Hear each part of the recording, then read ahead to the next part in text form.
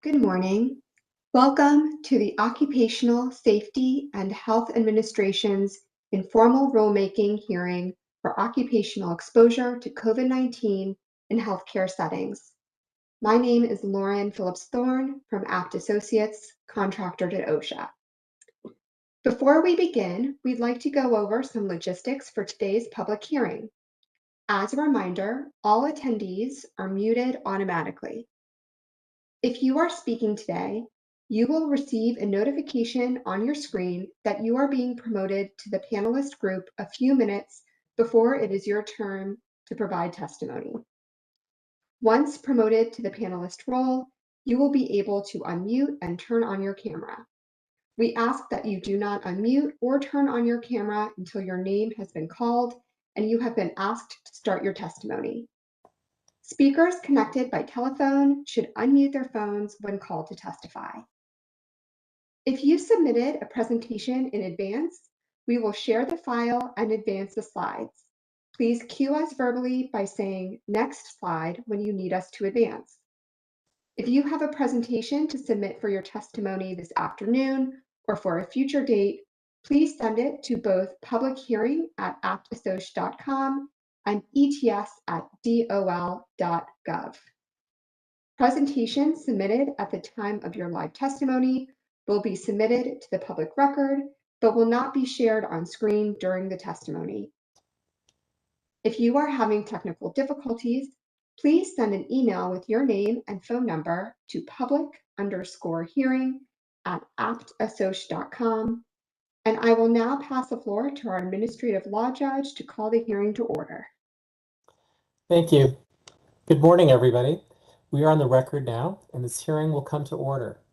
This is the second day of an informal public hearing on the Occupational Safety and Health Administration's proposed rule on the COVID-19 healthcare standard. This proposed rule was published on June 21st, 2021, in volume 86 of the Federal Register beginning at 32376. I'm Associate Chief Administrative Law Judge Paul Almanza, and I will be presiding over this hearing today.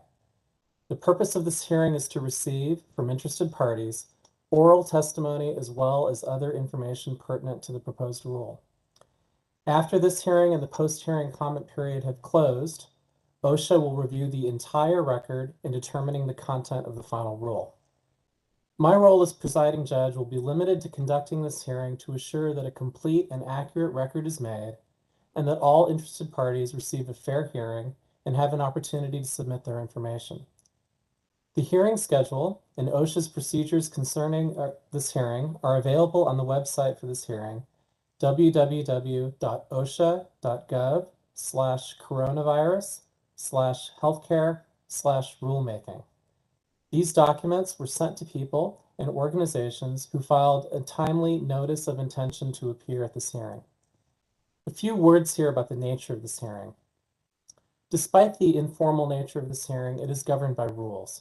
Both OSHA's rules governing hearings at 29 CFR Part 1911 and the hearing procedures issued specific to this rulemaking. These rules are meant to assure that everyone has a fair opportunity to speak and express an opinion about the proposed rule. To that end, they also allow me to hold witnesses to their allotted times, limit undue repetition or excessive argument, and generally keep the hearing on schedule. Any written comments you have submitted to the docket are already part of the record of this rulemaking. In the rare case where witnesses wish to provide other documents that have not already been entered into the docket, they should provide them by email to ets@dol.gov before the witness begins their testimony so they can be entered as exhibits in the record. Because all pre-submitted documents are already part of the record, your oral testimony should concentrate on presenting the highlights of your written comments or clarifying your written submissions. Stakeholders may also submit additional evidence or statements for a period of 21 days from the end of the hearing. This will be May 23rd, 2022. At that point, the record for this rulemaking will close. Today, after each speaker or panel of speakers completes giving oral testimony, OSHA representatives will have an opportunity to ask questions of the speaker or the panel. When OSHA has finished asking questions, there will be an opportunity, as time permits, for persons who filed a timely notice of intention to appear to question the witness or panel. This is the process I intend to follow. After OSHA has finished asking questions of a witness or panel, I will ask participants who wish to ask questions to identify themselves by pressing the raise hand button in WebEx or by pressing *3 on their phones for those who have called in. Based on the hearing schedule and the number of participants who wish to ask questions, I will determine the order in which participants will question the particular witness or panel and any time restrictions on that questions. Participants are requested to limit themselves to one question per panel. Should time permit, I may allow additional questions. If there are more questions than we have time for today, please submit your questions in writing to ets@dol.gov by 5 p.m. Eastern Time on Monday, May 2nd, and the questions will be provided to the panelists. I would like to remind you that this proceeding is being recorded and transcribed by a court reporter. To ensure that the reporter is able to provide an accurate record of all the testimony, questions, and responses, please try to remember to provide verbal responses to all questions. The court reporter may have a hard time seeing if you only nod or shake your head in response to a question. In addition, please remember to identify yourself before beginning your testimony and before asking or answering a question. And don't worry, I know many participants are not accustomed to doing these things. I will remind you as necessary as we go along. The transcript of the hearing will be uploaded to the hearing docket on regulations.gov approximately 2 weeks following the hearing. Now, unless there are any other announcements or further housekeeping matters, I believe that we can proceed with the public testimony. The expected speaking order will soon be displayed on screen. There it is. I will be introducing each speaker in turn. And for all of you, please speak slowly and clearly so our court reporter can record these proceedings accurately. The first panel of speakers will be from the American Public Health Association. Will the contractor please promote the speakers to be panelists? They are promoted. Thank you, ma'am. And please, panelists, please state your name and affiliation for the record. My name is Mary Miller from the American Public Health Association. And I think my colleague, Deborah Gold, hopefully has been, there she is. Oh, your camera, Deborah. Did it show up? Yeah. Thanks. Should we begin? Oh, Deborah, introduce yourself. I'm Deborah Gold from the American Public Health Association. All right, thank you both. You may begin. Good morning. Thank you for the opportunity to provide support for OSHA's rulemaking process. I first want to acknowledge that today is Worker Memorial Day around the world, honoring and commemorating workers who have died, suffered injury, or illness due to their jobs. It is fitting that this hearing to pursue increased protections for workers is happening this week. On behalf of the American Public Health Association, a diverse community of public health professionals that champions the health of all people and communities, I am providing APHA comments in support of OSHA's efforts to develop a permanent rule to protect workers in healthcare settings from airborne infectious diseases. As the leading and largest public health organization in the United States and with members around the world, APHA is in a unique position to clarify the importance of a regulation to protect workers that augments and strengthens guidance provided by the CDC. Local, state, and federal public health agencies are essential for understanding the risk factors for transmission of infectious diseases and the community controls that are needed. However, special considerations and measures must be in place and enforced by the designated agency assigned to ensure workplaces are safe and healthy environments. That agency is the U.S. Department of Labor's OSHA.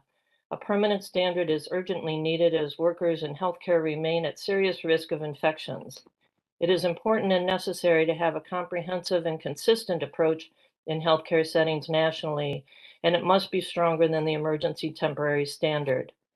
While SARS-CoV-2 is a public health issue affecting all of us, workplaces present additional risks that make it an occupational health issue because of the work environment where patients with COVID are cared for, but also due to the lack of control workers have over their working conditions.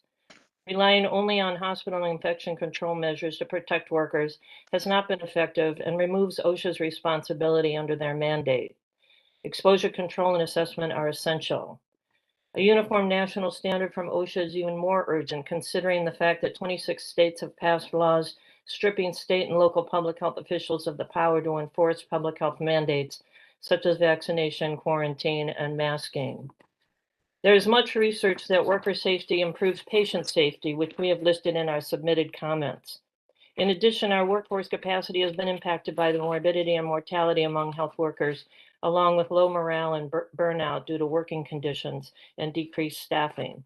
It is imperative that these trends be reversed. The standard must first fully recognize and address airborne transmission and require measures to control exposure, including ventilation, filtration, and appropriate respiratory protection. It is critical that the standard protect all workers at risk of exposure and infection, not just those at the highest risk.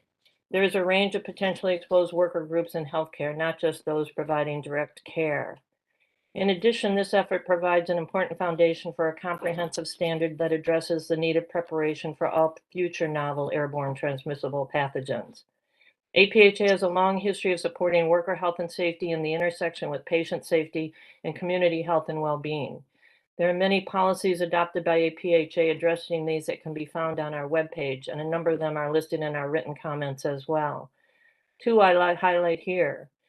First, in 1971, the policy adopted titled The Right to a Healthful Work Environment. APHA strongly supports the Occupational Safety and Health Act of 1970 and the Federal Coal Mine Safety and Health Act of 1969, insofar as they assure every working man and woman in the nation safe and healthful working conditions. And then in our most recent policy statement adopted in 2021, the call for urgent action to address health inequities in the United States coronavirus disease 2019 pandemic and response, the following recommendation is made. OSHA should place the establishment of a permanent infectious disease standard as a top priority in its regulatory agenda. Again, thank you for this opportunity to speak on this important issue. My colleague Deborah Gold will provide further remarks on behalf of APHA for your consideration. Thank you. Ms. Gold? Thank you. Okay, thank you. I also personally want to thank OSHA for your continued work to protect employees from COVID-19 and the opportunity to provide input into this important project. Many OSHA regulations are designed to protect workers in situations where other agencies are also operating. For example, the HAZWOPER regulation, process safety management, and in California, the aerosol transmissible disease standard. In these situations, other agencies rely on OSHA's expertise to keep workers safe. I think OSHA's bloodborne pathogen standard provides a strong basis for understanding how OSHA can regulate employee protections from infectious diseases in healthcare and other higher risk environments. As APHA explained in our letter, the steep decline in new hepatitis B infections in healthcare workers during the period 1989 to 1992, a 75% drop, with continued decline throughout the 1990s, demonstrates how that clear OSHA mandates and enforcement excuse me, can have a critical effect.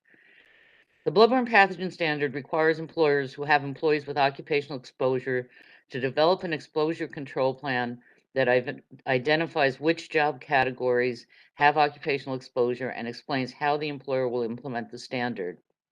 There are specific requirements for what OSHA deemed necessary measures to reduce employee risk to developing bloodborne diseases, including HIV and hepatitis B, but was also flexible enough to be applied to Ebola. The standard requires engineering and work practice controls, including sharps disposal boxes. After the passage of the Needle Stick Injury Prevention Act, OSHA added additional emphasis on use of safety devices to prevent sharps injuries. The bloodborne pathogen standard identifies and prohibits, with some exceptions, high-risk practices such as recapping of needles, and it includes requirements for PPE, sanitation, training, and for medical services, including hepatitis B vaccination and follow-up for exposure incidents, including post-exposure prophylaxis. For these medical services only, the OSHA standard appropriately references current recommendations of the U.S. Public Health Service. OSHA's COVID-19 ETS takes many of these generally accepted approaches for reducing occupational health hazards. APHA recommends that in creating a permanent rule, OSHA ensure that it is more comprehensive than the ETS. In regards to scope, the ETS applies only to employees identified as working in healthcare and healthcare support operations, and then further narrows the scope by providing exceptions based on patient screening or employee vaccination status. We believe that experience with COVID-19 demonstrates that while screening of all people who enter a healthcare setting is an important control measure, as is vaccination, neither of these measures in themselves sufficiently reduce the risk of COVID-19 transmission to employees. There have been large and sometimes deadly outbreaks in prisons, assisted living, residential care facilities for the elderly, and memory care units, which have impacted employees and residents. These settings often have what OSHA is referring to as embedded healthcare operations, and we are concerned that if adopted into the permanent regulation, paragraph A3I of the ETS may be construed to exclude employees of these types of facilities that do not explicitly provide healthcare or healthcare support. These employees who have exposure to COVID-19 patients, residents, or inmates while providing services other than healthcare should be covered by the permanent standard, and paragraph A3I, if retained, should make it clear that the exception does not apply to employees in these high-risk congregate settings. The ETS correctly identifies the need to use NIOSH-approved respirators in accordance with section 1910.134 when employees providing healthcare or healthcare support to cases or suspected cases of COVID-19. OSHA requirements for respirator use have developed over decades and include medical evaluation for employees that takes into account the specific conditions of use, as well as qualitative or quantitative fit testing. However, under the ETS, for employees performing other work activities than those specifically identified in paragraphs F2 and F3, OSHA permits respirator use with reduced protections. This includes not providing medical evaluation or fit testing. COVID-19 is transmitted by aerosols, and respirators are necessary to protect the health of exposed employees. Therefore, without the exception provided in ETS paragraph F4, all employees at risk of exposure would be provided with a respirator in full compliance with section 1910.134. Some activities, such as contact with patients or residents under quarantine but not yet identified as suspected or confirmed cases, laboratory operations, testing sites, and law enforcement or correctional personnel who provide services in hospitals but are not part of healthcare or healthcare support, are not specifically identified in the ETS paragraphs F2 and F3, and therefore, under the ETS may be issued respirators that do not provide an adequate fit or the use of which may create a hazard for employees. The permanent rule should therefore include all respirator use under the requirements of 1910.134, and they should eliminate the mini respiratory protection program. Ms. Gold. In closing, OSHA has the expertise to protect workers from infectious aerosols and infectious diseases. APHA supports OSHA in adoption of a comprehensive regulation to protect employees from COVID-19 and healthcare. Thank you. Okay, thank you. Do we have questions for this panel from OSHA? Yes, Your Honor. Thank you very much. Thank you very much for your testimony, Ms. Miller and Ms. Gold. So a couple of questions. The first one is, Ms. Gold, you talked about exposure assessment and how it operates under the bloodborne pathogen standard. And one of the things that we're wrestling with or curious about is the concept of exposure assessment for COVID. And it seems clear that when people are treating people who are suspected or confirmed, that there's a risk. What about the people who are not suspected or confirmed, but are nonetheless in the healthcare system for other reasons? And do you have thoughts on how an employer should assess the risk of asymptomatic transmission and/or what protections should be provided in those settings where somebody is not suspected or confirmed of COVID? Well, based on our experience in California, and I'm not speaking for OSHA, but just the general experience in California, there have been situations where all employees have been required to wear respirators, for example, when there's been an outbreak in a prison or congregate living situation. Also in skilled nursing facilities. So the determination was made that the risk in those specific facilities was sufficiently high that everybody with exposure to the facility population had to be protected. In other cases, in some cases in healthcare, for example, if people are going to be admitted, people are now provided, patients may be provided with either rapid testing or with PCR testing or NAT testing, so that they can determine whether they are, and may be treated as suspected cases until they are determined not to be cases. This would have been helpful in some of the exposures that occurred in labor and delivery, where patients were admitted, obviously on a quick basis, because the woman was in labor, and then or the person was in labor, and then later showed up as positive, and then employees converted and got infected. So I think that each facility should be required to look at what they're doing and who their exposure is, and make those exposure determinations just as you would in bloodborne pathogens. Is there a reasonable anticipation of exposure? Not just we know there is exposure. The idea of reasonable anticipation needs to be incorporated into the standard. Thank you. Another question that we've been wrestling with is the concept of outbreaks. Do you have a recommendation for a definition for outbreaks that could be applied to all employers who might be covered by the standard, including both very small workplaces as well as larger hospitals with thousands of employees? The California Department of Public Health has defined outbreaks in the context of COVID-19, and I think that that's an appropriate place to start. Whether it's one or more cases or three or more cases or in larger, but once we have evidence that there is transmission within the facility, that should be considered that should certainly be considered an outbreak. And often that evidence is, we now have a case where we would not have expected that case to be. For example, the prison has been closed to visitors. The prison and a prisoner or an inmate contracts illness. Somebody who's kind of limited to that exposure within the facility contracts disease should trigger further investigation by the facility as to how that case occurred, and that should then lead to defining an outbreak. And I would also refer you to OSHA's general industry emergency regulation, which also defines outbreaks, which was based on discussions with CDPH. Thank you. Amy Tryon from OSHA Solicitors has a question. Hi, good morning. Amy Tran from the Solicitor's Office.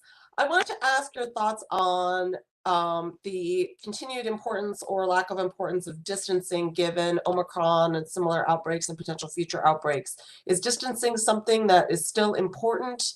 And if so, what parameters would you suggest applying in terms of number of feet and other things like that?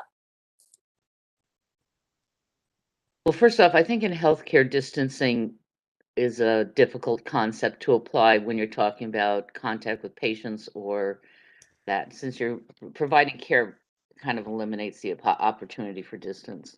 So really, when you're talking about distancing, you're talking about in break rooms or nursing stations and places like that, or other places where people don't necessarily have to be within close contact, but the primary functions in a healthcare or similar workplaces don't really permit that much distancing. And I think distancing should be included in a overall concept of engineering controls, or engineering and work practice controls, so that you look at, well, how are people getting exposed? For example, during H1N1, OSHA cited a hospital for not providing like a cubicle, or not a cubicle, but an enclosed area for the security guard at the entrance to the emergency department, kind of like a toll booth. So in that situation, since that security guard doesn't have to have direct contact, doesn't have to take their blood pressure or anything else, but is simply asking screening questions, you have an opportunity to protect that security guard in a different manner than you're going to be able to protect the triage nurse. So I think that we want to put flexibility into the employer's exposure control plan to look at what could work for those particular employees or work operations. And I think the idea that we can just, in these kinds of facilities, say, okay, we need 3 feet or 6 feet or 12 feet or 100 feet, doesn't really apply feasibly in most of the places covered by the standard or that should be covered by the standard. Thank you. Sort of relatedly, do you believe there is still a durational aspect to exposure in terms of like, being close by or in the same room for such and such number of minutes? Or should we be considering any sort of walk-bys as matters of concern?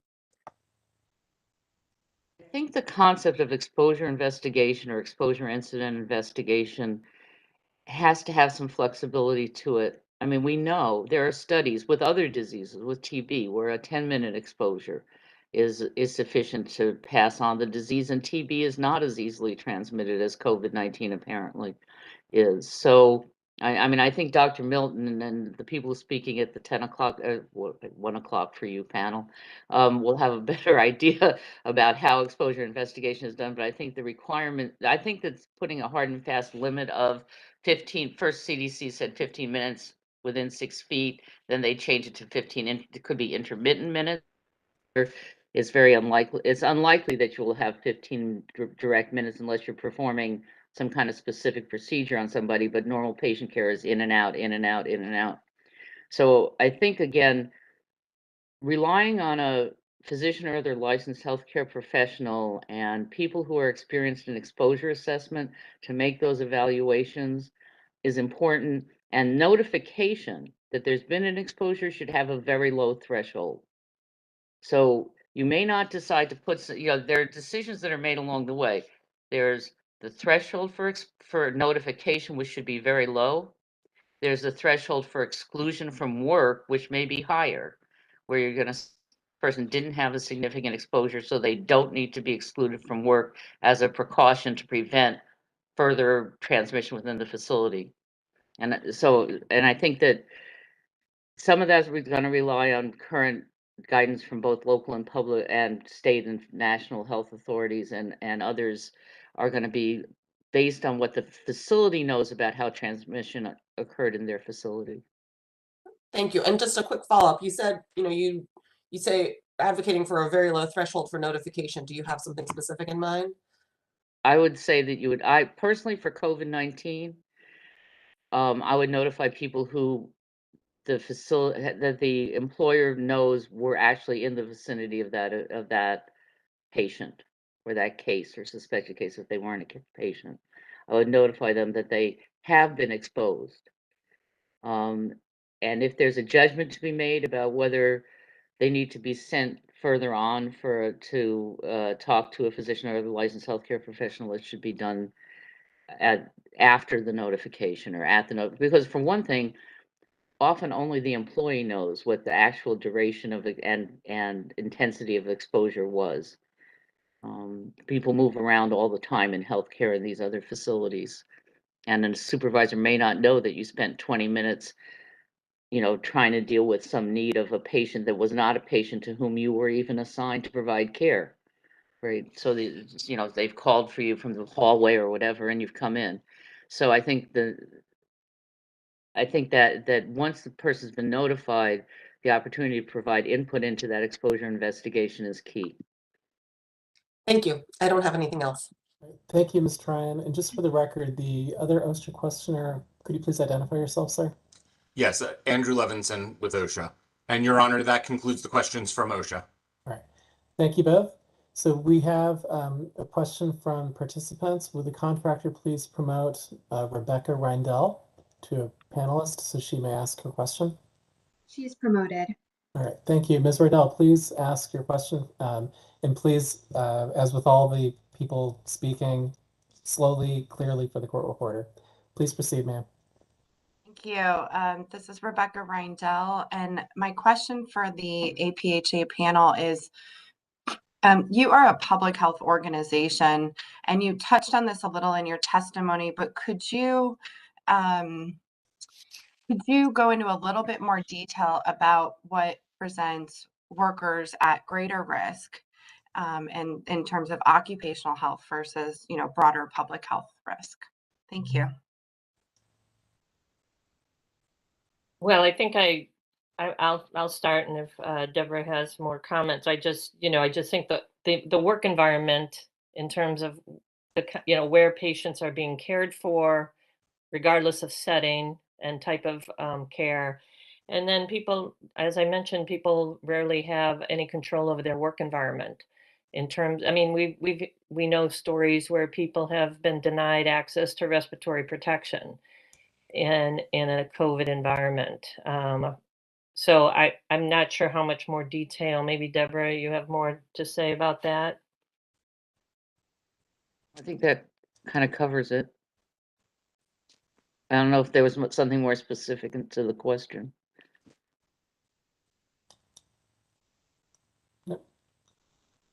I think that constitutes the question and the answer. Thank you. So would the contractor please return Ms. Miguel to an attendee, and please promote Rosalind de Leon Minch to a panelist. She is promoted. All right. Ma'am, please proceed. Yeah, thank you so much, Rosalind De Leon, for the record from National Nurses United. So this is a question either for Mary Miller or Deborah Gold. APHA is a leading public health organization. Can you elaborate a little bit more on why following public health guidance from the CDC is not sufficient to fulfill OSHA's occupational health mandate? And then a second question would be, excuse me. Ma'am. Yes. In the interest of time, please, as I instructed my earlier comments, we're restricting questioners to one question each. Okay, that's my one question. Thank you very much. Thank you. So your question is why just following CDC guidance is not sufficient? Is that what you're asking? Yes, correct. Thank you so much. Well, for one thing, it hasn't been applied uniformly, and it doesn't really typically apply to the workplace. And the workplace is a unique environment and needs different measures than the community environment. And so, and CDC guidelines are not enforceable typically. So, and as I said, many, at least more than half the states actually have removed public health functions, the public health officials from having a ability to enforce even the CDC recommendations. So maybe Deborah, you have more to say about that? Sorry, I was waving at my roommate. Yeah, I think that CDC guidelines are often not explicit as to in terms of what has to be done in a specific situation. There's a lot of you should, whatever. And I think for OSHA to enforce something, it needs to be specific. And so that's one thing. The other is that OSHA has a unique expertise in things like control of aerosol exposures that, frankly, the people who are the main people writing CDC guidelines may not be relying on.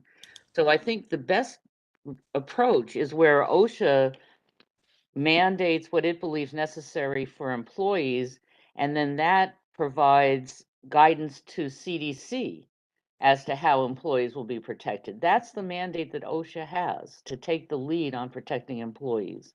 And CDC has the lead on public health measures, and they can and should and will be integrated as OSHA makes a regulation, as happened with bloodborne pathogens. The CDC has had recommendations for vaccination and disposal of waste and whatever, but it's the mandate that OSHA has on dealing with regulated waste, on providing vaccinations, that has really carried over in hospitals and other healthcare facilities. So I think there's a constructive interplay between OSHA regulations and public health guidance, and it's not a one-way direction where OSHA just relies on CDC. I would also add that CDC has the National Institute for Occupational Safety and Health, which could also be providing much more guidance to OSHA in terms, and which is what has happened in the past. All right. Thank you both. Would the contractor please promote Theo Allen to panelist to ask one question? He is promoted. All right, thank you. Sir, you may ask your question. Thank you, Your Honor. The question I was going to ask for the record was already asked, but I do have one question for APHA and two for Ms. Gold I would like to just submit for the record so we can move on. Okay, sir, you may submit those questions for the record in writing by 5 p.m. on Monday afternoon. Yeah, my concern, Your Honor, is that I got an email saying that I had to raise my hand from ets@dol.gov, and I would just like a ruling that I don't have to simply raise my hand to do this. I don't understand the question, sir. I'm just asking for a quick ruling from you because I got an email saying that I need to raise my hand to ask these questions in order to submit them. And I just want a ruling that I don't have to. Okay, so in cases where we lack time, you may submit questions for the record to ets@dol.gov by 5 p.m. on Friday if we run out of additional time. So does that answer your question, sir? Yes, that answers my question. Okay, thank you, sir. I would like to thank the panelists for their testimony.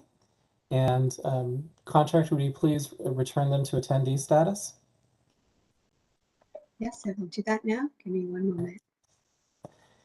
The next witness is representing the American College of Occupational and Environmental Medicine.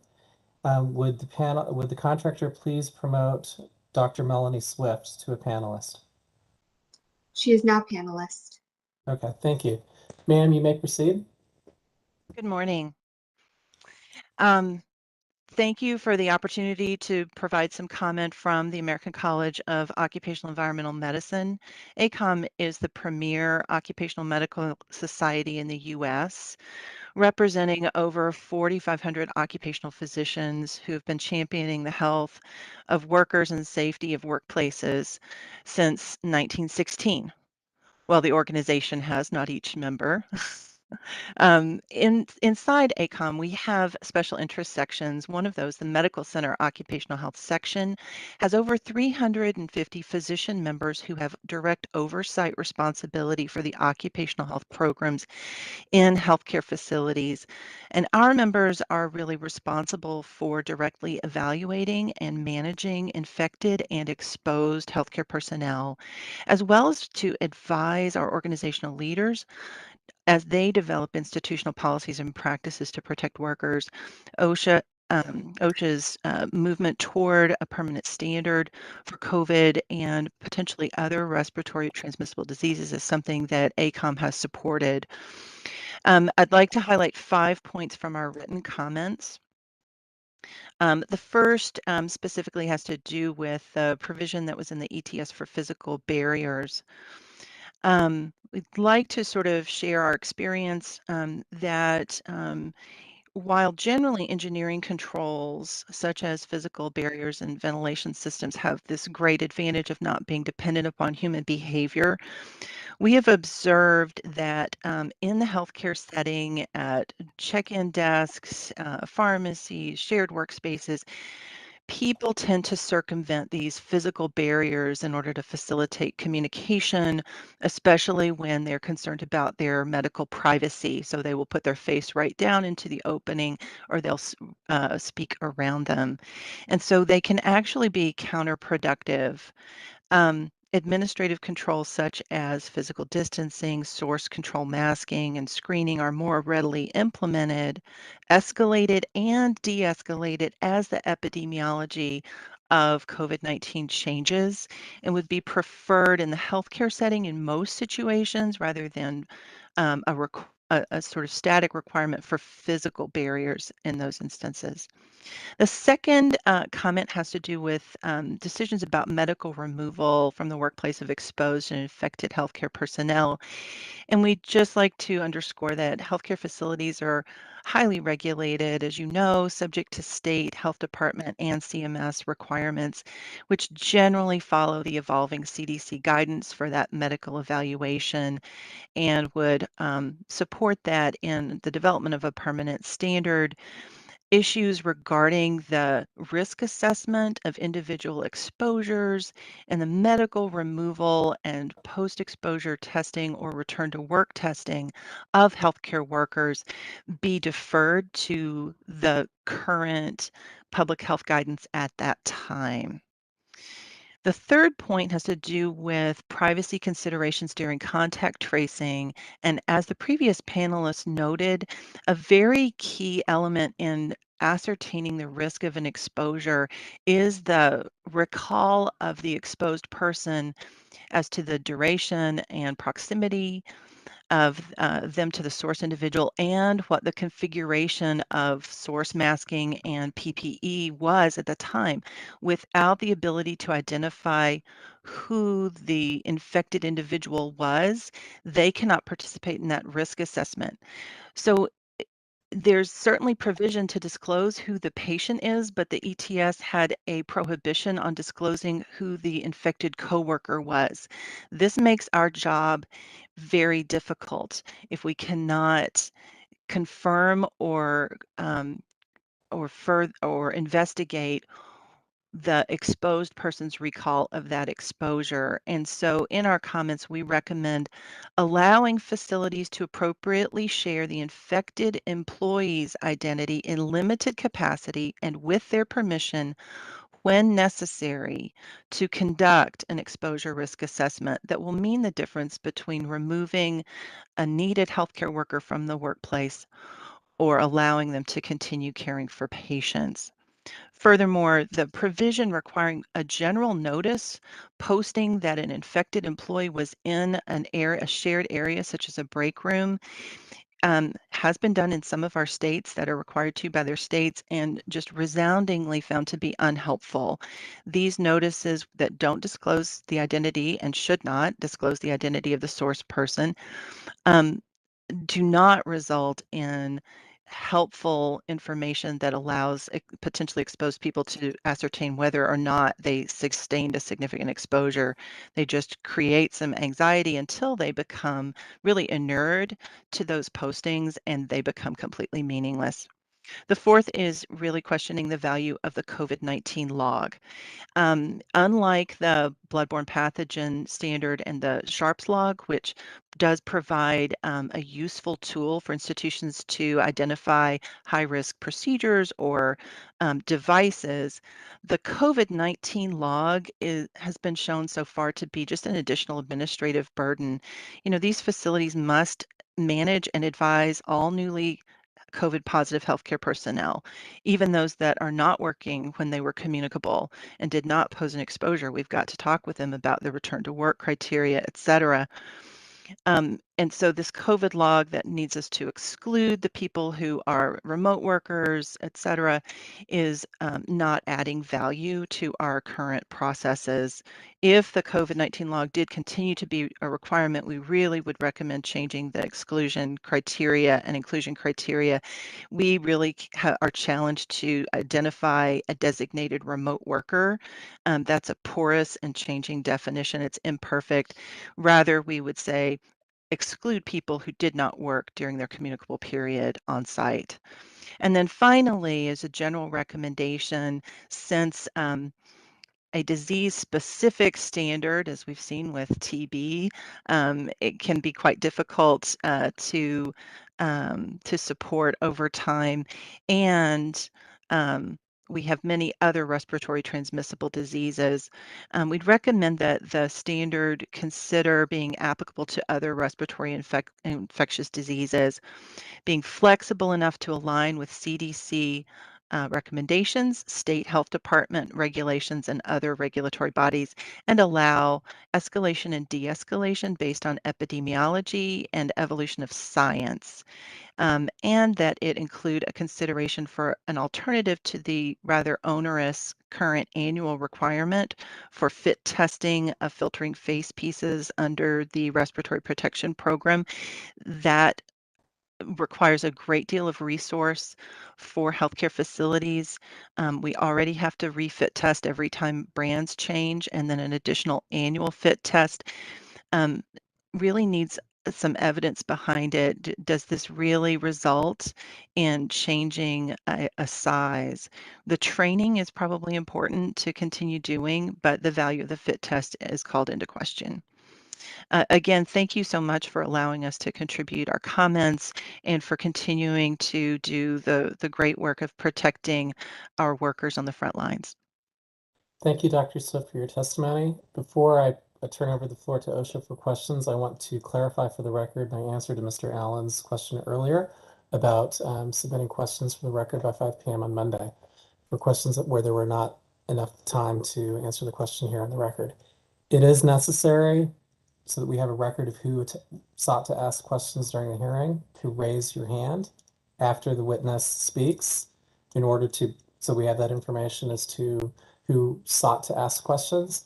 That is necessary when submitting a question by 5 p.m. on Monday to the ets@dol.gov email address.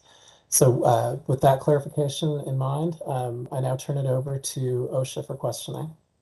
Thank you, Your Honor. Thank you, Dr. Swift, for your testimony. I have a couple of questions. You mentioned that in your experience or your members' experience, the COVID log has not been particularly helpful. So my question is, how would you recommend that employers keep track of exposures and or keep track of outbreaks in a way that is both meaningful and helpful to employers and not unduly burdensome?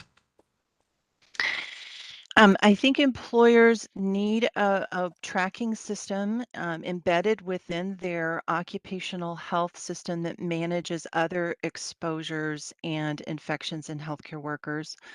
I can speak for my institution and several others that I'm familiar with. I'm at the Mayo Clinic in Rochester, Minnesota, and we, as almost every single medical center occupational health program in the country, has an electronic tracking system that we use for our healthcare workers with a feed from the HR system that it has their job and other key demographics in it, and allows us to track things like vaccination, other work requirements, exposures, et cetera. So those systems should be used to track all COVID positive employees. And those systems should have reporting capability that allows you to, one, identify clusters. So we have that. I think most systems have the ability to do that in different ways.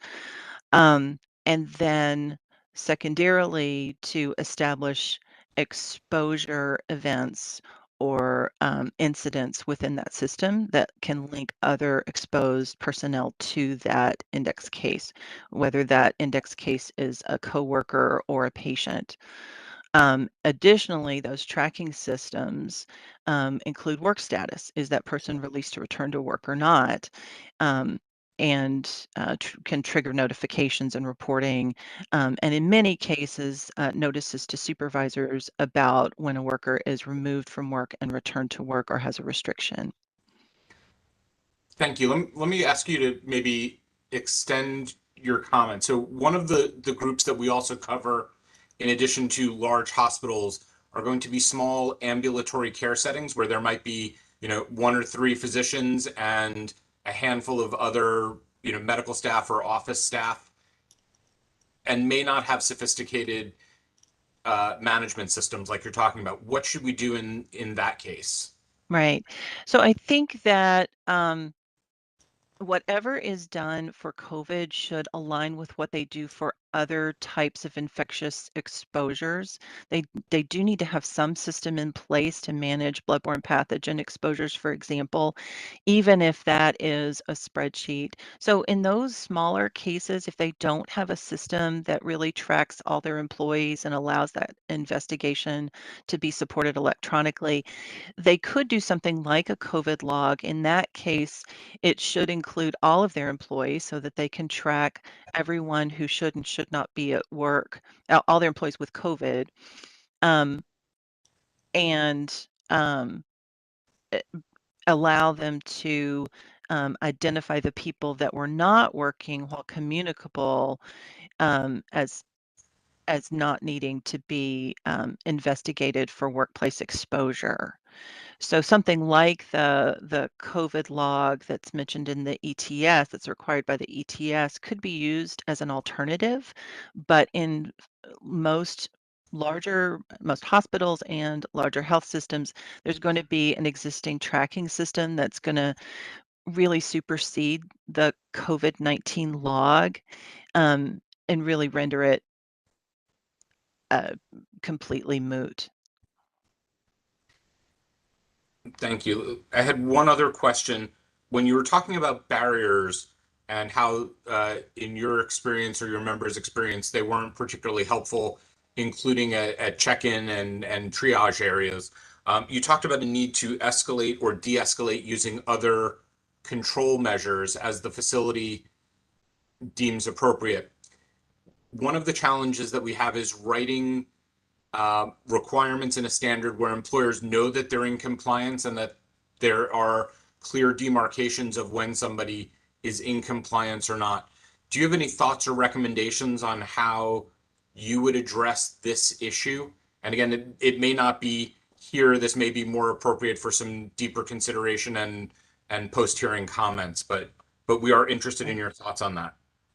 Right, and I do see the difficulty there in documenting compliance. Having a written exposure control plan similar to the bloodborne pathogens exposure control plan seems on the face of it like the way to go. However, it's going to have to fluctuate over time as the epidemiology changes and as incidence local community rates change. So I think having a written plan is a good place to start, and then having that documented each time it's updated. But there's also going to likely be differences across, within an institution. So the inpatient area may be at a different level of escalation than an outpatient area, for example. I think it's important that we have comprehensive programs, not just a set of things that you check off to do. So I do think it's complex, and I understand the need to to have something that you can hang your hat on to say, okay, this facility is complying or not, but evidence that they are periodically and frequently revisiting their exposure control plan and making adjustments based on science. If they if they're small facility and they don't have the ability to do that, then perhaps you do need some sort of minimum threshold. But I do think in more sophisticated settings, as many of our healthcare facilities are, they really need a little more latitude to be able to adjust based upon the epidemiology and the science. Thank you very much, Dr. Swift. Your Honor, that concludes the questions from OSHA. All right, thank you, Mr. Levinson. At this time, we don't have any attendees who have their hands raised. However, I understand there are attendees who have called in on the phone. If you are calling in on the phone, the way to raise your hand is to hit *3.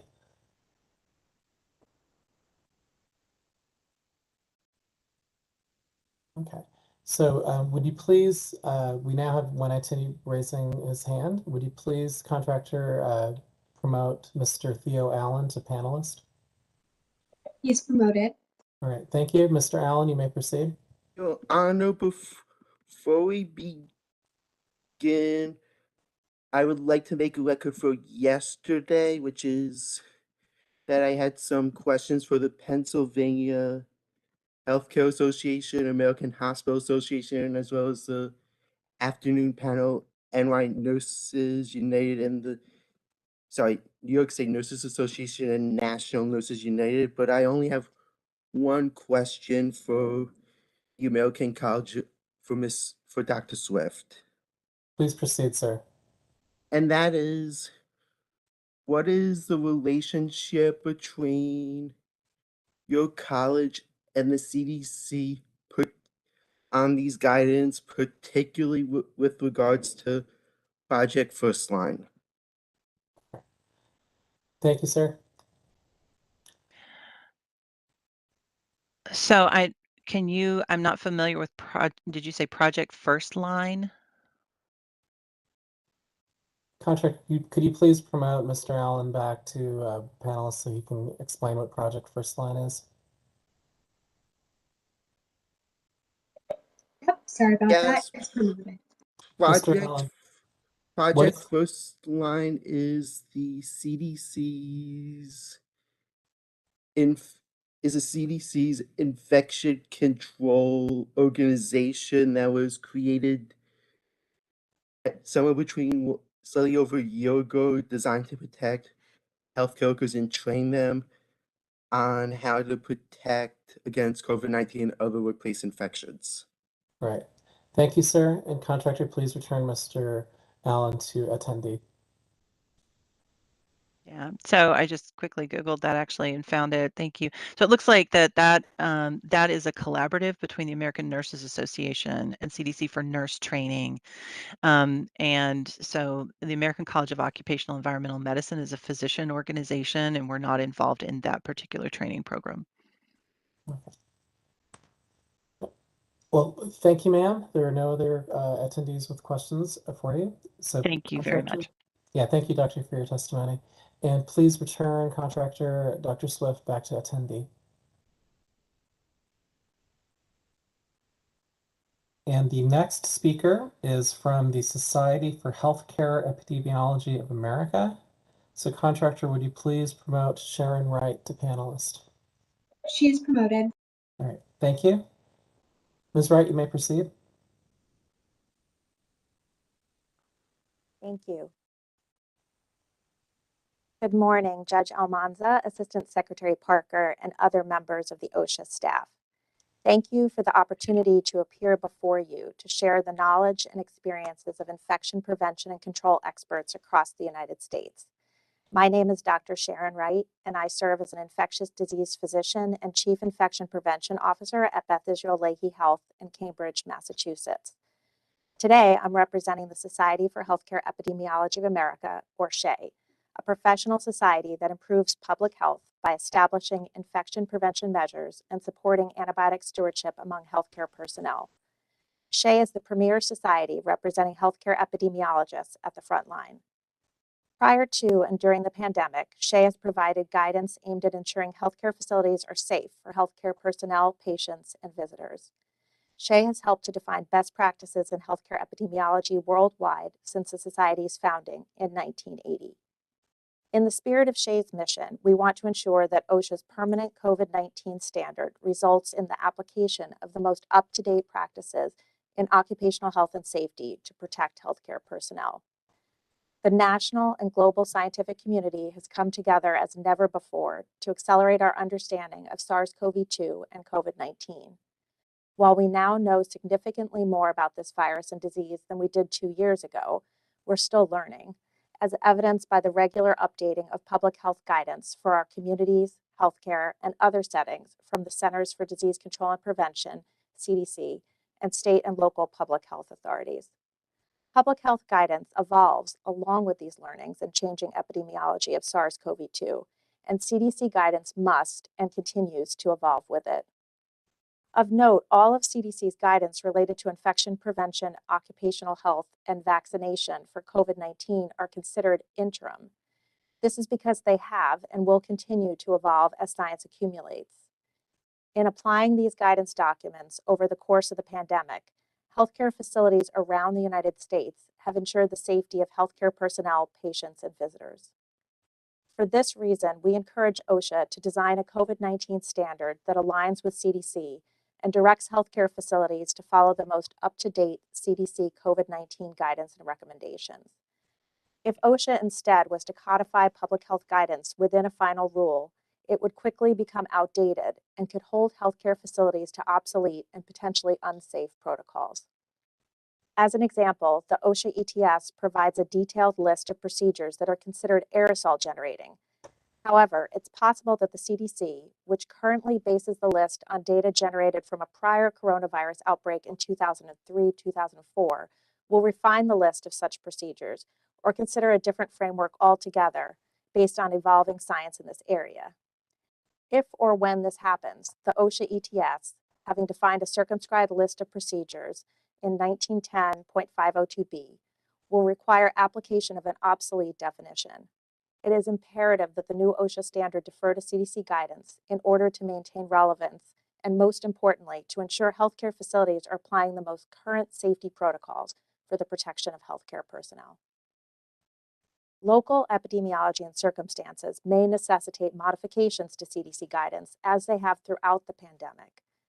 Thus, where COVID-19 guidance from local public health departments differs from CDC guidance, the OSHA final rule should allow for healthcare facilities to establish compliance with the standard through compliance with local public health department guidance, as they currently do for all other infection prevention and control requirements.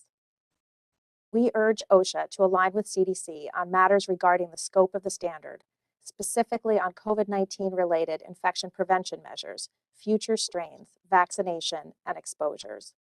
OSHA should not create clinical definitions for occupational exposure or other similar terms for the purpose of establishing compliance with the standard. These responsibilities and expertise lie with the country's leading public health and infection prevention experts at CDC, and the language in the standard should refer to CDC-created definitions. For example, the ETS suggests that universal masking may be perpetual in any setting in which healthcare is delivered. However, based on current CDC guidance, requirements for masking should be based on community-level transmission rates.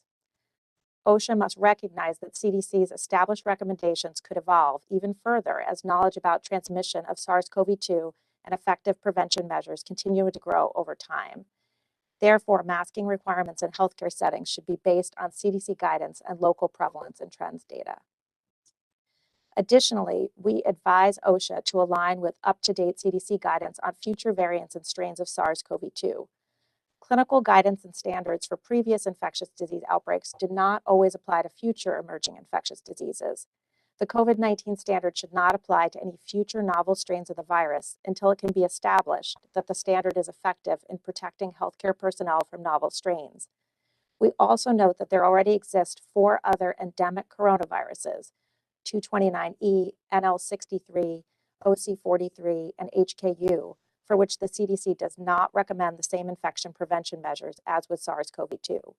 These endemic coronaviruses cause mild upper respiratory tract illnesses such as the common cold. They are less transmissible and cause less severe disease than SARS-CoV-2, and thus do not warrant the same infection prevention measures. We're concerned that applying the standard to future strains may be interpreted to unnecessarily apply to these endemic coronaviruses, imposing burden on healthcare personnel and healthcare facilities without improving safety. SHEA appreciates OSHA's support for vaccination of healthcare personnel and urges OSHA to continue to encourage vaccination and boosters for healthcare personnel. Data clearly show that vaccination reduces the burden of infection in communities and among healthcare personnel and patients. SHEA, prior to the COVID-19 pandemic, urged all healthcare personnel to receive all vaccinations based on recommendations from the CDC Advisory Committee on Immunization Practices, and during the pandemic issued a comprehensive guidance describing the rationale for ensuring COVID-19 vaccination as a condition of employment. However, OSHA should not create definitions for being fully vaccinated or similar terms for the purpose of establishing compliance with the standard, and instead appoint employers to CDC recommendations and definitions for being, quote, up to date with COVID-19 vaccination. The standard should also be consistent with existing vaccination requirements for healthcare personnel, such as CMS's interim final rule requiring COVID-19 vaccination for all staff defined as healthcare personnel who enter healthcare facilities that participate in Medicare or Medicaid, and avoid being overly prescriptive on how employers must establish compliance. Finally, SHEA believes COVID-19 data reporting should be held to the established standards of infectious diseases reporting to state and federal authorities and align with CDC guidance and existing standards for record keeping, exposure evaluation, and management for other infectious diseases in healthcare settings. CDC has issued and updated guidance both for defining exposure to SARS-CoV-2 and for managing healthcare personnel with such exposures, with different recommendations based on the level of risk of the exposure. The proposed requirements for maintaining a COVID-19 log or employees who test positive for COVID-19 create an additional paperwork burden on employee and occupational health staff. COVID-19 is a reportable disease to local health departments, and so requiring healthcare facilities to maintain a separate log is redundant and unnecessary. The log is also misleading as it requires a recording of all personnel testing COVID-19 positive, whether or not other healthcare personnel are exposed as defined by the CDC, and may heighten anxiety for staff without clear benefit. SHEA encourages that the permanent OSHA standard defer to CDC guidance on the definition of a COVID-19 exposure and any recommended follow-up. We are also concerned about the potential release of protected health information associated with the requirement to provide a version of the COVID-19 log upon an employee's request. While the ETS specifies that the version of the log provided should not include names or occupations to attempt to de-identify the released data, the version is still required to include the employee work location and the last day the employee was at the workplace, among other items. Thus, it can never be truly de-identified, especially in small practices. SHEA and OSHA share a common mission to prevent infections among healthcare personnel. On behalf of SHEA's board and members, we thank you for your focus on creating safe healthcare environments. In summary, SHEA recommends that OSHA refer to CDC guidance whenever possible for definitions and evaluation of exposure to SARS-CoV-2, surveillance and reporting, and necessary personal protective equipment to ensure the most evidence-based, up-to-date protection for healthcare personnel. Thank you for this opportunity to share SHEA's expertise, and I look forward to answering your questions and discussing these issues further. Right. Thank you, Dr. Wright, and I apologize for omitting your title earlier. So with that, any questions from OSHA? Yes, thank you, Dr. Wright, for your testimony. I have a few questions. So on the topic of recording and reporting, so I think that reporting to state and locals on COVID cases is a different purpose than what OSHA intends for the 300 log. Can you talk a little bit about what you think an employer should track and when they should track any exposures and or internal information about an employee's exposure or illness with COVID, and how that might differ from any reporting to a state and local? Yes, and thank you for the opportunity to provide some clarification. So routinely for exposures to infectious diseases in the workplace, infection control departments work jointly with occupational and employee health departments to define what an exposure in the workplace constitutes and identify staff meeting those exposures. And I think Dr. Swift covered that really well. And then a log is kept often electronically, although in smaller institutions or those without electronic ability to do so, they may create an Excel file or a paper log. This is standard, whether it's a group A strep exposure, a measles exposure, TB, influenza, or COVID. And that would outline the definition of exposure, the personnel, the time period, their vaccination status, et cetera. And I don't think that COVID-19 should be any different. And these are standard best practices employed by institutions that can be reviewed during a DPH visit, for example. So, okay, thank you. So let me ask another question on your point earlier about the tension perhaps between CDC recommendations and state or local public health authorities. Given that there's a range of state and local public health authorities, should employers be allowed to do less than what the CDC requires and follow state and local requirements that are perhaps less protective? Or should the CDC be the minimum and allow more onerous state and local where they deem appropriate? I'm not sure that there's an answer that fits in every case, but again, this is pretty standard. I think that most public health departments in the country follow CDC guidance, though may be more conservative, meaning more restrictive in certain settings. Even the CDC guidance is based on community assessment of risk and community testing results and incidents in the healthcare setting, meaning that healthcare follows different guidance than the community setting. So in healthcare facilities, we use those community risk assessments, and departments of public health could institute, based on those risk assessments, the CDC guidance, as well as any additional metrics they deem appropriate. Thank you. And I note that I believe you're an infection prevention officer for your facility. So OSHA has a designated official who's responsible for the COVID plan. Do you have recommendations on minimum criteria, credentialing, experience for that type of person? Again, recognizing that OSHA is covering anything from very small ambulatory care facilities all the way up to very large hospitals and other institutional settings. I'm not sure that we could put it on any one professional group. I think that it's important for workplace safety that's related to an infectious disease to have the right professionals involved, which in the case of COVID would include infection prevention experts, as well as occupational health experts and environmental health and safety experts, because this is really a group activity to protect our healthcare personnel. And so in different facilities, oftentimes OSHA protections are managed by safety officers, and they come from a variety. I know in my health system, most of them work in employee occupational health, but I don't know if that's always the case. But again, we partner in this work, and whether that's covering our assisted livings, our outpatient sites, our surgery centers, or our acute care hospitals. Thank you. And Amy Tryon with OSHA Solicitors has a question. Hi, good morning. Amy Tryon with the Solicitor's Office.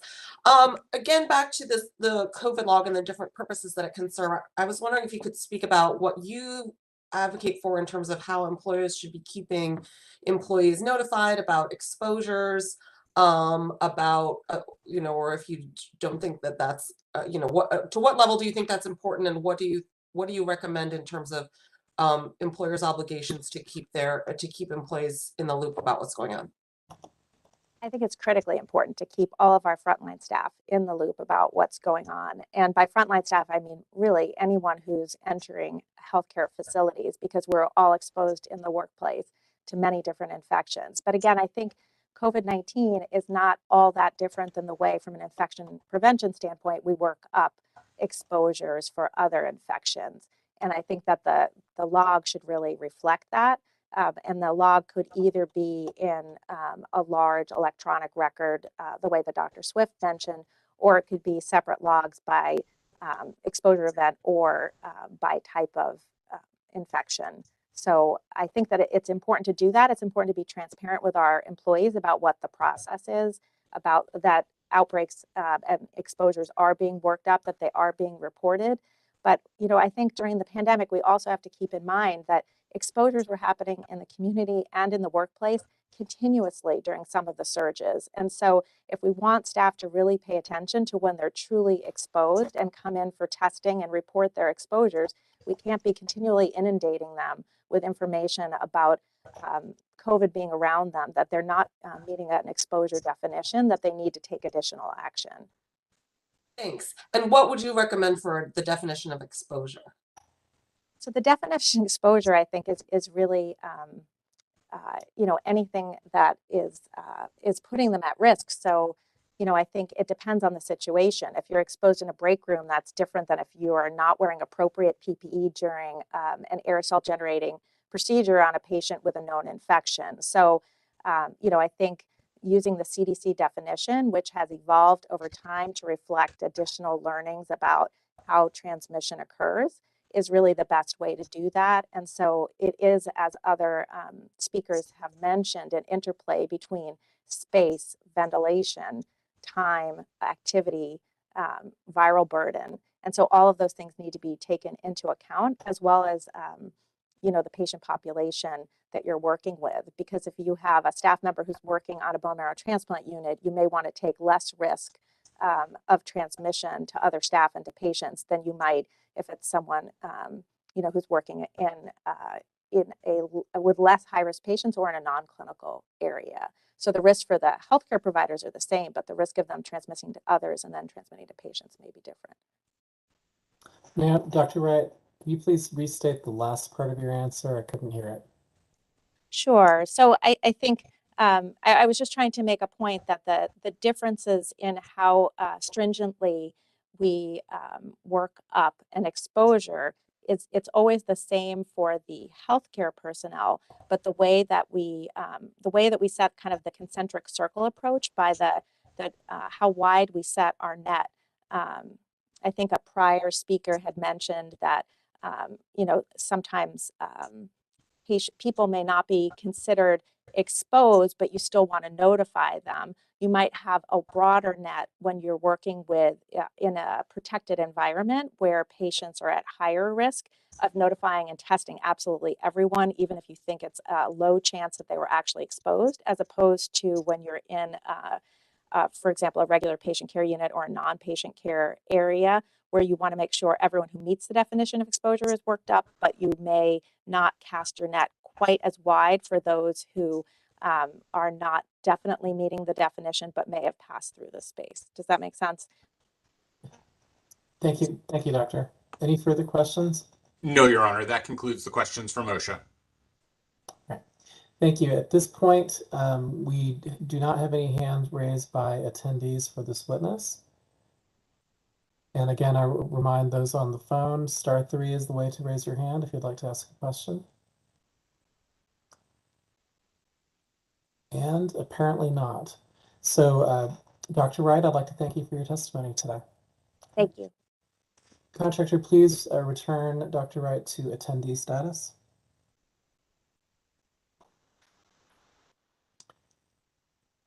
And the next presenter is on behalf of the Association for Professionals in Infection Control and Epidemiology. Contractor, would you please promote Lisa Sturm to panelist? They have been promoted. All right, thank you.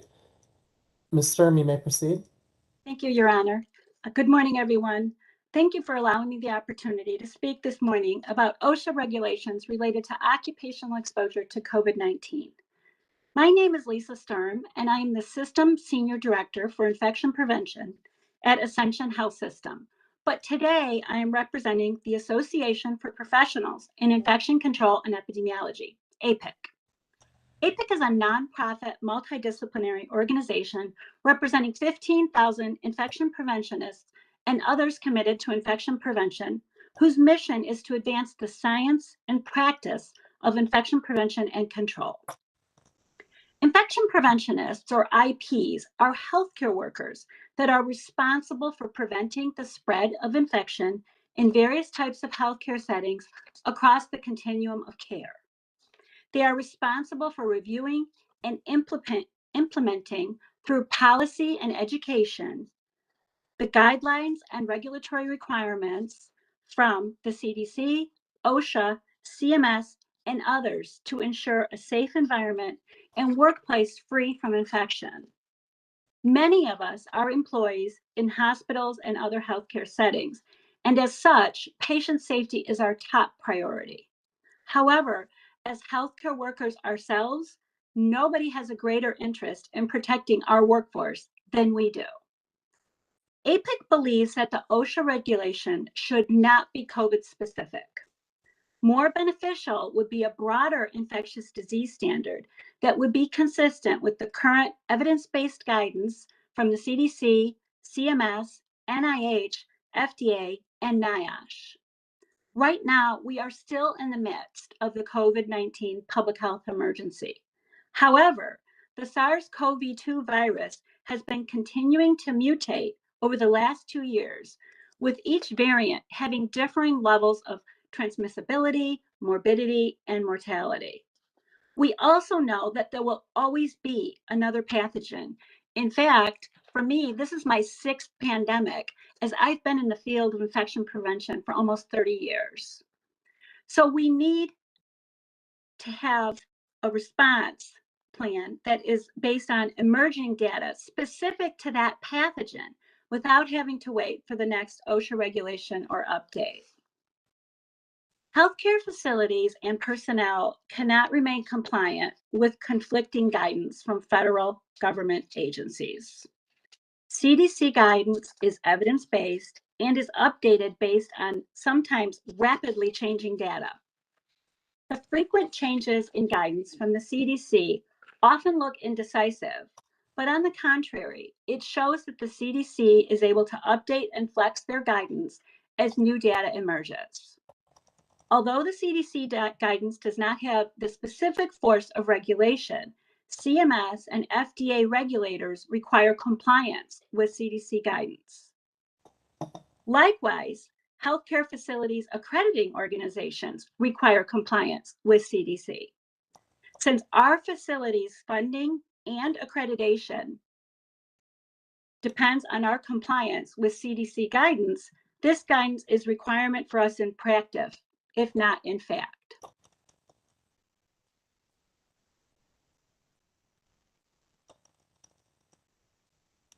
We appreciate the thoroughness of OSHA's efforts to produce a standard to keep healthcare workers safe from COVID-19 transmission. However, that same thoroughness can also be a barrier to rapid action in emergent situations. In the case of the COVID-19 pandemic, at the beginning, we did not know anything about the novel SARS-CoV-2 virus, where it came from, how it was spread, how to treat it, how to prevent it, how deadly it was, and what the long and short-term impacts of it were. We had to work rapidly to implement crisis standards of care based on established infection prevention and control practices, and change our processes rapidly to keep up with the new evidence, leading to new guidance from public health authorities at all levels of the government. Likewise, the sudden onset of a worldwide pandemic of a respiratory disease led to a severe shortage of supplies, as was noted by prior speakers, including all kinds of personal protective equipment, most of which was not manufactured in our country. When no PPE was available, it was necessary for facilities to use risk assessments to determine who was at the highest risk, and also to find ways to make do with the supplies that we had available. CDC, FDA, and NIOSH provided that guidance to allow facilities to provide the highest level of safety available to the most at-risk employees. IPs were the people responsible for translating the on-the-ground challenges to the federal agencies and translating and enforcing those resultant guidances back into our facilities, back to our healthcare personnel. A prescriptive OSHA regulation provides a one-size-fits-all approach to preventing the spread of infection. However, workers, facilities, patients, and communities do not all wear the same size, in particular with a novel virus. In retrospect, we know that COVID-19 surged in different states and communities at different times. Different protections were needed in different places, in different situations, depending on the level of community transmission, patient population, available of PPE, and then, of course, with vaccination status once vaccines became available. An OSHA regulation should allow healthcare facilities the flexibility to tailor their approach on infection prevention and control based on their risk assessment, rapidly changing evidence-based CDC guidance, supply availability and shortages, community transmission rates, and other factors that may change quickly and are specific sometimes to that facility or even that unit. Employee safety is not solely the responsibility of the employer. Employees too must bear some of the responsibility for keeping themselves and their patients, their coworkers, their families, and their communities safe when disease prevention measures are available. An OSHA standard should include requirements for healthcare personnel to be up to date on vaccines against vaccine preventable diseases. Healthcare workers choose to do the honorable work of caring for our sick people in high-risk environments. It is reasonable to expect employers to provide a safe work environment, but worker safety must also be a team effort, and workers too need to do their part. At the beginning of the COVID-19 pandemic, in the absence of specific OSHA COVID-19 regulations, infection preventionists developed and implemented COVID prevention plans for their facilities based on existing OSHA standards, such as the bloodborne pathogen standard and respiratory protection standard. They did facility risk assessments, adapted evidence-based guidance from the CDC and other federal agencies. When the OSHA COVID-19 healthcare ETS was implemented, we had to quickly shift effective processes in order to comply with the ETS and its sometimes different requirements that often conflicted with other state and federal evidence-based guidance. This resulted in penalties for many of our facilities for following the existing guidance. Facilities that, in good faith, have developed comprehensive programs based on CDC recommendations should be considered in compliance with the OSHA standard. In summary, APIC requests the following. Number one, OSHA does not develop a single disease-specific regulation, in particular on a novel virus that continues to change. Similar to how the legacy OSHA bloodborne pathogen standard is not specific to just one virus, nor should this standard be. Number two, OSHA regulations require employers to develop disease prevention plans that are consistent with current evidence-based guidance and science from the CDC, as well as NIH, FDA, and NIOSH. Infection prevention decisions should be made by highly trained infection control professionals based on risk assessments and evidence-based guidance. Number three, OSHA regulations provide healthcare facilities with the flexibility to rapidly implement evidence-based practices to control transmission of whatever pathogen is causing an outbreak based on the facts on the ground in the moment, without fear of penalties from OSHA. And number four, OSHA regulations should impose requirements on employers to keep workers safe, which includes requiring employee vaccination. Thank you again for the opportunity for APIC to share its views. I would be happy to answer any questions. Thank you, Ms. Sturm. Do we have any questions from OSHA? Mr. Levinson? Yes, Your Honor. Thank you. And thank you very much for your testimony, Ms. Strum. So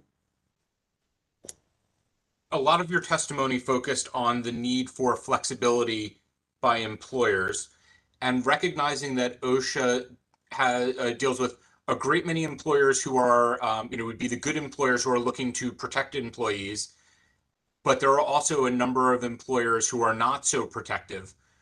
What would you recommend are the minimum criteria of an OSHA standard to both provide some minimum protections, but also allow employers the flexibility that you think they need?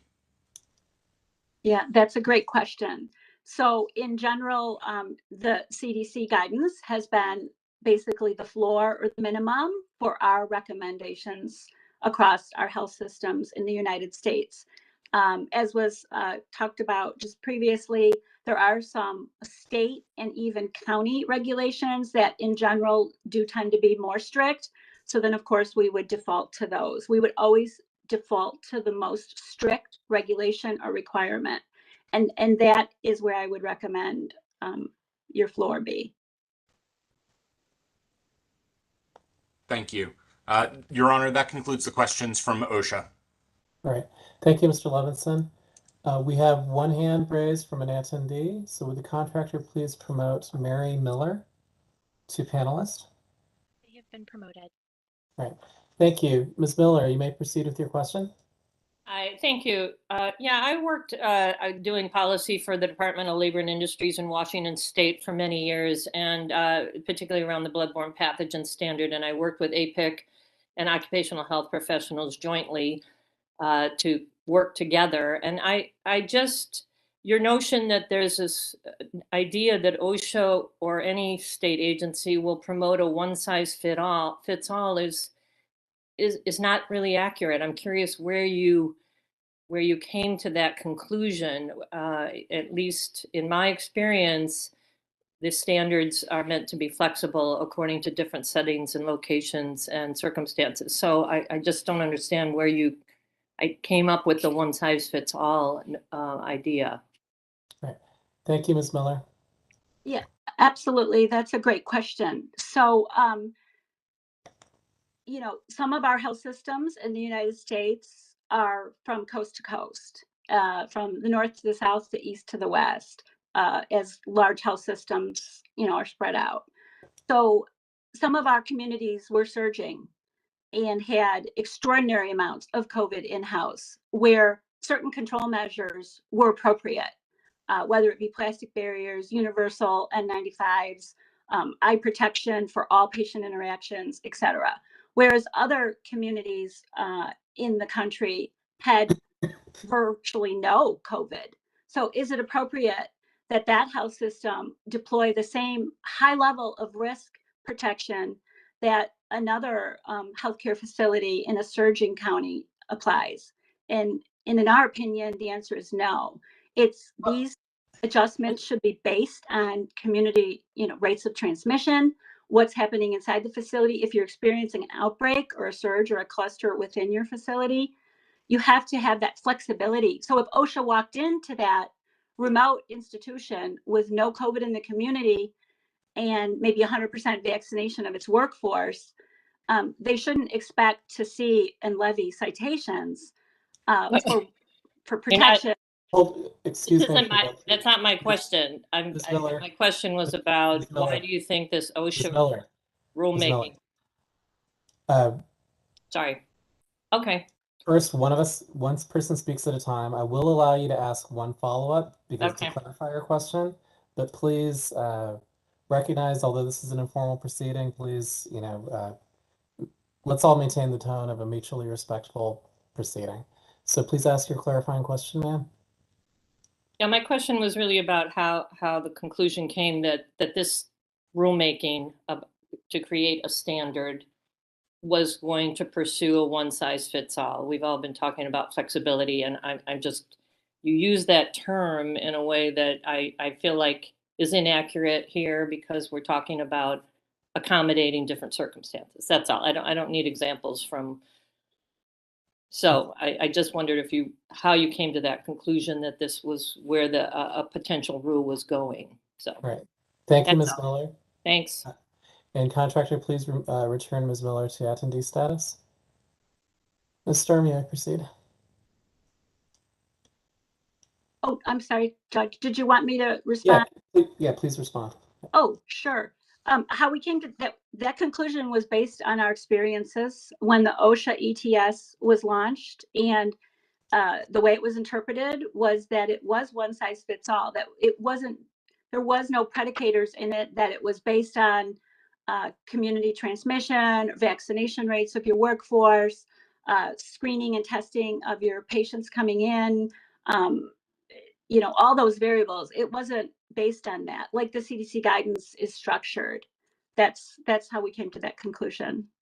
Right. Thank you, Ms. Sturm. Would the contractor please promote Theo Allen to panelists so he may ask one question? They have been promoted. Thank you. Mr. Allen, Yes, you may proceed. I have the same question that I asked to a couple people ago, but I will phrase it a little bit.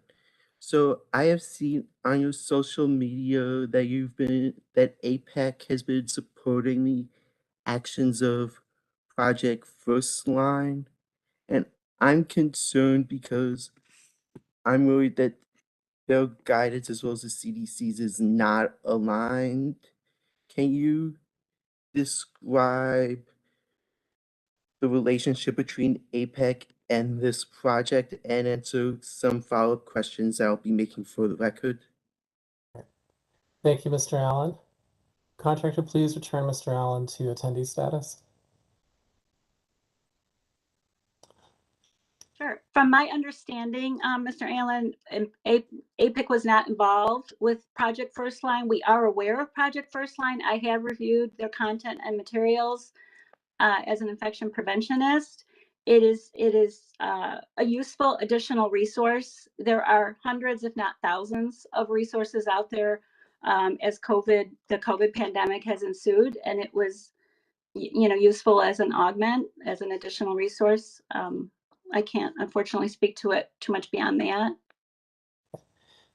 Thank you, Ms. Sturm. And would the contractor please promote Deborah Gold to panelist? They have been promoted. All right. Ms. Gold, you may ask one question. Hi, thank you. And I appreciate the work that APIC is doing on this. I am also concerned about the idea that the ETS and any permanent rule promotes a one-size-fits-all, because I think that my question to you is, what was your experience with the bloodborne pathogens regulation? Because certainly the idea that the employer develops an exposure control plan and figures stuff out, some stuff is just not based on community transmission. As we know from bloodborne pathogens, you get an HIV case, you deal with the HIV case. You get a COVID case, you need to protect the employees from that COVID case, even if there's only a low transmission rate in the community, right? And frankly, when there's a low transmission rate, you can take more precautions than you can with a high transmission. You know, that if you've got 1,000 people coming to your hospital, often things have to give. So I'm concerned that you're characterizing the ETS approach as a one-size-fits-all, and I'd like you to explain better the justification of that, because that's not how I read the ETS, and that's not how I would read it as a permanent rule. So I would like you to explain better what specific portions you think of the ETS as being a one-size-fits-all, because I think the ETS maybe I think is a little more flexible than it needs to be. Thank you, Ms. Gold. And contractor, would you please return Ms. Gold to attendee status? Ms. Stern, please proceed. Sure. So first I'll speak to the comment about the OSHA bloodborne pathogen standard, as having been a consumer of that for 30 years. And I think it's an outstanding legacy document that we continue to utilize and use to prevent the transmission of bloodborne infections. So those 3 viruses, although initially HIV was a novel virus and did change and we didn't know a lot about it, we now know those 3 viruses are very stable, and they don't, although they do have different prevalences within the community, we don't consider those risks to our healthcare workers different within the healthcare setting because of standard precautions and, you know, the former concept of universal precautions, which is anybody could be infected with a bloodborne virus, and we're not screening them at the doors, and we're not testing them prior to surgery. So you do have to universally apply the OSHA bloodborne pathogen standard because of standard precautions. But COVID is different. We have tests for COVID. We have robust screening programs for COVID.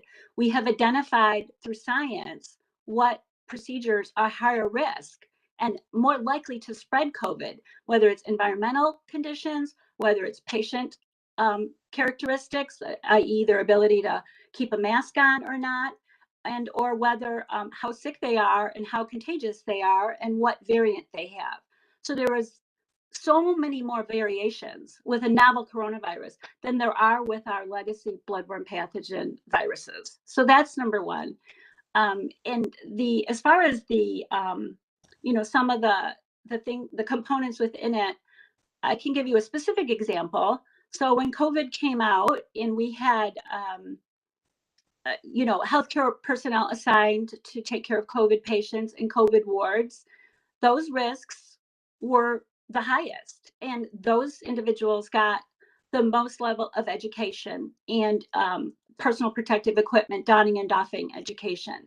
Whereas a clerk, maybe sitting in a billing building, also still a healthcare institution, because that building is connected to the hospital, that clerk should probably not have the same minimum level of COVID education that a nurse or a physician or a respiratory therapist at the bedside. So that's what I'm saying. It's not one size fits all. You have to do a risk adjustment and adjust your program accordingly. That's what infection preventionists have done since January 2020. They have been adjusting our current infection prevention standards, as well as, like I said, our current OSHA standards, as well as the CDC guidance that was reviewed and updated almost hourly by most infection prevention professionals.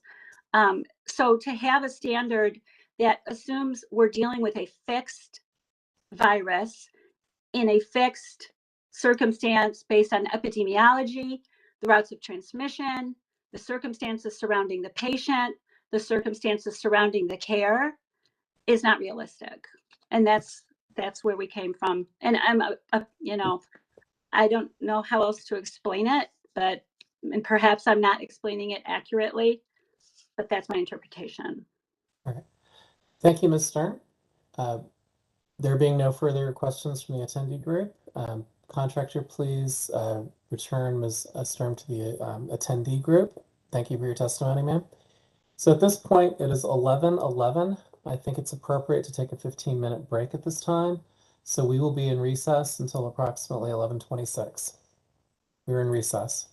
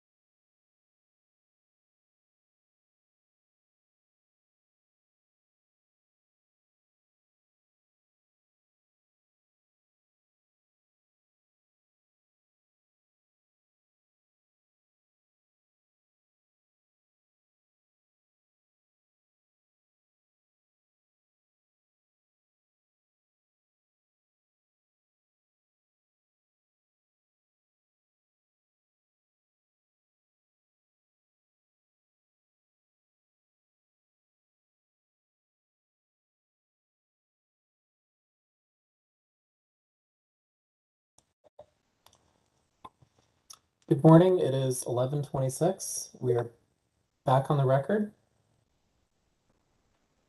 At this point, contractor, would you please promote Nancy McClellan to panelists so she may speak?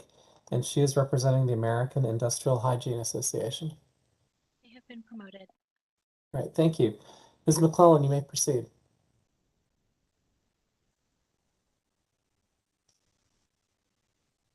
Good morning. Thank you, Judge.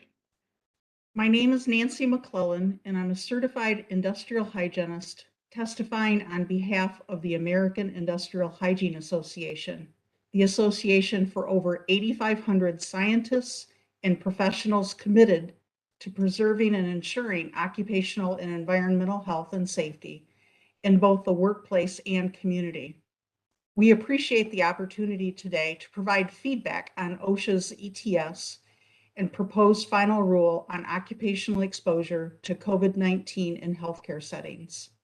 We seek to provide constructive comments to further assist the efforts of OSHA in developing and implementing a final and permanent rule for addressing and expanding the recognition, evaluation, control, and prevention of SARS-CoV-2 and other infectious agents based on sound science. It is in recognition of OSHA's historically successful leadership in providing performance-based regulations in protecting America's workers from a wide variety of chemical, physical, and biological hazards that I offer this testimony today on behalf of AIHA. To begin, our first recommendation focuses on alignment with scientific consensus that SARS-CoV-2 is indeed transmitted through the air. I'd like to start with a quote from an esteemed colleague, James McLaughlin. "Let us not react to what is, but act on what we know." This is a reference to good science. We recommend full acknowledgement of the scientific reality of airborne transmission of SARS-CoV-2. We also recommend that this should be OSHA's default assumption for any novel infectious pathogen until proven otherwise. This is not a new approach, as other government agencies have made this assumption as well. In 2020, California OSHA passed a workplace guide to aerosol transmissible diseases, and it is based on that assumption that any novel or unknown infectious pathogens are airborne and require the use of effective controls and protections, including respiratory protection and proper ventilation controls. Throughout the pandemic, AIHA has spoken on, developed, and updated resources in collaboration with sister health and safety organizations regarding airborne transmission and time-tested evaluation, control, and prevention solutions. The industrial hygiene profession has always understood, and the pandemic has underscored, that when it comes to the detrimental impacts of infectious disease in the workplace, solutions such as improved indoor air quality and proper respiratory protection programs are consistently less costly than the costs of uncontrolled or poorly controlled diseases in the workplace. As Joseph Allen from the Harvard School of Public Health also indicated during the White House presentation on March 29th, the need for healthy buildings and the reality of airborne infectious agent transmission were identified early by public health professions, but not embraced to a fault, with an enduring and primary focus on surface disinfection only. This has led to excess disease and death and other societal costs that could have been averted. It is our intention to recommend an improved process and approach for the prevention and management of the pandemics, starting with the acknowledgement of SARS-CoV-2 as being airborne, and the prudent practice of assuming infectious agents are airborne until unequivocally proven otherwise. Our second recommendation is to include all workers under the scope of this final rule. So the first question to be answered, as indicated by earlier testimonies, is how are we to determine who is covered And how do we determine the appropriate protections? The answer to both has been known to industrial hygienists and practiced for decades. It's through risk assessment. Even the US government, through the Cybersecurity and Infrastructure Security Agency, COVID-19 for workers beyond healthcare, when they created the Essential Critical Infrastructure Workforce Guidance document. Throughout the pandemic, risks to these important workers never waned. If anything, the infection risks increased with every surge, yet acknowledgement and protections were absent from this ETS. We asked OSHA to consider and acknowledge all workers at risk to be worthy of the protections afforded in a permanent OSHA standard through risk assessment.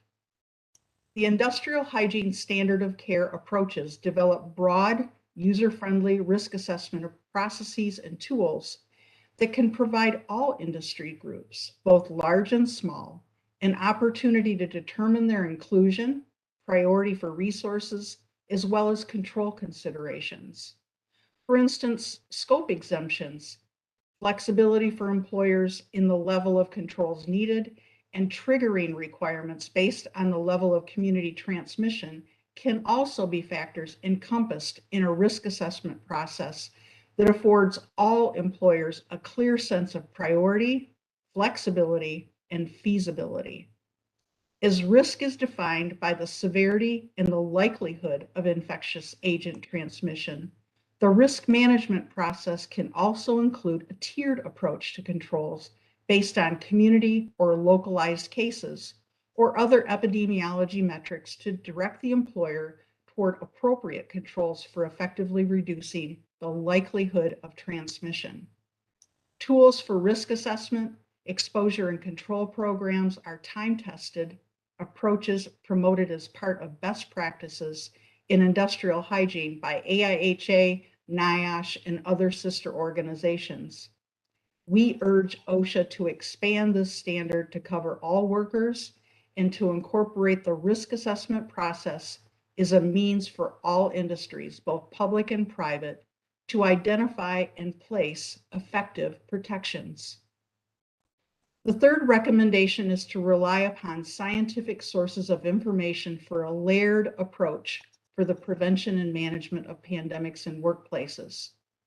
Throughout the pandemic and in collaboration with affiliated or partner organizations, we have commented on and developed resources for businesses of all sizes regarding the time-tested evaluation, control, and prevention solutions of airborne transmissible diseases. In 2020, AIHA developed the Back to Work Safely initiative to begin helping small businesses get back to work safely with business sector specific guidelines and resources that have now been downloaded over 1.5 million times. The multilingual second editions of AIHA's Back to Work Safely guidelines are available for small to mid-sized businesses in 27 different sectors. The editions offer cost-effective, practical guidance for employers to implement multiple layers of risk control and mitigation strategies in order of most effective to least effective. In collaboration with the Integrated Bioscience and Built Environment Consortium, AIHA also developed the Commit to Care Pledge to guide employers toward improved indoor air quality and pandemic resilience with videos, checklists, documentation resources. Companies continue to be added to the list, making a commitment, a pledge to protect their workers. Also available on the market are validated, readily available air disinfection and purification technologies that effectively address the hierarchy of controls, where we actually embrace the fact that engineering controls are more effective than PPE and administrative changes. These technologies include long available air filtration materials, germicidal ultraviolet radiation, and may also include some emerging technologies that show promise for safe and continuous air disinfection of the built environment. We support OSHA standard efforts that emphasize risk assessment, indoor air quality evaluation, ventilation evaluation and controls, air filtration and disinfection technologies, and robust respiratory protection programs. As our fourth and final recommendation, we support a provision for calculating the return on investment for implementing effective programs and control measures. One of the largest challenges employers face in implementing effective programs is making and communicating the business case. Simple and effective resources for consideration of expense and capital budgets include simple calculations for net present value, especially when considering various options for control and simple payback methods. While there is federal and state level funding for some industries at present, much of U.S. business is without subsidy and must consider and calculate cost-effective approaches. We support guidance in and emphasis on the carrot of positive return on investment, instead of simple reliance on citation as a stick, because there's tremendous evidence that sound health and safety practices make sound financial business sense. In conclusion, this is just a brief summary and partial coverage of the resources and expertise from which OSHA can easily draw upon to develop and implement a broader, more protective and performance-based pandemic preparedness and response standard. AIHA has also submitted and written comments to provide more specific recommendations. We thank you all for the opportunity to provide our thoughts on how OSHA can strengthen a standard to better protect more workers and their communities. To emphasize lessons learned from 20th century pandemics, John Barry, author of the book, The Great Influenza, said that to have any chance in alleviating the devastation of an epidemic requires organization, coordination, and implementation. It requires leadership, and it requires that institutions follow that leadership.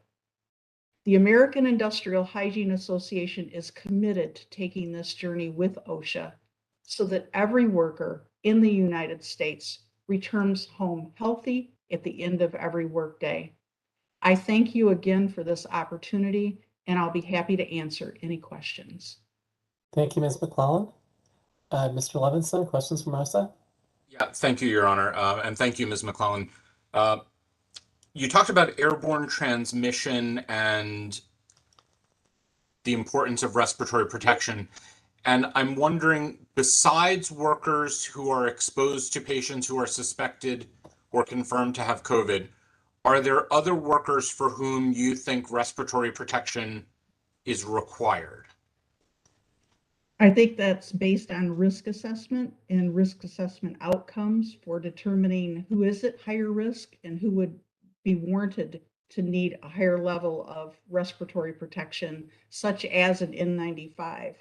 I think that we also overlooked the availability of respirators beyond N95s, where elastomeric respirators were readily available during the pandemic when we had a shortage of N95s. So not only are there better ways to identify who needs a higher level of respiratory protection, but we also need to recognize that there are more choices than just N95s that are scarce. So in follow-up, how would you recommend employers determine who is at risk, if not based on exposure to suspected or confirmed patients? Okay, that's an excellent question. And risk is based on severity and likelihood. In determining who, you need to look at the likelihood factors. Likelihood factors include intensity of their exposure, duration of their exposure, the tasks that they're performing, the kinds of personal protective equipment that may have been used but not effectively, and two, the health status of the individuals. So it's multifactorial, and really the only way you can wrap your arms around that is to have risk assessment applied in anticipation and recognition that you have a severe hazard, that you can then deduce who should be wearing an N95 or an elastomeric respirator, or who simply a face mask is sufficient. Thank you.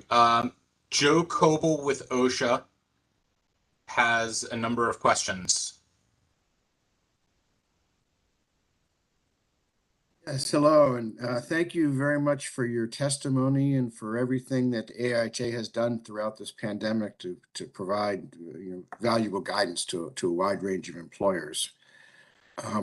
You emphasized the emerging knowledge of aerosol transmission and the importance of ventilation and filtration in a multi-tiered approach to disease prevention. What would AIHA recommend regarding standards for assessing whether or not you have a well-ventilated versus a poorly ventilated area? What could realistically be done to assess a ventilation to determine whether it is provides sufficient protection? Thank you. That's a very good question. And as it stands, there are very good tracer programs.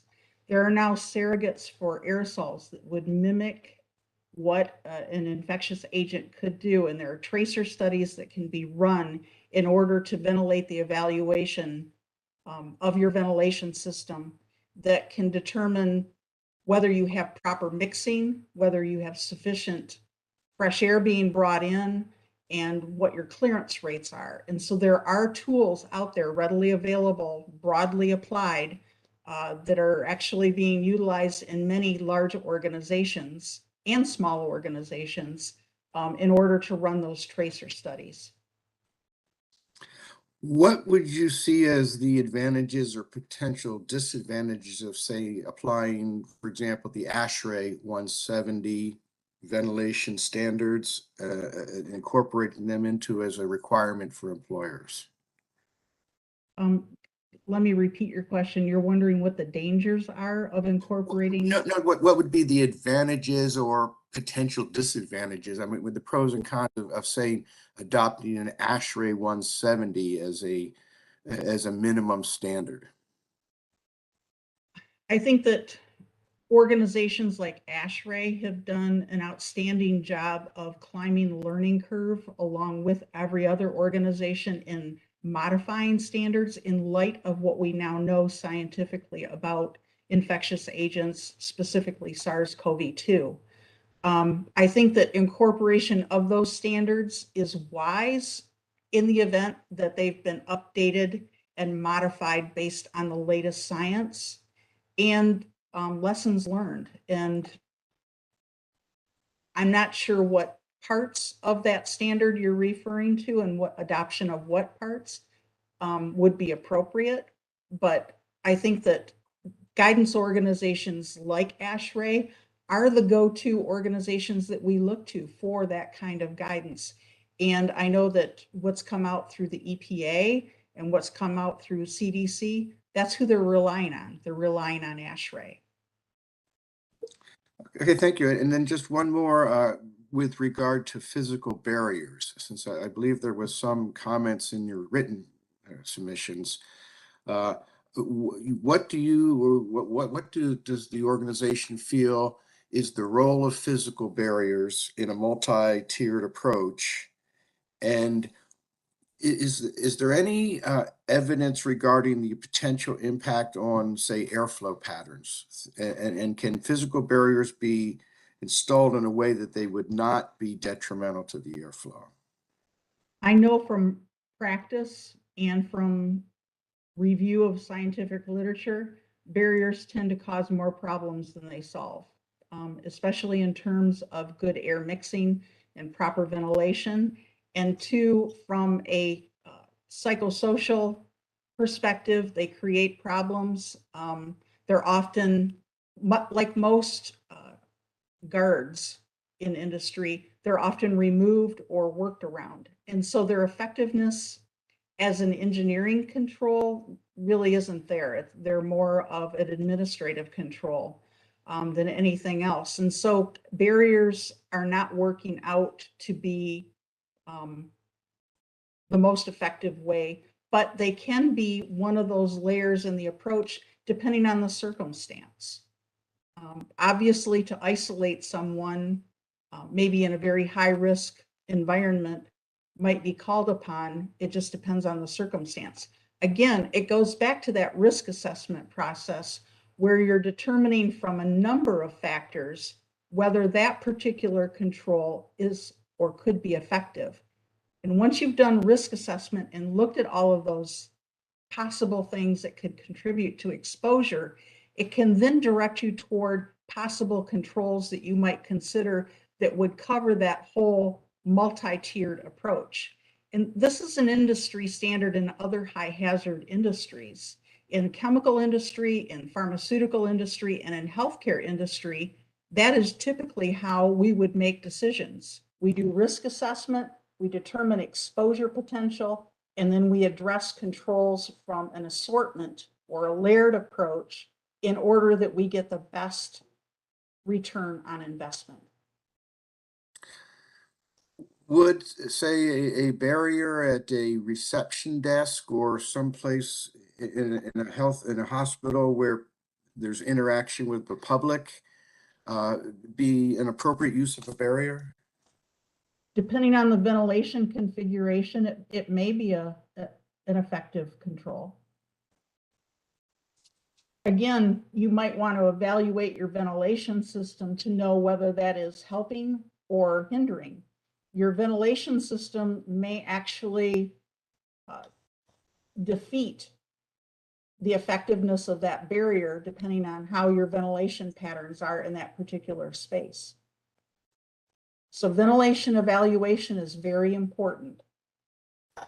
And at a baseline, we have thousands of buildings in the US that don't even perform to their specifications for when they were installed.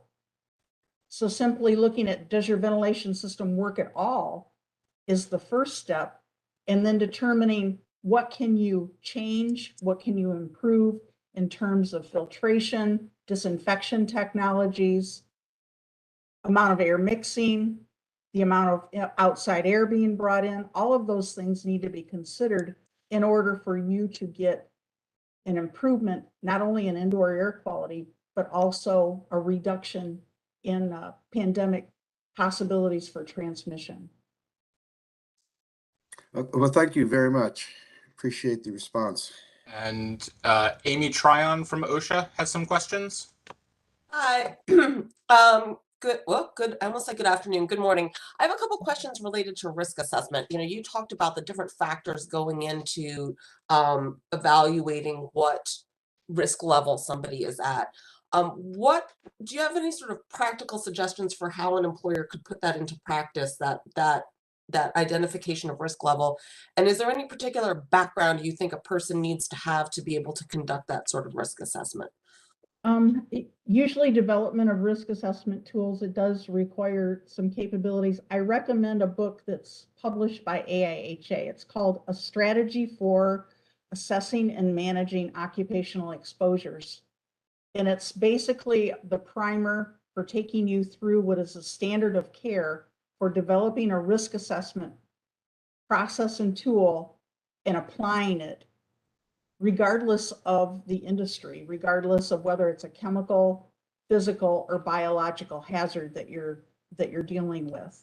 And so there are industry standards, especially demonstrated in this book, for how you would go about this. And then through my career working in healthcare, working in pharmaceutical industry, and some high hazard manufacturing environments, we develop these tools all of the time in order to figure out where our priorities are. Where are our high risks? Where do we want to spend our dollars that are scarce on making sure we've employed appropriate prevention controls so that we don't get ourselves into trouble with being reactive? This is a proactive best practices approach. Thank you. And with regard to, different types of controls, you mentioned a tiered approach. Besides ventilation, what controls do you think are needed for employees who are not expected to have any exposure to patients with COVID? I think that ventilation really is the key because it's airborne. Distancing has a lot of variability. It really does go to ventilation. I'm not sure that personal protective equipment, because there's a lot of controversy about who should wear a mask and who shouldn't. But if you have a group that you've determined are low probability for being exposed, they shouldn't necessarily wear a respirator, you still have the capability of adding a number of controls to your ventilation system. First of all, making sure it works. Second of all, making sure it's bringing an appropriate amount of outside air and you're getting good mixing. Then adding better filtration, adding air disinfection technologies like UVC. Those technologies are out there. I've spent the last 2.5 years vetting technologies that add to air purification and disinfection. They are available, they are cost effective, and they need to be included. It goes to hierarchy of controls, where why should we always resort to PPE, which can fail, administrative controls, which can often be circumvented or fail, when we have engineering controls readily available that can reduce transmission rates overall for whole populations of people who are in buildings? And this doesn't impact just healthcare. We have schools. Our whole education sector is at risk. And again, it goes back to risk assessment to decide who should be included and who should not. And it needs to decide which industries are at risk. And we know, not only from my testimony, but from the testimony of many others, it's not just the healthcare industry. It's a number of industries that are at risk.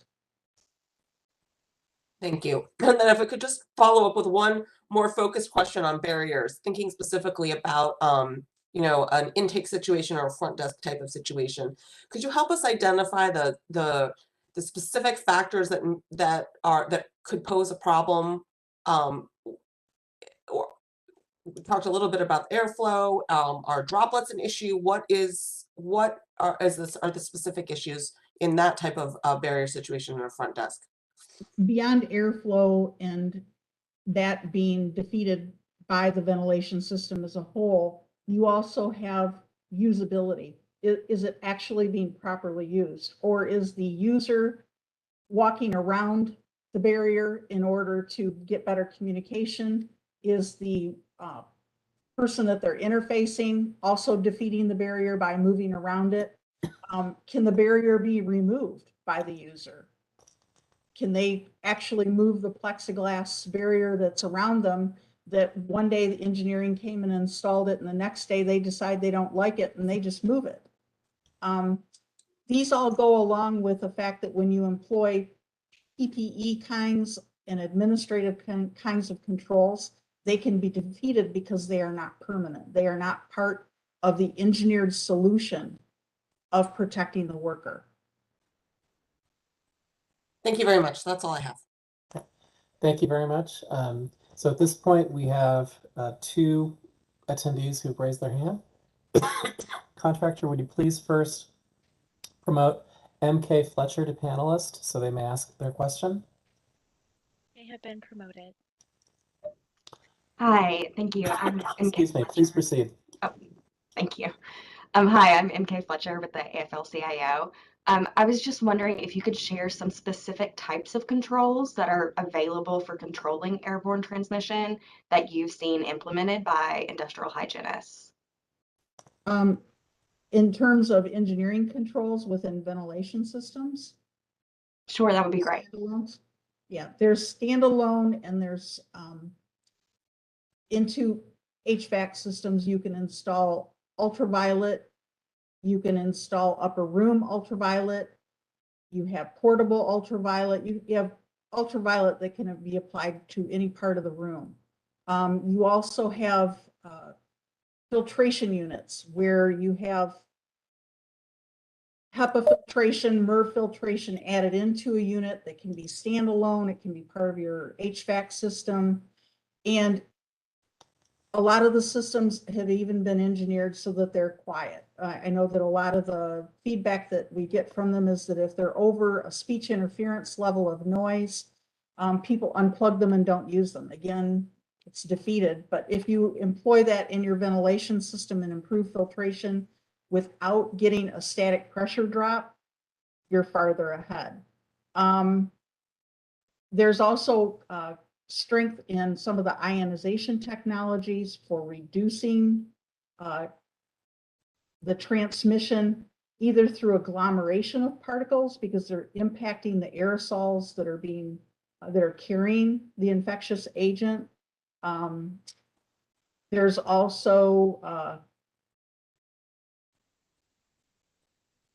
a number of technologies that are other ionization, like dry hydrogen peroxide is out there. And I know that in the past, there's been a lot of pushback on that because there was very little research evidence. But like many aspects of research that have gone on during this pandemic, they're catching up and they're starting to provide something more than anecdotal evidence of efficacy. And there's substantial proof of safety through underwriter laboratory certifications and what have you. So there's a number of technologies out there, some better than others, that address airborne transmission, even though the focus at the beginning of the pandemic was looking at chemical agents in order to address surface disinfection. Some of these air disinfection technologies also can have a value-added impact on surface transmission, because not only do they address what's in the air, but they can, because they're addressing what's in the air, they also address what lands on a surface. For instance, ultraviolet at a germicidal wavelength, if installed in, say, light fixtures, will move the air across the UVC and then return it clean. And because of that cycle, it's not only improving your air changes per hour, but it's also delivering continuously disinfected air. As a collateral effect of that, it also reduces surface contamination. So for other infectious agents where surface contamination is an issue, it turns into a long-term solution that not only addresses SARS-CoV-2, but it can also impact other pathogens that we have down the road. Thank you. We have one other question from the attendees. Would the contractor please promote Theo Allen to panelist so he may ask his question? You have been promoted. Thank you. Mr. Allen? I'm going to ask that, well, I agree with what you have largely said. I'm concerned about, in this context, how you can do risk assessments. Can you answer that in your post-hearing comments, as I don't want to drag this hearing out any further? Risk assessment is done by tools. So maybe the information behind the risk assessment has to be developed by somebody who has a certain set of skills, but the user of the risk assessment tool needs to have something simple and easy to use in their hands. Otherwise, it's intimidating and not very useful. So the art form is OSHA developing a simple risk assessment tool that can either be modeled or immediately used in order that a simple process is implemented within an organization to say, here we have a problem that's small, medium, or large, and this is how we're going to address it based on whether it's small, medium, or large. So this is not a new thing, Theo. It's a tried and true approach that works in so many industries, because when you think about it, we can't run around and address everything. Somehow we have to prioritize it. And risk assessment is simply a way of prioritizing what you're going to address and how you're going to address it. All right. Thank you. And we have one more question from an attendee. I would note it is noon and we're going to be taking a lunch break soon. So this will be the last question before our lunch break. Contractor, would you please promote Dr. Lisa Brousseau? to panelist. You have been promoted. All right, Dr. Brousseau, please identify yourself and then ask your question.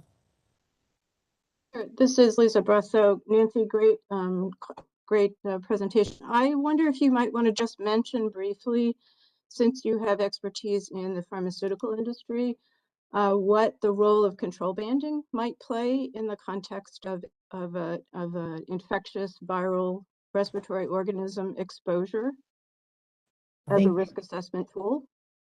Thank you, Lisa. Thank you, Control banding is simply the carry-on from exposure banding. Once you know what your exposure potential is, then you choose what kinds of controls, whether they be PPE, administrative, engineering, maybe some substitution, maybe even elimination of the hazard. And so control banding is a tool by which you're directing a user toward a bucket of solutions, okay? And control banding might have 5 buckets of solutions. And within the pharmaceutical industry, it would tell us whether you had a active pharmaceutical ingredient that was low risk all the way to, or low hazard, all the way to very high hazard. Same way with infectious agents. We have a multitude of infectious agents out there. With SARS-CoV-2, because it can be fatal, it might be exposure banded in a very high band, and it would also be control banded based on its likelihood of exposure somewhere in the upper bands, or the buckets with bigger solutions, so to speak. Thank you, Ms. McClellan. At this point, thank you for your testimony. At this point, we will be taking a lunch recess. It is now 12:03 p.m. We will be in recess until 1 o'clock p.m. Eastern Time. And we're now in recess. Thank you.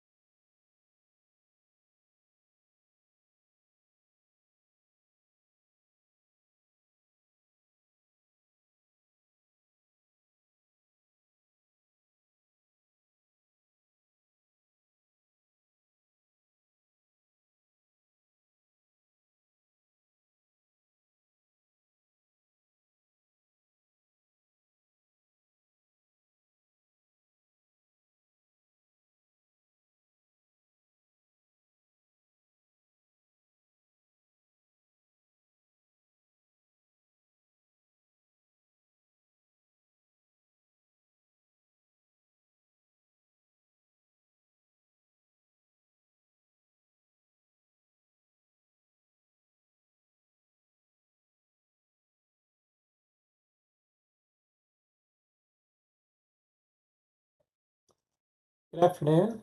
It is 1 o'clock. I'm going to reconvene the hearing. When we are back on the record. At this point, I'd like to turn it over to Ms. Thompson. Thank you. This is Kayla from Apt Associates, OSHA's contractor. It is 1 o'clock Eastern Time, and we are now rejoining OSHA's informal rulemaking hearing for occupational exposure to COVID-19 in healthcare settings. As a reminder, if you are speaking today, you will receive a notification on your screen that you will be automatically promoted to the panelist group a few minutes before it is your time to provide testimony. We ask that you do not unmute or turn on your camera until your name has been called and you have been asked to start your testimony. Speakers connected by telephone should unmute their phones when called to testify. If you have submitted a presentation in advance, we will share the file and advance the slides. Please cue us by saying next slide when you need us to advance. If you have a presentation to submit for your testimony for a future date, please send it to both public_hearing@aptasoc.com and ets@dol.gov. Presentations submitted at the time of your live testimony will be submitted to the public record, but will not be shared on screen during the testimony. After each individual group provides testimony, the administrative law judge will open the floor for questions. If you have questions for the individual or group who just gave testimony, please raise your hand by pressing the raise hand button. And if you have called in from your phone, please dial *3 to raise your hand. We will do our best to call on you in the order of hands being raised. If you are having technical difficulties, please send an email with your name and phone number to public_hearing@aptasoc.com. I will now pass the floor back to our administrative law judge for introductions. Thank you, Ms. Thompson. We will now continue our public testimony. The expected speaking order is currently displayed on the screen. I'll be introducing each speaker in turn. Now, for all participants, speakers, and those who may ask questions during the course of this afternoon's proceeding, please remember this proceeding is being recorded by a court reporter and transcribed, so please speak slowly and clearly so that the court reporter can accurately record these proceedings. Now, would the contractor please promote Dr. David Michaels to be a panelist? They have been promoted. Right. Thank you. Dr. Michaels.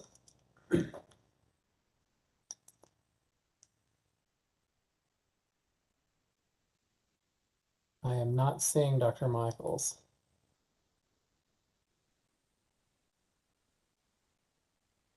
Oh, there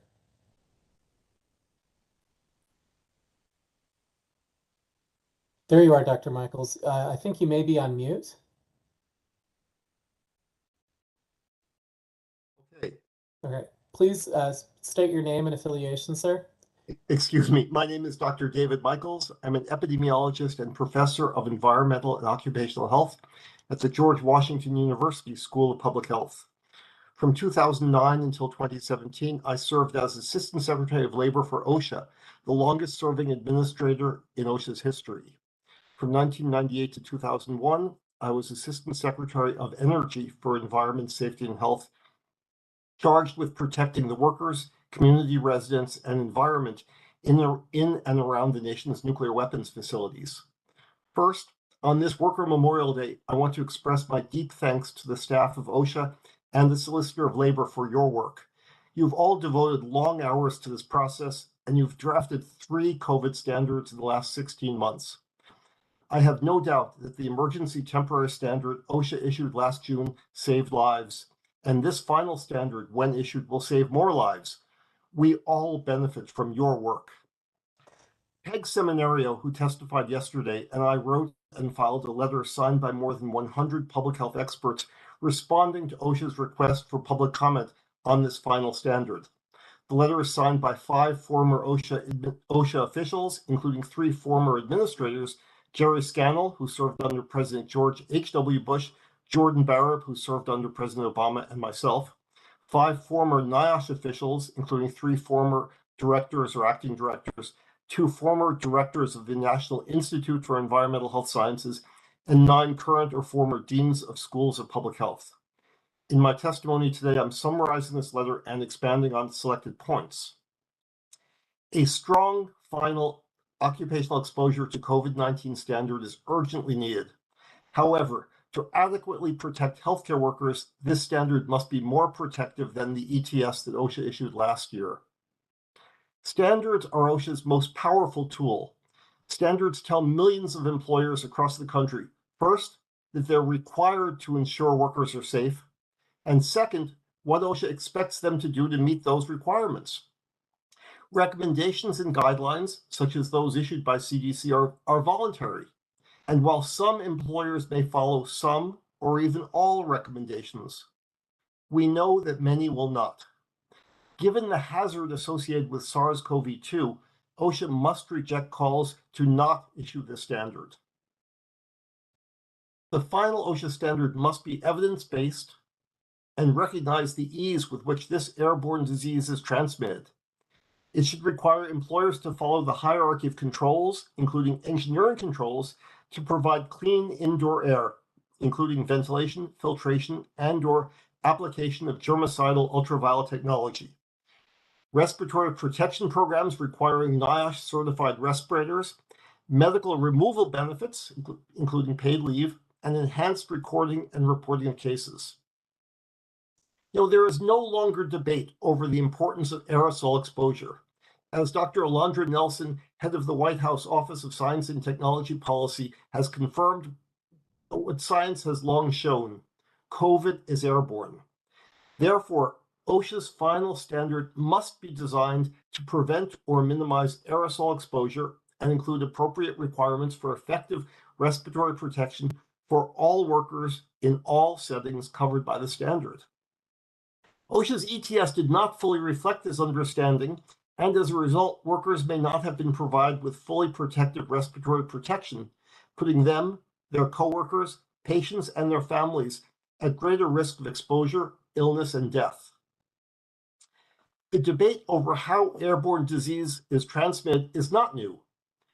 It's well documented that CDC's recommendations are not set through a transparent process, and some have prioritized political and supply considerations over the best available scientific evidence about how to protect workers.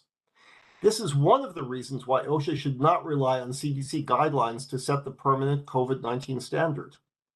During the H1N1 pandemic, for example, when Jordan Barham and I were running OSHA, it was very clear to OSHA and most public health experts that influenza, flu, was at least partially airborne, and workers in healthcare settings needed more than just surgical masks. This finding was confirmed by a 2009 National Institute of Medicine study conducted at the request of OSHA and CDC. Without an applicable infectious disease standard, it was difficult for OSHA to require adequate worker protections during that pandemic, so we subsequently started drafting a comprehensive infectious disease standard, work that was stopped by the Trump administration in 2017.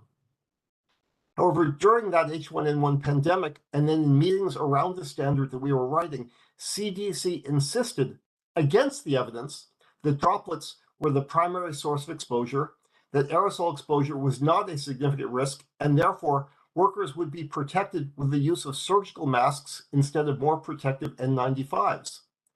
And because CDC is perceived as the nation's premier public health authority, OSHA was forced to defer to CDC.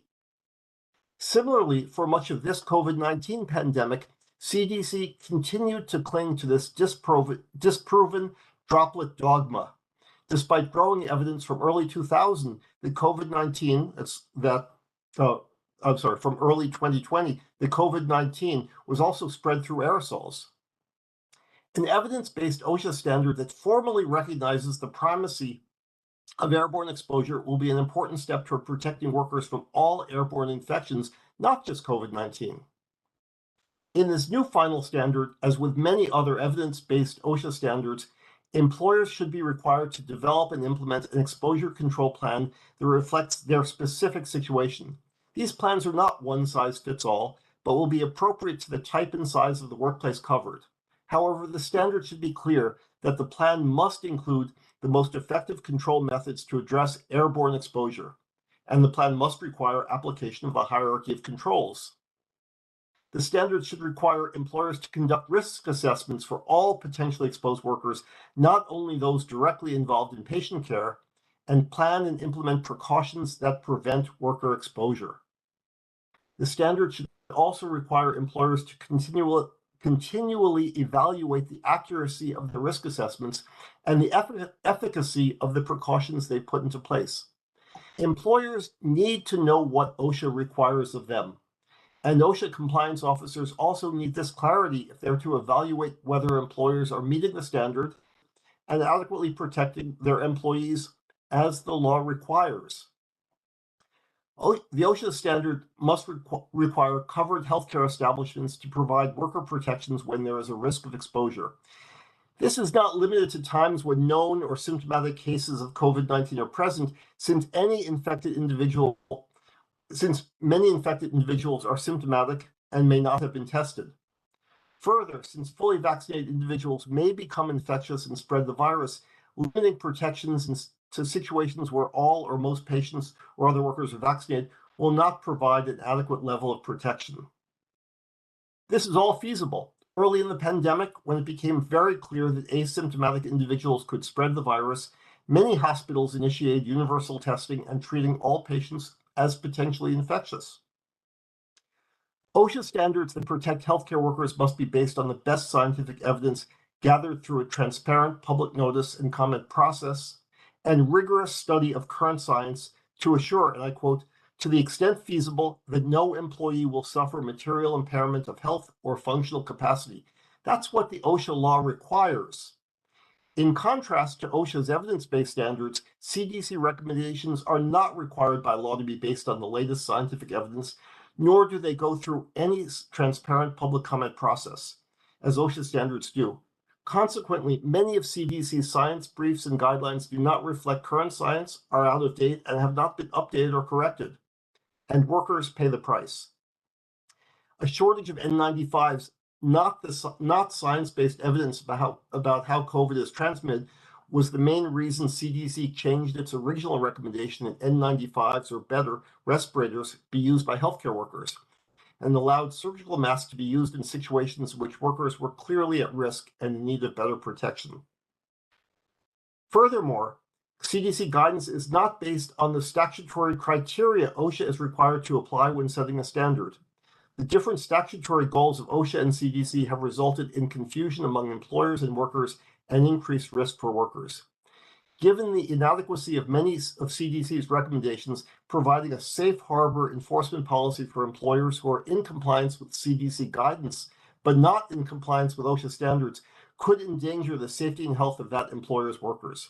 For that reason, providing this sort of safe harbor would conflict with the OSHA Act's requirement that OSHA standards must substantially reduce or eliminate significant risk of material impairment of health to the extent feasible, and would hamper OSHA's ability to revise its approach to COVID-19 as new facts develop.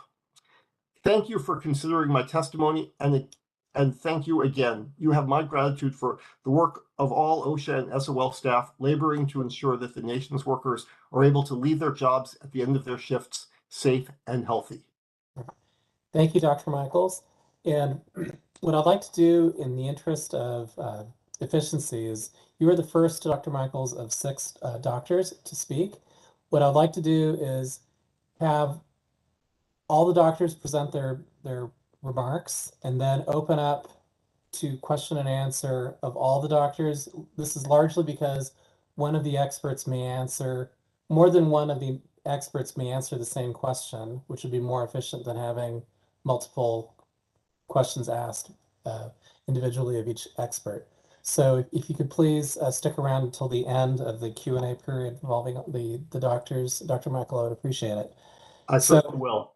Thank you, sir. And also addressing all the doctors, while you are not speaking, while somebody else is speaking, if there will be noise in your background, you have the ability to press the mute button on your screen while you're not actively speaking, but you will all be, once you're elevated to panelist for your presentation, you'll all remain in panelist mode until the end of this consolidated Q&A period. So with that, would the contractor please promote Dr. Robert Harrison to panelist?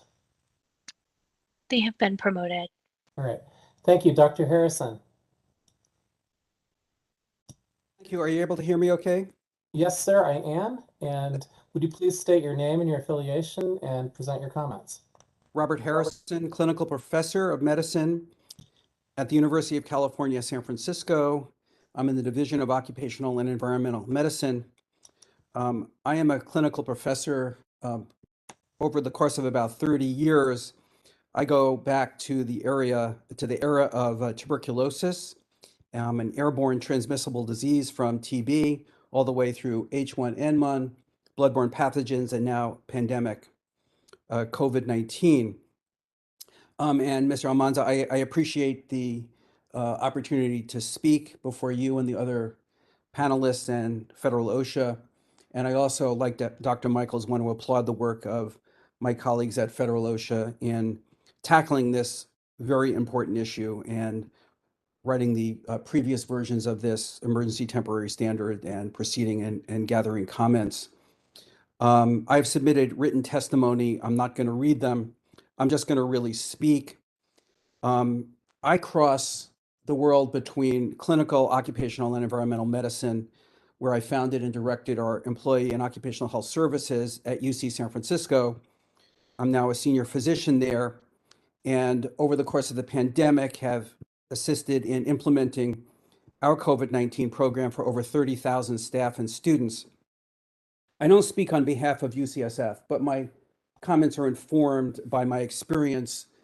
We have had over 6,000 infections among our staff at UCSF since March of 2020, and I've identified the work-relatedness of each of those 6,000 infections. So I have a lot of very much hands-on experience at UCSF, and at the same time work in the area and the space of public health, and have consulted and assisted widely for various unions and employers in California during COVID-19. So I really want to make 3 or 4 basic points. I encourage OSHA to think back to its beginnings in the roots and the principles of the hierarchy of controls. I see nothing as an occupational medicine researcher and clinical practitioner that's fundamentally different about COVID-19 as an airborne virus than other airborne pathogens, and for that matter, other airborne exposures in workplaces in general. And so OSHA should consider and adhere to the basic principles in the promulgation of this ETS that we call the hierarchy of controls in occupational health. And as a consequence, I echo Dr. Michaels' comment that COVID-19 is an infection that's caused primarily by the airborne route and is highly transmissible in indoor spaces to workers. And it's not just healthcare workers. Remember that although this ETS pertains to healthcare workers, this is all workers throughout the United States who work in indoor spaces and are exposed to coworkers, clients, customers, as well as patients. Second, I've heard a lot of comment and read the submitted testimony in connection with these hearings that OSHA should allow employers to rely on CDC guidance as a safe harbor. And like other commenters, I don't think that using CDC guidance as a safe harbor is adequate to protect workers either in healthcare or, as a matter of fact, across a range of different workplaces. Let's think back for a second. Hospitals and other healthcare employers are workplaces. They're unique workplaces because there are patients in these workplaces.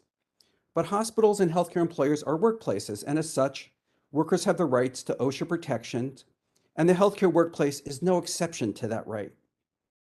I have seen and worked with patients and colleagues for the last 40 years since multi-drug resistant tuberculosis.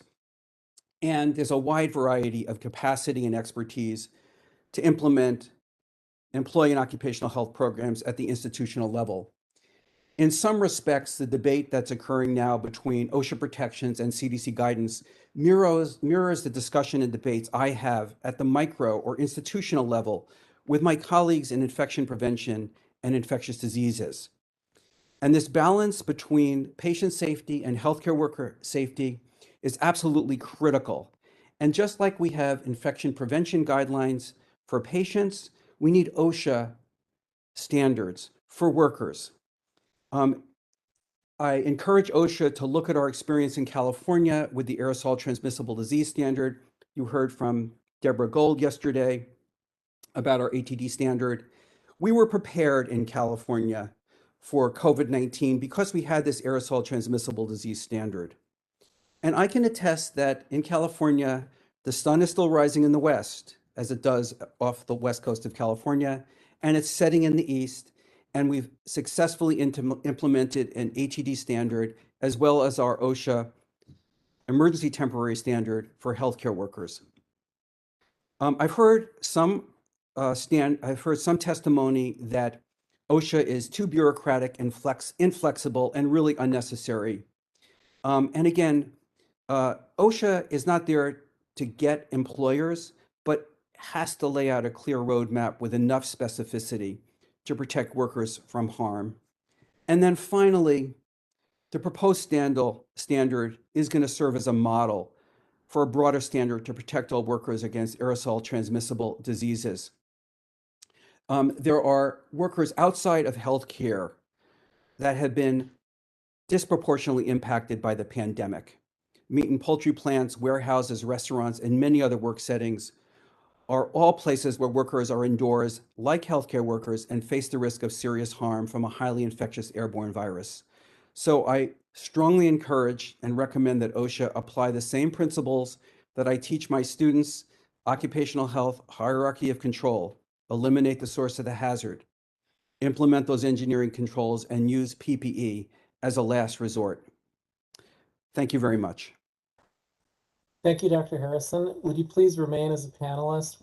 As you may have heard me say earlier, we're taking the testimony of several doctors, and then we're going to do a consolidated Q&A after the group of you testify. So please remain as a panelist. And at this point, would the contractor please promote Dr. Rosemary Sokas to panelist? They have been promoted. All right. Dr. Sokas, hopefully I haven't mangled the pronunciation of your last name. No, oops. Okay, I don't know if you can hear me, and I don't think you can see me, but that's not a problem. I can both hear and see you. Okay, terrific. Thank you. You pronounced it perfectly, and I greatly appreciate that. I want to thank you for that and for this opportunity to comment. And really, again, echoing the thanks to everyone at OSHA for the work you do. I'm Rosemary Sokas. I'm a physician and professor of human science and family medicine at Georgetown University. I served with Dr. Michaels and Harrison and others as a member of the panel that the National Academies of Science, Engineering, and Medicine convened to produce a detailed report addressing respiratory protection needs for workers and the public. I also served as Associate Director for Science for NIOSH CDC during the anthrax attack on the U.S. mail, and as Director of the Office of Occupational Medicine at OSHA during the 2009 H1N1 influenza pandemic. And as you all know, the standard is urgently needed. You're all aware of the enormous toll COVID-19 has exacted on healthcare and other essential workers. And any OSHA compliance officer will tell you that attempting to prevent work-related infectious disease deaths in the absence of a full standard is so challenging. Unless the pathogen is unique to the work environment and the COSHO can point to specific OSHA requirements. During the H1N1 pandemic, we supported enforcement and witnessed these difficulties firsthand in heartbreaking case after case, one of which was a young ICU nurse who was pregnant, who left a husband and 2 small children. Her hospital employer, again, provided only surgical masks, not respiratory protection, despite the letter report that Dr. Michaels referred to from the Institute of Medicine that had as its first recommendation, quote, use fit tested N95 respirators. But the employer's response was flu happens, proof she didn't get it at the daycare or the grocery store. This is the same argument that Johns Hopkins Hospital used when one of its medical fellows became the first documented case of workplace HIV transmission in the United States. He had been centrifuging a hematocrit and cut his finger in the broken capillary tube, but the hospital went to great lengths to claim that he had acquired the infection elsewhere. We heard this argument used again against student nurses who developed tuberculosis, and we hear it again today to diminish the role of work in the enormous racial and ethnic disparities in COVID-19 mortality. They could have gotten it on the bus or in crowded housing, but not while driving the bus or maintaining multi-unit housing, for example. OSHA should stop infectious disease exceptionalism. Infectious diseases should be handled the same way other hazards. It's not okay that the risk of material impairment to health is reached in a year. The risk should be calculated over the entire 40-year working life. Figure out how to include the risk of transmission to the worker's family and add that in. Despite the shameful lack of data we have, which is because industry and occupation have not been reliably collected, there's enough studies, Dr. Harrison did several of them, both about COVID-19, but also from other pandemics that establish what is high-risk work. And that work needs to be measured against remote work. It's not against the challenges that people face in other parts of life. The entire hierarchy of control should then be fully in play, as Dr. Harrison mentioned. In February of this year, the National Academies published a framework for protecting workers and the public from inhalation hazards. While recognizing the need to follow a hierarchy of controls, the committee was tasked to focus on the use of respiratory protection, and it created frameworks for use during epidemics and pandemics. Recommendations for OSHA include that it establish risk levels for infectious agents and then ensure that NIOSH certified respirators be required in the context of a full OSHA respiratory protection program, not the mini RPP and not a voluntary program. The standard should address novel infections in addition to SARS-CoV-2. I won't repeat my written comments except to note that over 50 million birds in the US in the past few months have died or been euthanized to prevent transmission of the highly pathogenic avian influenza infection or bird flu that is currently at epidemic among both domestic and wild bird populations. And each large outbreak brings us a step closer to the mutation that might enable transmission to humans. Just saying. There's a serologic evidence also of swine flu infections among farmers and farm workers, and swine confinement operations require workers to wear full PPE to protect the swine. The standard should be expanded in scope also to address all essential workers. If the next pandemic emerges from birds or swine, farmers and farm workers will be on the front line, and wouldn't it be nice to be prepared? In my written remarks, I list some of the many occupations that proved lethal to essential workers, both public-facing workers and workers who work in close proximity to others, and both Drs. Harrison and Michaels have mentioned those as well. So one of the things I want to really stress, though, is that workers of color are overrepresented in these essential occupations. And just as one example, they account for nearly 57% of transit and intercity bus drivers. Expanding the scope of the standard to include all high-risk essential workers is a straightforward racial justice consideration. OSHA should not establish separate requirements for workplaces with high vaccination rates. The virus continues to evolve and breakthrough infections remain common among fully vaccinated and boosted individuals. The fully vaccinated can also transmit infection to vulnerable family and community members. The stress associated with even the potential for infecting loved ones, not to mention the guilt and horror if loved ones are actually infected, adds to the burden of adverse outcomes experienced by exposed workers. While serious and fatal outcomes are much more frequent among the unvaccinated, they still occur among the fully vaccinated. Among U.S. veterans under the age of 65, vaccine effectiveness at preventing death was slightly under 82%. This is a public health triumph, but it is not acceptable as the sole source of protection in the workplace. OSHA should defer to CDC guidance only with respect to vaccination and booster recommendations, not for occupational health guidance. OSHA should never delegate its primary responsibility for worker protection to CDC, an agency that I have worked within that has had difficulty understanding workplace health from the worker's perspective. While I was at NIOSH and at OSHA, I witnessed challenges with communicating across these disciplines. While I won't repeat the examples from my written testimony, I would like to highlight how this played out in the case of inhalational anthrax from the deliberate contamination of the U.S. mail. NIOSH was not included, NIOSH is part of CDC, but was not included in the initial investigation of the Florida editor who had pulmonary anthrax in early 2001, until the second worker in the publishing facility developed the disease, at which point we found out they had investigated the home and the recreational habits of the index case, but not his worksite. Despite repeated offers to assist in the investigation into the letters sent to the Capitol, NIOSH was excluded until the two postal workers died from pulmonary anthrax from inhaled spores. Joseph Cursine Jr. and Thomas Morris Jr. both paid with their lives, and we honor them today on Workers' Memorial Day.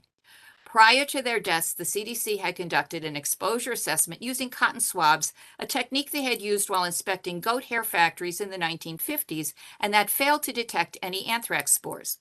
On that basis, they encouraged then-Mayor Anthony Williams and his mother to hold a press conference at the postal facility to assure the public of the safety of the mail. All in attendance subsequently required antibiotic prophylaxis.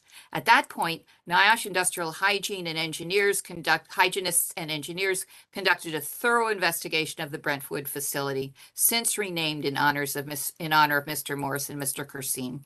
They developed innovative and accurate protocols, and with EPA exposure scientists, developed appropriate techniques for measurement and cleanup. And as you already heard, CDC and the World Health Organization were very late to recognize the potential for aerosol transmission of SARS-CoV-2, delaying meaningful protection to workers throughout the period prior to vaccine availability. As of last month, ProPublica reported finding inaccurate guidance targeting hospitals about respirators used by guests and visitors and patients on the CDC website. That was subsequently taken down. In conclusion, I urge OSHA to do what it does best: protect workers. Thank you. Thank you, Doctor.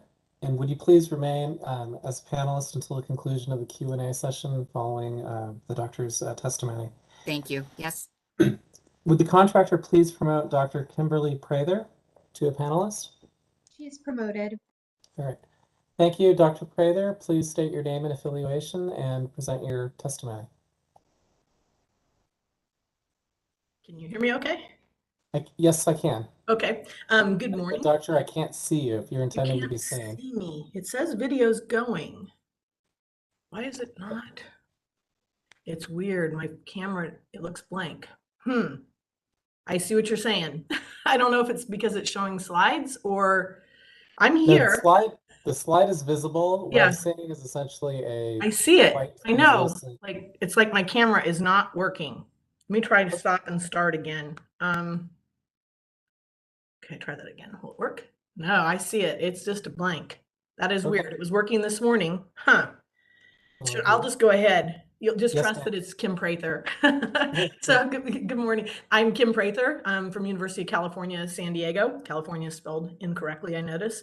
And so first of all, I'd like to say good morning and afternoon, I guess, to many of you. I'm the Distinguished Professor in Atmospheric Chemistry at UC San Diego and Director of the National Science Foundation Center for Aerosol Impacts on Chemistry of the Environment. I really appreciate the opportunity to speak today. I'm here to support better protection for all workers involved in healthcare settings. This includes all healthcare workers, transport drivers, cleaning, and other essential staff, as well as administrators in hospitals, as well as all healthcare settings, which I think have had issues. A lot of the focus has been on hospitals. It is important to note that all workers share in the same indoor air in healthcare settings and other facilities. Safety standards need to be put in place to protect all healthcare workers against the airborne spread of SARS-CoV-2. Today, this slide shows that I'll cover how SARS-CoV-2 is transmitted, the evidence behind it, the weak links in the places where it's spreading from sort of my aerosol, flow background, and how can we better protect, or how can OSHA better protect healthcare workers? The next slide, please. As a bit of background, my area of expertise is in aerosol science. I've worked for 30 years measuring and tracking aerosols in the environment and have published over 240 publications that focus on aerosols. During the ongoing COVID-19 pandemic, I've co-authored a number of collaborative publications with other MDs, infectious disease doctors, that are all shown on this slide, which provide evidence supporting the fact that the airborne transmission is the predominant way SARS-CoV-2 virus that causes COVID is spread. Next slide, please. So how is SARS-CoV-2 transmitted? In short, inhalation of tiny aerosols floating in the air at short and long range are the major cause of COVID-19 infections.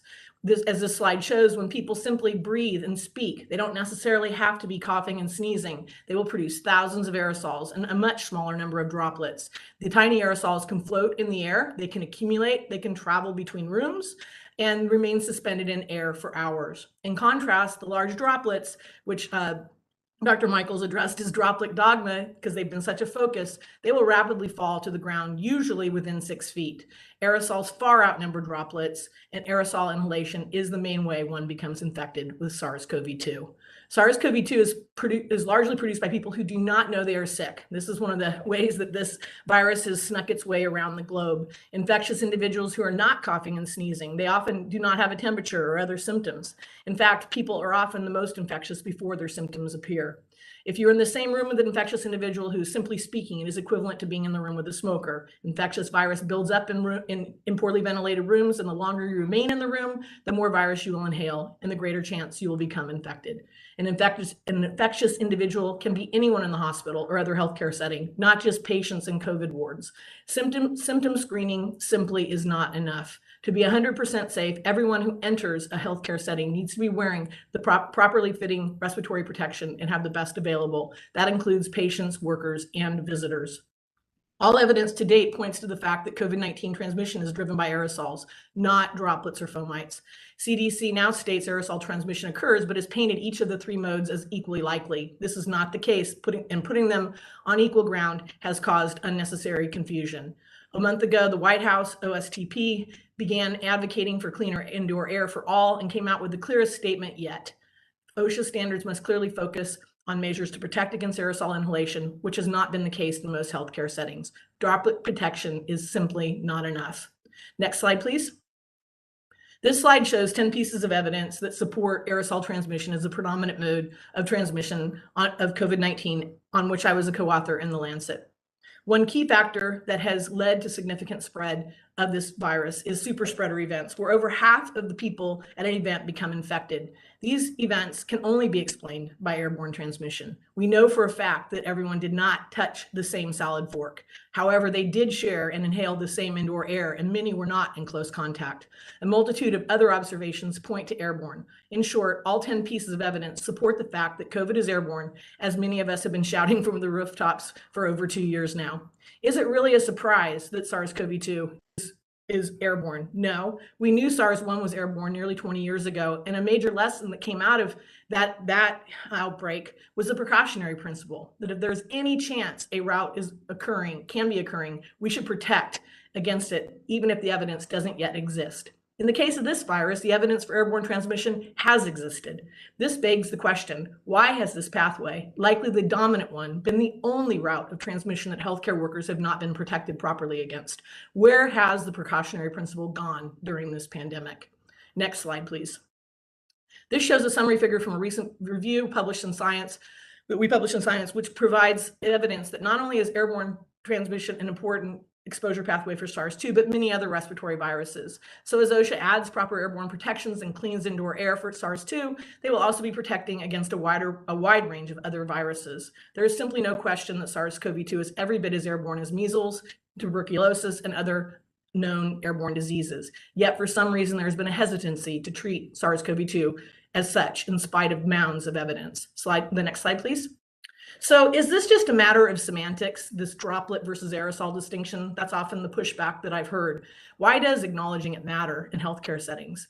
Because droplet precautions do not adequately protect against aerosol inhalation. The key is most people have been wearing surgical masks, and that just doesn't work against aerosols. In fact, visitors have been told to remove their N95 respirators they show up with and put on surgical masks. Surgical masks, unless braces are added to fit them properly, have huge gaps where air flows and the aerosols go right with them. They do not pass through the filter, and this has led to further spread. Masks that may have worked before Delta no longer work. Next slide, please. This slide shows a serious inconsistency in healthcare precautions. It has been shown during this pandemic that many respiratory activities, such as talking and singing, produce more aerosols than many common aerosol-generating medical procedures, as shown in this slide. Yet, healthcare workers are given N95s for AGMPs, but not when they are possibly near COVID-positive patients based on CDC guidance within 6 feet for 15 minutes. The reality you can get infected with COVID by being near an individual in the same corridor, break room, bathroom, or elevator for far less than 15 minutes. And surgical masks will not properly protect you from this. Next slide, please. There's an increasing number of reports of nosocomial outbreaks in healthcare settings. This slide discusses a paper that just came out this week, actually, showing a major outbreak in a Korean hospital. In this study, whole genome sequencing and closed caption TV were used. The major take-home finding is that 2/3 of the infections occurred in people that did not qualify by CDC close contact rules. Hospitals still use CDC requirement of 6 feet and 15 minutes to trace cases. It is important to note that this was based on one limited study before Delta and Omicron, which are much more infectious. Since the more contagious variants hit, there have been numerous other studies showing that it can indeed exposure can indeed occur, infections can happen in times less than 15 minutes. Also, we know the virus can go much further than 6 feet. So really, everyone in the same room of an index case should be tested. CDC has still not updated this requirement, which means healthcare infections are being underreported. This speaks to why it is important for OSHA to set standards rather than CDC. Next slide, please. Moving forward, what is needed, once you clearly acknowledge the virus is airborne, it is such a fixable problem. We have many ways to protect healthcare workers against the airborne spread. This slide shows the Swiss cheese model where multiple layers of protection are shown, including vaccines, better masks and respirators, ventilation and filtration, and so forth. Layers became even more important as the variants have become more infectious. And we learn that protection from vaccines can wane. No one intervention is enough. Having said that, the most important way to protect healthcare workers is ensuring they're always up to date on vaccination and providing them access to the best respiratory protection possible. They should all have access to comfortable N95s or better. Other people will speak more on these topics. Finally, the last slide, the left side shows a simple CO2 sensor that can be used to assess the level of ventilation in a room. The goal is to have the air as fresh as outside, which is about 420 ppm, and the value as low as possible, somewhere less than 800 ppm, is considered safer. Humans produce CO2 when we speak, which can build up in poorly ventilated spaces, so CO2 levels can be used to check areas and improve ventilation. Even though the virus is invisible, you don't have to fly blind when trying to clean indoor air. The right side shows how adding filtration can be effective in a hospital. Filtration quickly removes the virus from the air and lowers risk of inhalation. It is key in most healthcare settings. A lot of healthcare settings, you can't just open the window and let in fresh air. Final comments.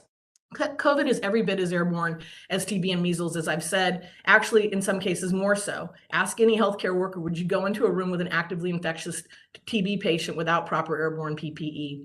So why not give all healthcare workers access to proper PPE for airborne protection against COVID-19? Is it cost? How can the cost for N95 respirators be any higher than the thousands of deaths, millions that have gotten sick, implications of long COVID in healthcare workers and staff, and low morale and quits among healthcare workers at a time when we need them more than ever? We cannot continue to just accept the loss of lives and quality of life or work absences, which are much higher. Moving forward, education is really important with clear public health messaging. COVID needs to go beyond and offer better guidance than CDC, which lacks transparency and has been unclear, confusing, and often politicized. All healthcare workers need to know the main transmission pathway is airborne transmission and that proper masks and respirators must be worn in all locations. Small shared spaces are particularly the highest risk. Even if someone is not present when you enter a break room or a restroom, some virus can still be in the air. For doctors, after your patient you swabbed for COVID leaves the room, the virus can still be present. It is not okay to take off your N95. It is important to eliminate possible transmission in small shared spaces, such as break rooms and bathrooms. This will help reduce employee-to-employee transmission. It can easily be done by adding filtration like HEPAs or just the Corsi-Rosenthal boxes to all common areas, or even germicidal UV, as you'll hear from Don Milton. Such measures are especially important in areas where masks are removed to eat and drink. Also, it is important to know that what to do as well as what not to do. Plexiglass barriers and face shields with no mask have been shown to concentrate aerosols in the breathing zone, leading to more infections. These barriers must be removed in healthcare settings and all office spaces. Also, simple filtration is all you need to remove the virus from the air. No fancy ionizers or plasmas, which just cost more and create poor indoor air quality. When cases are high, it is safe to assume that everyone who walks into a healthcare facility is infected: visitors, patients, doctors, and staff. It is well known in the infection control world that the #1 way to control an infection is to block the source. Do what it takes to never let the virus get in the air in the first place. This pandemic has sadly widened the equity gap. We owe it to our essential and healthcare workers who are giving all they have to help all of us by providing them with proper protection. They have to go to work every day and don't have the luxury many of us have in working from home. They must go into high-risk indoor settings where infectious individuals exist every day. Better protection not only protects healthcare workers, it will protect all patients, staff, and visitors and their families. Finally, the health and economic benefits of cleaning indoor air extend well beyond COVID.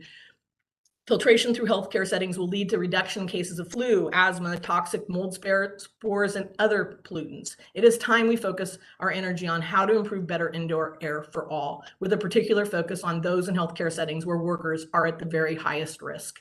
I thank you for listening to my testimony and doing all you are doing to better protect our healthcare workers. Thank you, Dr. Prather. Would you please remain as a panelist until the conclusion of the Q&A session following the doctor's testimony? Yes. Thank you. So would the contractor please promote Dr. Donald Milton to panelist? He is promoted. All right, Dr. Milton? Hello. Good afternoon, sir. Would you please state your name and your affiliation and present your testimony? Yes, thank you. Thank you so much for this opportunity to be here and testify today. My name is Donald K. Milton. I am Empowering Maryland Professor and Professor of Environmental and Occupational Health at the University of Maryland School of Public Health in College Park, Maryland. A major focus of my research over the last 35 years has been the health effects of bioaerosols and the role of inhalation exposure in airborne transmission and the spread of respiratory viral infections. During the pandemic, I've been leading a research team measuring the viral load in exhaled breath aerosols from over 100 people with COVID-19, including 150 breath samples with and without masks as source control.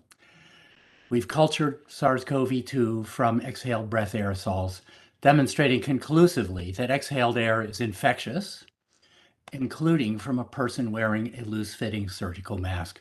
This was published in Clinical Infectious Diseases in 2021. We have also cultured the virus from people who have been fully vaccinated and boosted prior to becoming infected. We're seeing the amount of virus measured in exhaled breath from infected persons has been increasing over the course of the pandemic in spite of vaccination and boosting. In the following, I will summarize the lessons and take-home messages from the pandemic and describe the importance of a strong OSHA standard that emphasizes the hierarchy of controls. We've learned 3 key lessons over the course of this pandemic. Number 1, as you've heard already, COVID-19 is an airborne infection transmitted by inhalation exposures. It is now recognized by the CDC, WHO, and the White House Office of Science and Technology Policy. It's no longer debatable. 2, layered defenses are essential for effective infection control. Pharmaceutical interventions reduce severity but cannot prevent infection. Vaccination can provide protection for many against severe disease, but it's not perfect and cannot protect everyone. Antiviral medications and monoclonal antibodies can provide additional layers of protection against severe disease, but the virus is rapidly evolving. It has already rendered ineffective many monoclonal antibodies and required boosters for vaccines to maintain high levels of protection for those who can benefit from them. As with promising influenza antivirals, it's only time before the coronavirus evolves to reduce the impact of antivirals as well. Finally, lesson number 3, infection with SARS-CoV-2 is often unsuspected, and the most infectious period occurs before the onset of symptoms, resulting in transmission both in healthcare settings and in the community, including super spreading events, such as that at the Gridiron Dinner a couple of weeks ago. These three lessons give us two critical take-home messages that we must heed. First, pharmaceutical interventions alone will not prevent infections. Non-pharmaceutical interventions play a critical role. And two, we cannot rely on implementing controls when we have known or suspected cases. We also know from experience during this pandemic and from over a century of occupational health and industrial hygiene practice that we must pay attention to the hierarchy of controls. As described in a paper by Shigal and Milton in the Frontiers of Public Health in 2021, all controls are not created equal. And in the occupational setting, engineering controls are feasible and should be central to our efforts to control COVID-19. Germicidal UV, or GUV, has long been used in healthcare settings to reduce the risk of TB transmission. Conventional upper room 254 nanometer UV technology was developed over 85 years ago and has been shown to reduce transmission from humans to sentinel animals by 70 to 80%.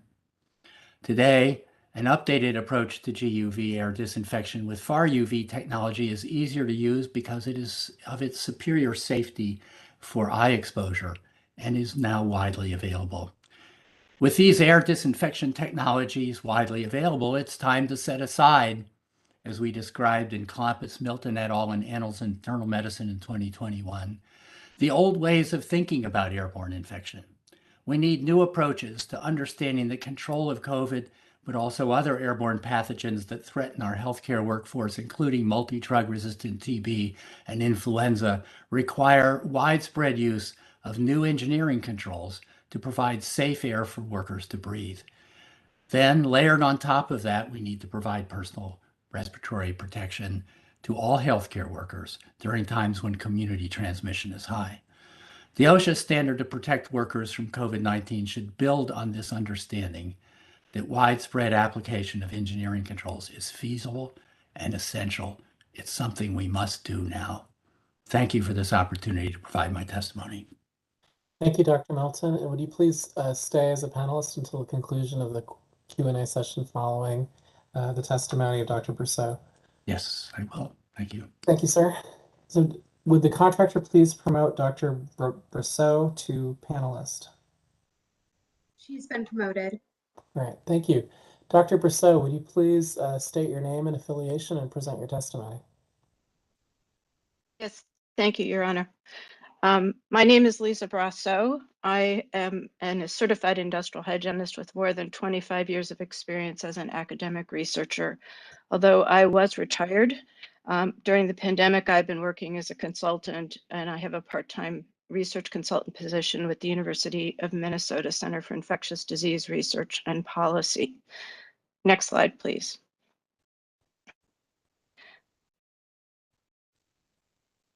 OSHA has asked whether a permanent COVID-19 standard should be aligned with CDC guidelines.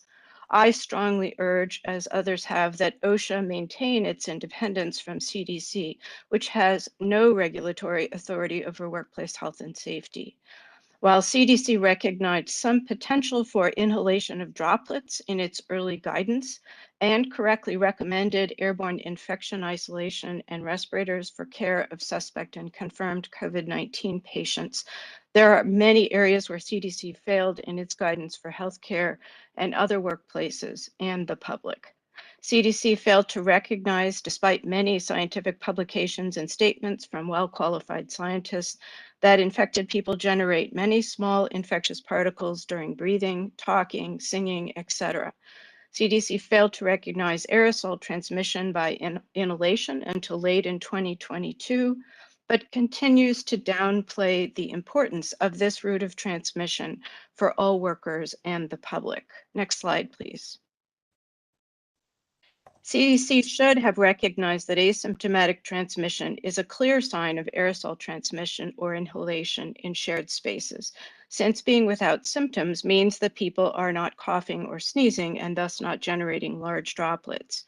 CDC should have recognized that all healthcare workers were at risk of infection from patients, visitors, and coworkers.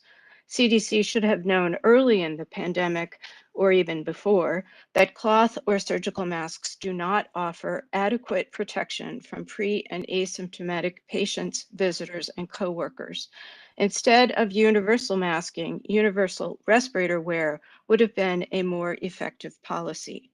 And CDC should have recommended frequent testing of patients, visitors, and workers to ensure faster identification and isolation. Symptom screening will not identify pre- and asymptomatic individuals. Next slide. By the middle of 2020, it was known that people are infectious from 2 to 5 days before through 5 to 10 days after symptom onset, with the highest level of infectiousness just after symptom onset. Asymptomatic individuals have a similar time course of infectiousness. People can shed virus and be PCR positive for many days past this period of infectiousness. By the time someone is admitted to the hospital with serious symptoms, they are relatively unlikely to be infectious. Thus, the risks are greatest when people are least likely to know they are infected. Next slide, please. So you've seen slides like this before, but I'll repeat it again. People generate a wide range of particle sizes when they breathe, talk, sing, cough, sneeze, etc. Droplet transmission, or as it's defined, propulsion of large particles into the eyes, nose, and mouth of someone nearby, is only important for very short distances. Rather, inhalation of both small and large particles is very likely for someone who is near an infectious source. Next slide, please. But with time, small particles are dispersed throughout the space. Eventually, these larger particles, droplets, will deposit on surfaces, but the smaller ones will remain airborne for many minutes and hours and will be dispersed throughout a space. SARS-CoV-2 remains viable in air for at least several hours, which puts anyone at risk who is sharing an indoor space with an infected person, whether they are near or far from the source. Next slide, please. So exposure to the SARS-CoV-2 virus is a function of the concentration of infectious virus in the air and the time someone is in contact with that, or in other words, inhaling that concentration. A useful paradigm for considering exposure is from the point of view of source, pathway, and receptors. Now, this is an animated slide, which I'm going to hope we can do together. So click the slide. A source can be anyone. For example, this person who's working in a call center. If you click the slide again, the pathway can be short to the person nearby. Click the slide again. But eventually you're going to get particles dispersed throughout the space. And then anyone can be at risk. Click again, please. Either near or far. Again, one more time. This is why physical distancing is not an appropriate or effective control for workers whose exposures to sources extend beyond a few minutes, or when a source has been in a shared space for more than a few minutes. Next slide, please. OSHA asked about risk assessment from some of the earlier speakers. Risk assessment for aerosol transmission by inhalation requires consideration of the variables that impact concentration, such as the number of sources, the source activities, for example, talking, size of the space, the air quantity and the quality, meaning the movement of air through that space, and the activities of the employees. But time also plays an important role. A short exposure to a high concentration can be equally risky as a long exposure to a low concentration of infectious aerosol. Next slide, please. I urge OSHA, as others have, to consider the hierarchy of controls, but I have been throughout the pandemic, suggesting we should consider them from using the same paradigm of source, pathway, and receptor. At the top of the hierarchy are the source controls that place full responsibility on the employer to implement, such as the use of enclosures or isolation, limiting the number of sources and the time sources spend in a shared space, and frequent testing to exclude sources. However, OSHA should not require or recommend the use of cloth or surgical masks for for workers, which are largely ineffective at limiting the concentration of infectious particles in a shared space. Controls that interrupt the pathway from source to receptor, such as dilution or building ventilation and local exhaust ventilation, such as portable air cleaners with high efficiency filters, are the next best controls in the hierarchy. And finally, at the bottom are receptor controls, which place responsibility primarily on employees. These should only be implemented if the combination of source and pathway controls does not limit employee exposure and risk. PPE and vaccinations fall into this category. Next slide, please. We don't yet know the infectious dose for SARS-CoV-2, but it is likely to be very low. To illustrate the relative ineffectiveness of cloth and surgical masks as either source control or personal protection, one can calculate the time to infectious dose using the CDC 15-minute contact tracing time as a baseline for an exposure where neither person is wearing anything on their face. Either person, source or receptor, wearing a typical cloth mask will extend the time to an infectious dose by about 5 minutes. Both of them wearing a cloth mask extend the time to 11 minutes. That may be adequate for a member of the public making a short trip to the grocery store, but certainly would not protect a worker over the course of an 8-hour workday. Surgical masks offer a little bit more time, maybe up to 60 minutes if both are wearing one. This may be enough time for a patient making a short visit to a doctor's office, but not enough for a worker with many potential exposures over the course of an 8-hour workday. Only a fit-tested respirator offers the level of protection necessary for a healthcare worker who's exposed to patients, visitors, and coworkers throughout a working day. And I would say the same applies to many other workers. Next slide, please. OSHA does not need CDC guidelines to establish an effective workplace health and safety standard for COVID-19 or any other novel aerosol transmissible pathogen. I urge OSHA to consider its own bloodborne pathogen standard and the California OSHA aerosol transmissible disease standard as two excellent models.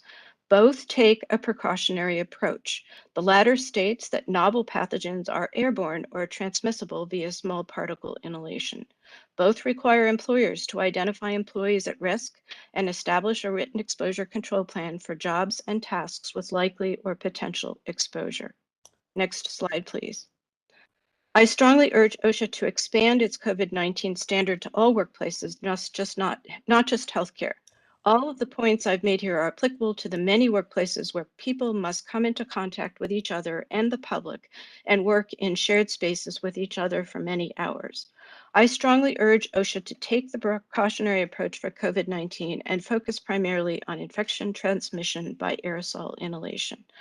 I strongly urge OSHA to develop a standard that protects all workers in healthcare settings, not just those caring for suspect or confirmed patients. And finally, I strongly urge OSHA to expand its list of potential aerosol transmissible pathogens beyond those like COVID-19 generated by humans or patients. There are many other important sources of aerosol transmissible pathogens, as Dr. Sokas noted, including water, for example, Legionnaires, construction, for example, histoplasmosis, soil, for example, valley fever, birds, for example, influenza, and mammals, for example, anthrax. Thank you. Thank you, Dr. Persaud. At this point, before starting the Q&A, I note that 2 of the doctors used presentation slides. Does OSHA have any exhibits that they would like to add to the record at this time? Yes, thank you, Your Honor. We'd like to add or to offer Dr. Prather's PowerPoint exhibit as Exhibit 5 and Dr. Brosseau's PowerPoint presentation as Exhibit 6, please. Okay, Exhibit 5 and Exhibit 6 are added to the record. Thank you. Thank you, Ms. Tryon. So at this point, does OSHA have any questions for Drs. Michaels, Harrison, Sokas, Prather, Milton, and Brousseau? Good afternoon, Judge Almanza. My name's Dave O'Connor. I'm with OSHA. Yes, we do have questions. All right, please proceed, sir. First, I'd like to thank you all for taking time to testify here today and to share your perspectives and expertise with the agency as we work towards developing the provisions of a final rule. I'd like to follow up regarding some of the positions that were expressed in the letter that Dr. Michaels mentioned, which you all signed, really getting at how that applies with respect to the provisions of a final rule. That letter indicated that the final standard must protect all healthcare workers from exposures to airborne particles. And we heard a number of you speak with supporting statements regarding airborne exposures here today. So I would invite any or all of you to respond to these questions. First, with regard to airborne exposures, what does that mean for a requirement in the final rule for physical distancing? Is that important in a final rule? Does the benchmark that was previously used of 6 feet serve any purpose at this point, or should OSHA be looking at some different benchmark? And how does that play in with any duration of exposure component?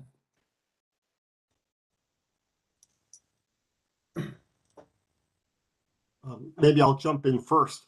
And I think you heard from several of the speakers that, and this is David Michaels for the. Thank you, Dr. Michaels. I was just about to ask you to identify yourself. You know, what we know is while distancing plays some use in terms of droplet exposure, it really isn't as protective as other mechanisms. When you think about the hierarchy of controls, distance, which I guess is administrative control, is applied without consistency. It's very easy to say, well, distance, but then sometimes you don't distance. The more important thing is first to get the virus out of the air as much as possible. And there are various ways to do that. We run through that. But certainly engineering controls, bringing in clean air, filtering the air, disinfecting the air is very important. And PPE, when necessary, are both more effective. You know, the 6 feet that we were all told is the right distance is an arbitrary number. It's not at all. There's no science supporting 6 feet. More is always better. And if you want evidence-based standard to say 6 feet, I would ask, you know, where does that number come from? I don't know if others can weigh in on this. Yeah, this is Kim Prather. I'll just quickly chime in just to add, I support everything that Dr. Michaels said, but also, you know, I agree. I mean, close, you know, you want to still reinforce that distance is better because even aerosols are more concentrated. As I showed in the slide, they're more concentrated up close. But as we've also seen in any shared space, they build up, you know, and you can be clear across the room and still be exposed. So one of the things that I sort of suggested at a minimum is that anyone that's in the same room sharing the same air should be considered exposed in my view. Thank you.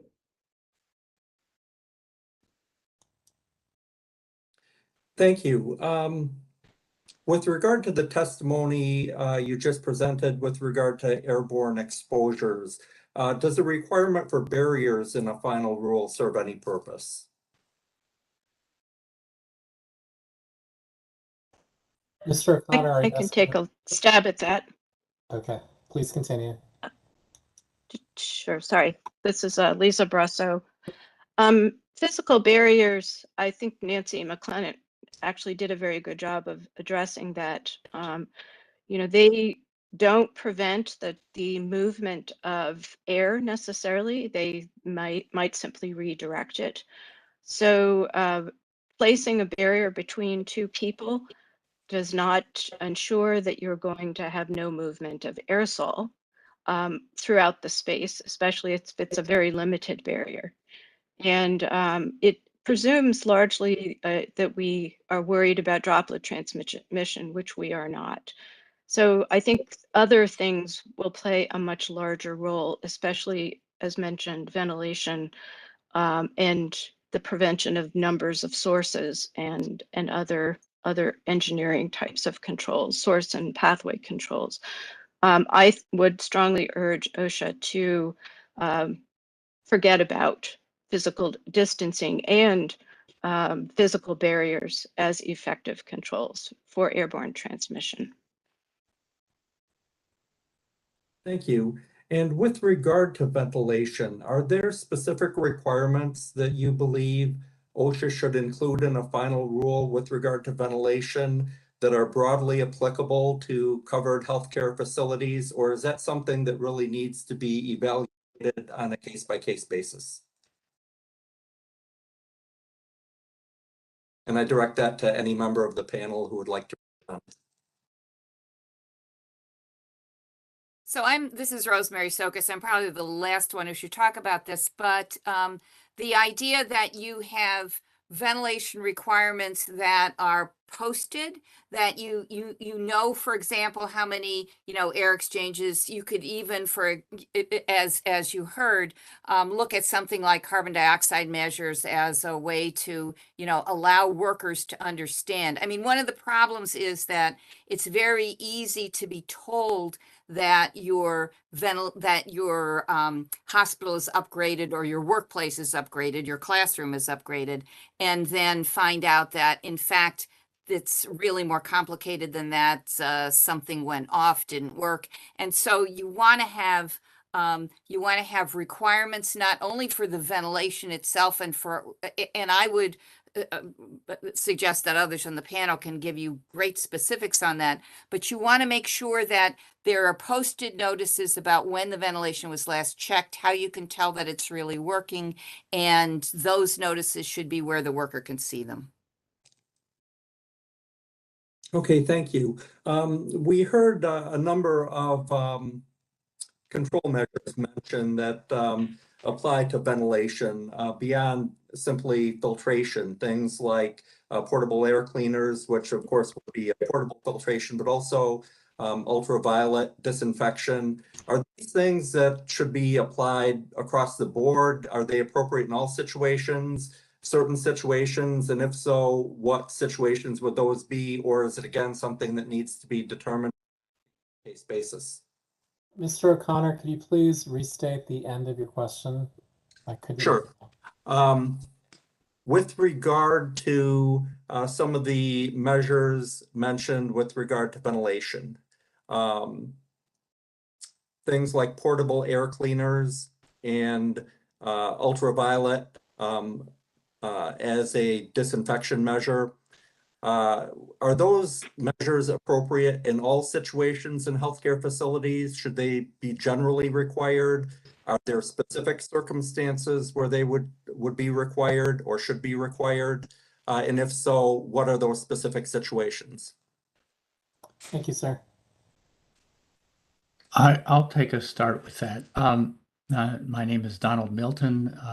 I'm of the opinion that as the price on air disinfection technologies that are eye safe, such as 222 nanometer UV, comes down, that these are going to be increasingly feasible to be implementing throughout healthcare facilities, but especially in places where people congregate, whether that be waiting rooms, emergency rooms, and break rooms, because these are some of the highest risk environments, because we now understand, as Dr. Prather pointed out, that speaking is an aerosol generating procedure, and that where people speak and are congregated together, the risk is high.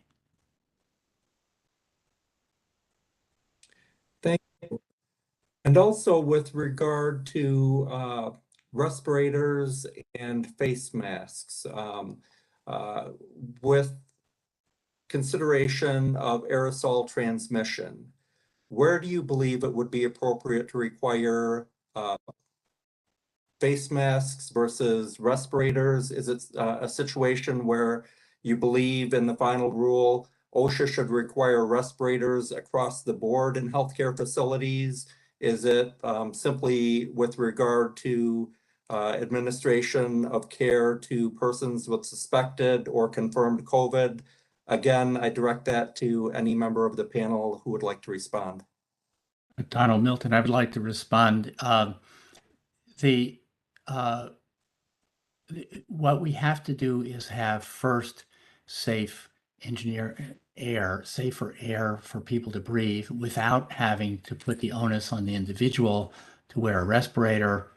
And I think that when we do need respirators,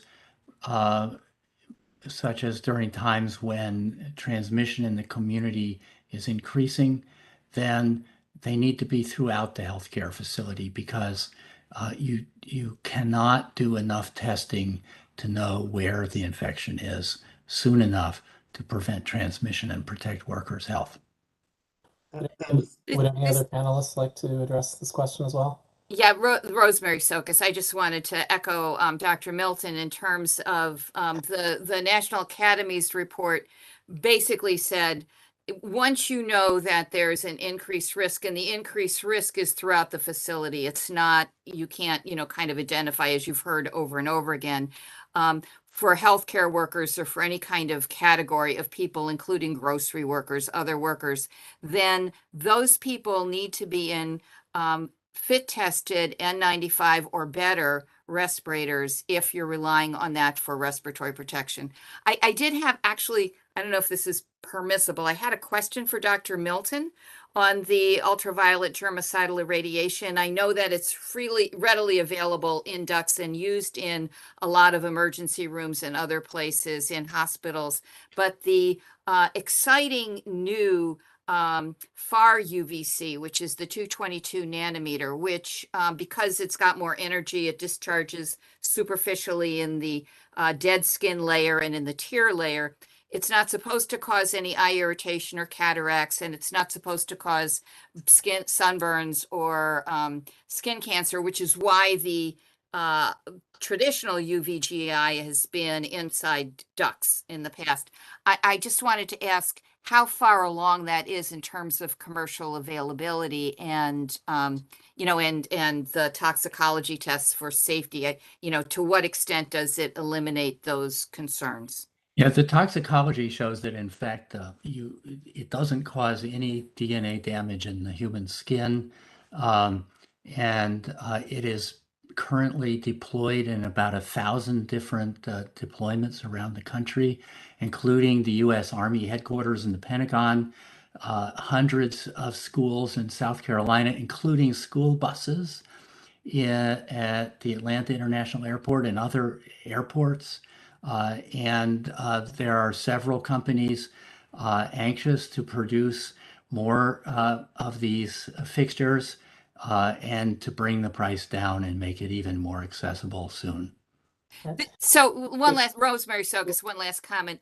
I would refer back to how OSHA was technology forcing in the cotton dust standard, because what Dr. Milton is describing is the ability to have lamps that could be used in the classroom, in the waiting room, in public spaces, in grocery stores, that are incredibly effective against not only coronavirus, but also TB and also influenza viruses. So that's incredibly important and may warrant additional OSHA looking into that. Yes, I was able to get a manufacturer to, on short notice, deploy 200 fixtures today at a high-profile event in Washington, D.C. that shall not be named. Thank you, Dr. Sokas and Dr. Milton. Mr. Connor, do you have additional questions? Dr. Brissett. I have one more comment about respirators. So I think OSHA should take, this is Lisa Brasso, sorry. OSHA could take a lesson from the tuberculosis, the control of tuberculosis in healthcare. There is a role for respiratory protection, even when, when there are the other engineering controls, such as negative airborne isolation rooms and many air changes per hour and other other similar types of engineering controls. When a healthcare worker is in very close contact with somebody who's infectious, they are still required to wear a respirator. So it is it has an important role to play in the context of healthcare. And I agree with everyone else who says they need fit tested respirators in the context of a respiratory protection program. Thank you. This is Don Milton again. I completely agree with that. I think that whereas the longer range transmission can be stopped by ventilation, filtration, and especially air disinfection, when you have to get right in the face of a patient, there's not much that can protect you except for personal protective equipment. And that's when we need fit tested respirators. Bob Harrison, just one more comment. Yes, sir. I would take a look at the California emergency temporary standard and look at how high risk exposure is defined. That gets at both the earlier 15-minute question, which, by the way, I don't think the 15-minute or 6 feet, if you do a word search, you'll find either of those terms in there. So that's gone. But there is a definition of what's called high risk exposure, which triggers a number of other requirements, including the use of respirators. Thank you, Dr. Harrison. So, Mr. O'Connor, do you have other questions for the panel? Yes. If I can go back for a minute to barriers, wanted to ask if you see if any members of the panel see any utility for barriers within a layered approach, particularly at intake areas where perhaps screening may be performed or healthcare workers have direct interaction with the public. Hey, this is Bob Harrison. I'll let my other colleagues comment in more depth about the science. I think barriers are hygiene theater, and I would encourage OSHA to drop the requirement. In California, I don't think we allow barriers as an alternative or a mitigation strategy. This is Lisa Bresso. The only useful role of barriers is when you have complete isolation. In other words, you build an enclosure, either around the people who are infected, the sources, or around the people you're protecting, the uninfected receptors, the workers, in other words. Good example of a barrier that could work is in a bus, for example, if you built a total enclosure around the driver, and air flows from the back to the front in many buses. So they are at most risk of exposure and infection, but that would need to be a separately ventilated, entirely enclosed space for that bus driver. That's when a barrier can work. This is Don Milton. I wouldn't even call that a barrier. I mean, that is basically creating it's a completely different concept, really. And we're talking then about ventilation, either local exhaust ventilation or personal supplied ventilation. And it's not what is being discussed with barriers. It's something much better. Yeah, this is Kim Prather. I would just say that, barriers I agree with everything that's been said. They provide a false sense of security. What they do protect against, I have to say, is that if someone were to cough or sneeze on you, that spray can be blocked, and that's where they first started. But now they've for something that's like aerosols, I mentioned in my testimony, the aerosol, just think about if you had a smoker on the other side of a barrier, would you smell the smoke? And the answer is yes. And in fact, it can concentrate. It's been shown through many measurements. You can actually concentrate, so increase on the side of the barrier of the person you're trying to protect. Yeah, this has been shown, Don Milton again, in computational fluid dynamic models of barriers at TSA checkpoints, in fact, that what you're doing is creating little canyons that concentrate the aerosol, and the next person walks through and gets exposed intensively because they block the normal ventilation pattern. Okay, thank you. With regard to the comments and testimony that OSHA should recognize transmission by asymptomatic individuals, what does that mean in terms of the requirements that OSHA should include in a final rule with regard to screening of patients or screening of employees coming to work? Does this mean regular testing rather than relying upon symptom reporting? Just wondering what you would envision in terms of effective requirements for a final rule with regard to that.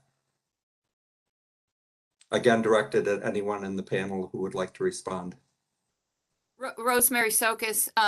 So yes, that's exactly what it means. The temperatures and the coughing screening and all that kind of stuff are sort of have never been demonstrated to really do much.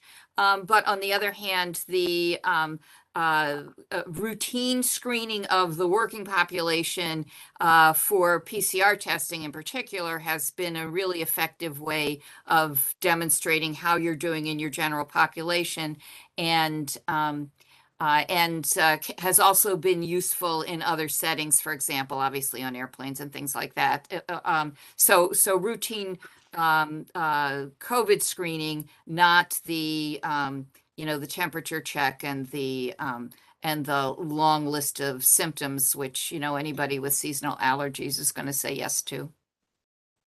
And do you have a recommendation for the period that such tests should be performed? For example, on employees who are going to work, should this be a weekly test? And what would be the basis for that recommendation?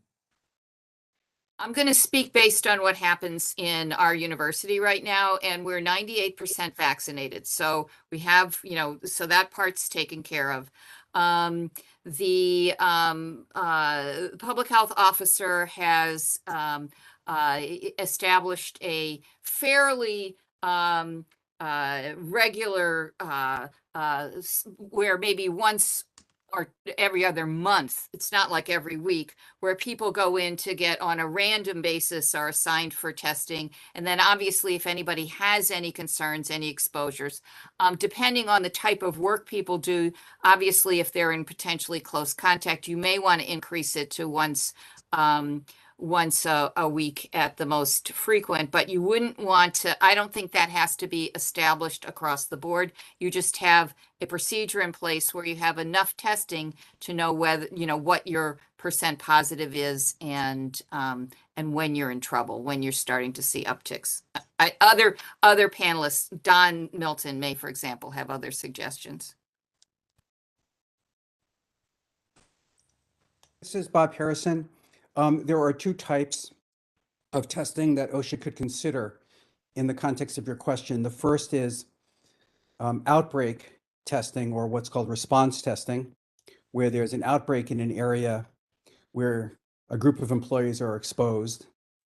And the second is occupational screening testing, where community rates are high or occupational transmission rates are high across a high-risk setting. So for example, in a jail or prison where there are healthcare workers, or a homeless shelter where there are healthcare workers. And I would advise that OSHA incorporate both of those into a final standard. And the frequency of that would be at least twice per week. And there are a number of papers that I could provide if OSHA is not aware of those that look at the effectiveness of and the frequency of testing both antigen and PCR. And either of them, in my view, could be done depending on the access and the cost. And should testing then be required for visitors and other non-employees in healthcare facilities as well?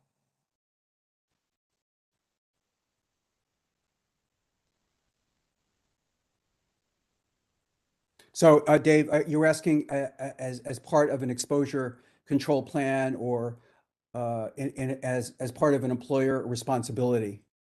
Obviously, visitors are not employees, but they could be considered as part of a comprehensive employee occupational exposure control plan. Dave, if you could just clarify.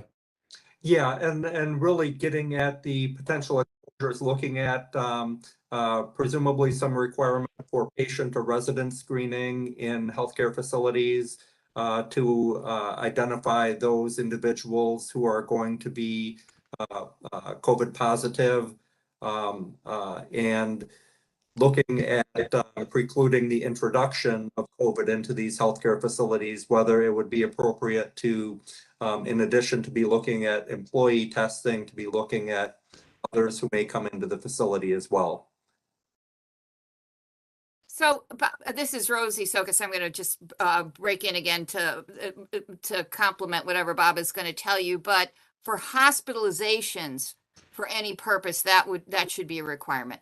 So if someone's coming in, and you could base it on what the background rate in the county is, but a lot of times people cross counties.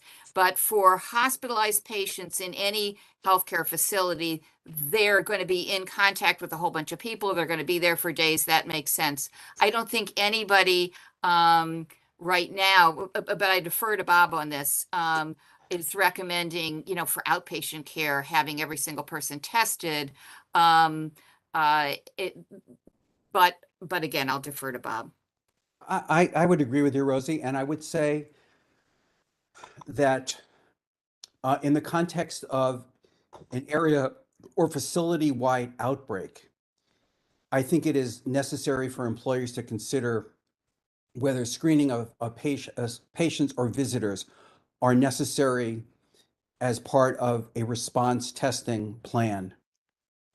I agree with Rosie that screening patients or visitors on a routine basis is not necessary. And I would probably trigger it based on an outbreak in a facility and make it part of a comprehensive plan. For example, many jails and prisons, when there have been major outbreaks, and this includes California, have required family members to be tested or show proof of a negative test before they visit and enter a facility.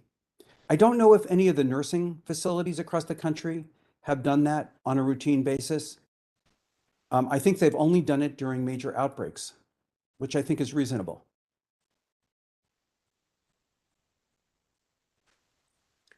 Okay, thank you. And just to provide some context for that, you may recall that in the ETS, OSHA had exceptions to the rule, for example, for ambulatory care facilities that screened patients for COVID. And just looking at your comment that we need to take into account asymptomatic individuals, whether testing needed to be provided in that context, or looking generally at healthcare facilities, identifying who has COVID, who doesn't have COVID, such that appropriate precautions could be taken, whether testing should be routinely performed in order to do that or not.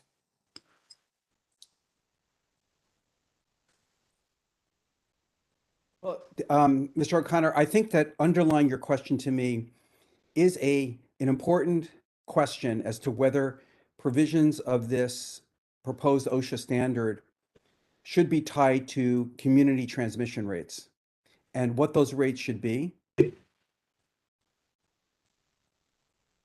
Does anybody have a comment among our panel? So, Bob, the problem with community transmission rates these days is that there's so much less testing happening, and there's a lot more rapid testing being done by individuals that we don't necessarily really know community transmission rates. And hospitalizations are not that easy to use as indicators any longer either, right? I agree. And I would just note for the record that was Dr. Harrison and Dr. Brousseau in that call. I'm sorry, yes, it's Dr. Harrison. Sorry. And this is David Michaels. In fact, what some hospitals are now seeing is that when they test everybody who comes in, that's actually probably a better surrogate for current community prevalence than what the CDC is getting, because if they test people who are not there for COVID, you actually get a sense of what something closer to what the true rate is. So hospitals can develop a plan where they actually have a more dynamic system where they look at what's going on in the community, but also what's going on in their hospital. And in their infection control plan, that also gives them the ability to ramp up respiratory protection. We're assuming that the engineering controls are in place all the time, and that really would be very effective. But we know from so many studies, like the Columbus study in the Boston hospitals, that you can have janitorial personnel who never are in the same room with someone who infectious patients who are exposed and get sick. So it really has to be a plan that takes that into account and is able to respond and essentially ramp up protections when necessary. So Don Milton, I would agree. I think until there is a really well-designed surveillance system for COVID, as we have pretty well-designed systems for influenza, it's impossible to know what's really going on in terms of transmission until after you've been hit with a variant that has caused a lot of hospitalization. And that's too late. So I think for now, OSHA cannot rely on CDC for that either, although maybe someday they will be able to, and needs to ask employers to do something to monitor the situation in their communities. Thank you, Mr. O'Connor. Yes, and I'm just trying to wrap my head around everyone's perspective with regard to what healthcare facilities should be doing in order to appropriately screen for COVID patients when they come in, looking at the variety of different settings we have, ambulatory care, hospitals, nursing homes where you could have long-term residents under typical circumstances. If we're looking at testing in all situations there, whether that's going to be contingent upon some assessment of community exposure levels, or whether in any cases it would be appropriate to rely upon symptom reporting.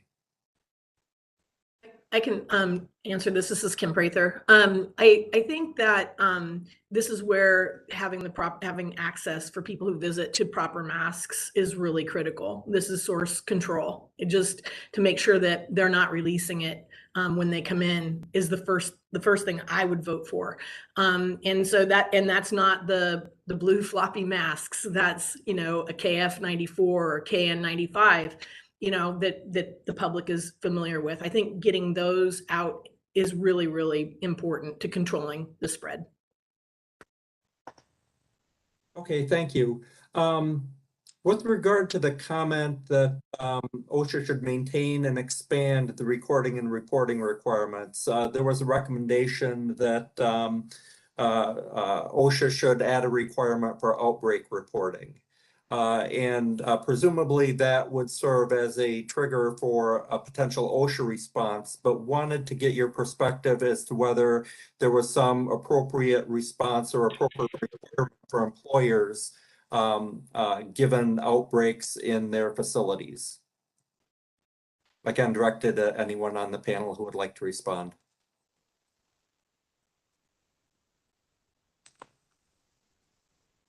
I'm sorry, was the question, what is the appropriate employer response? This is David Michaels.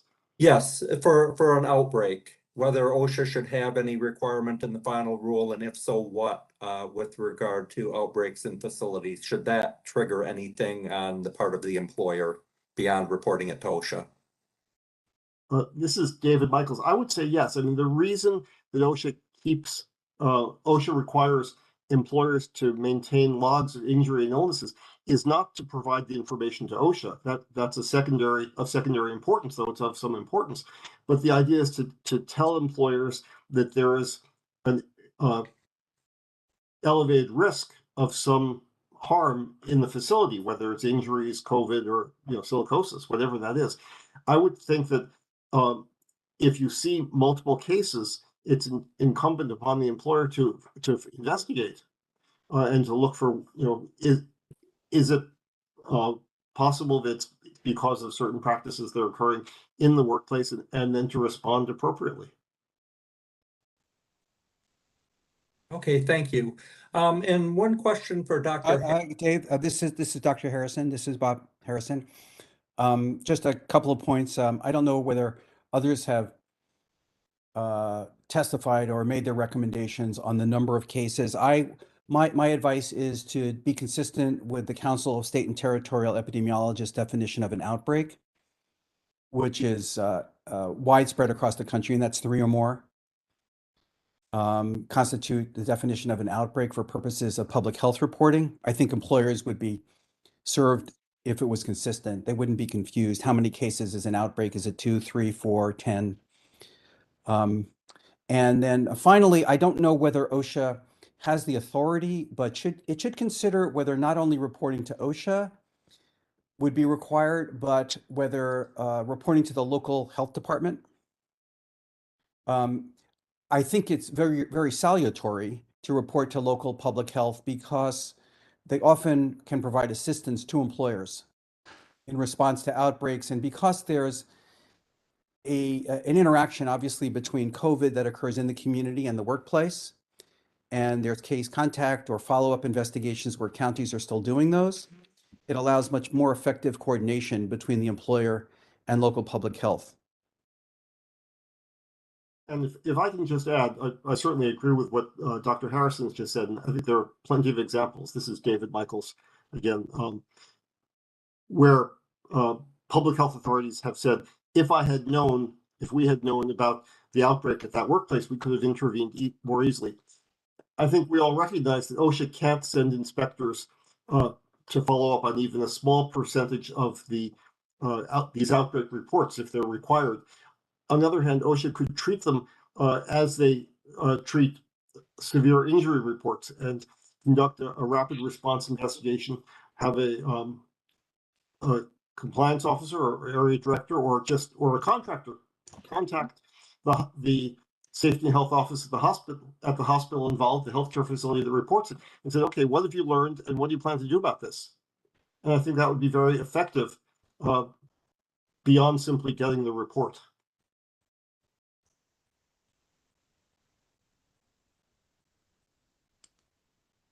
Okay, thank you. Dr. Harrison, you had mentioned in the facility you work in that there were, I think, 6,000 COVID cases, and you had assessed them for work-relatedness.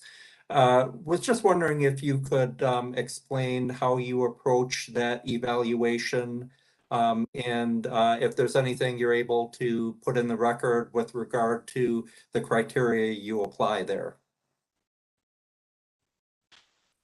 Dr. Harrison, I believe you're muted. I'm sorry. Sorry about that. Yes, thank you. This is Dr. Bob Harrison.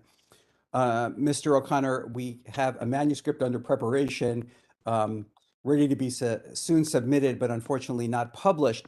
But I can submit for the record our criteria for work-relatedness determination. And I think that should be helpful for your review. I am not aware of any published, well, no, I take it back. There is an appendix to a CSTE document, which I can also put in the record, that also has the criteria for work-relatedness. So I will submit both of those. I think it could provide some useful benchmark for you. Thank you, Doctor. And with that, we'll turn it over to my colleague, Amy Tryon. Right. Thank you, Mr. O'Connor. Hi, good afternoon, everyone. Amy Tryon from the Solicitor's Office. I wanted to start with just Dr. Harrison had just suggested that an outbreak be defined as 3 or more cases, and I was wondering if anybody else had a different view or if you agree with that view. I think that's what David Michaels, CSTE, the Council of State and Territorial Epidemiologists, has devoted quite a bit of resources to this, and that's the view they've taken. So I certainly defer to them on this. I mean, we had at least one earlier commenter suggest that what counts as an outbreak should vary based on the size of the employer. Do you have any thoughts on that? Like that it should be, for example, that a smaller that it should be a number of positive cases or a percentage of employees, whichever is greater, so that a smaller employer would need more cases or a larger Larger employer. So this is Larger Dr. Wesson, employer, Ms. Tryon. So in that model, 3 out of a workplace of 10 is different from 3 out of a workplace of 3,000. Exactly. Thank you. Does any of you see any merit or conversely take any issue with that suggestion? This is Rosemary Sokas. I agree with the CSTE of 3 having a nice hard number. I think if you are waiting to have 300 show up in a very large work site, that you've missed the boat, basically. So 3 gives you warning, and maybe in a small workplace, you probably have figured that out ahead of time. But in a very large workplace, it may be even more important to act on the 3, because otherwise you just, kind of get lost in the details. Thank you. And thank you, Dr. Harrison, for agreeing to send in whatever data you have about your 6,000 positive cases. Just in general, if there's any data or studies that you've mentioned during your presentations or your responses here that you haven't submitted to the docket, we would really appreciate your sending that in. My next question has to do with underreporting. Dr. Prather, you had mentioned that healthcare infections are underreported. Could you please expand upon that and in particular describe the nature and the extent of the risk to workers in healthcare that you, as you see it? And we'd be happy to hear from anybody on this issue. Sure. So my comment about that was specifically in reference to the 6 foot 15-minute rule that has not been that is not, as far as I can tell, it has not been updated as we've gained more infectious viruses, and even when they weren't as infectious, we know that people can get infected at distances. We know the aerosols move further than 6 feet. And we know there's closed caption TV shots of people getting exposed, just passing people as these viruses have gotten. There's a number of publications on that I'm happy to connect you with. So my point is that if you're only looking, if you're only looking at 6 feet in 15 minutes, is like the street lamp effect, right? That's all you're going to find. And so you're not going to find all the others. And another example I can think of is on airplanes. This is a different situation, but they only look 2 rows. And so, again, if you limit yourself at who you're looking, that's what you're going to find. And so that's where I think there's been many cases that have been missed. And those are just coming out more anecdotally. There's starting to be more and more reports, though, of this being the case. David Michaels, if I can add, on a macro level, I think we heard from the AFL-CIO speakers yesterday that if you look at the number of cases reported through the CMS system in long-term care facilities, it's more or less equal to the number of healthcare personnel that the CDC is reporting.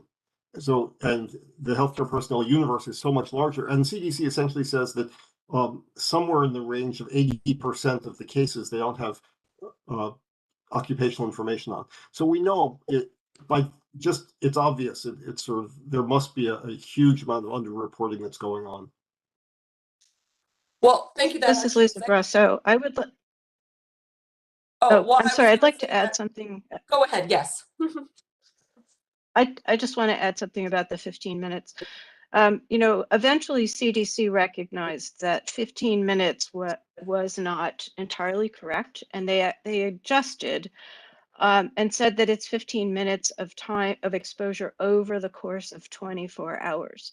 That's still not entirely correct, but it is a little better, because what they're basically saying is that it is time, concentration, and time.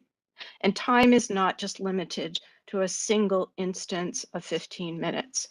So you can get, and so you could have short exposures, 5 minutes, 5 minutes, 5 minutes, or 1 minute, 1 minute, 1 minute, on and on throughout the day. And you could end up with an infection just as you could if you were exposed to someone for 15 minutes. I'll also say the 6 feet has no basis in science.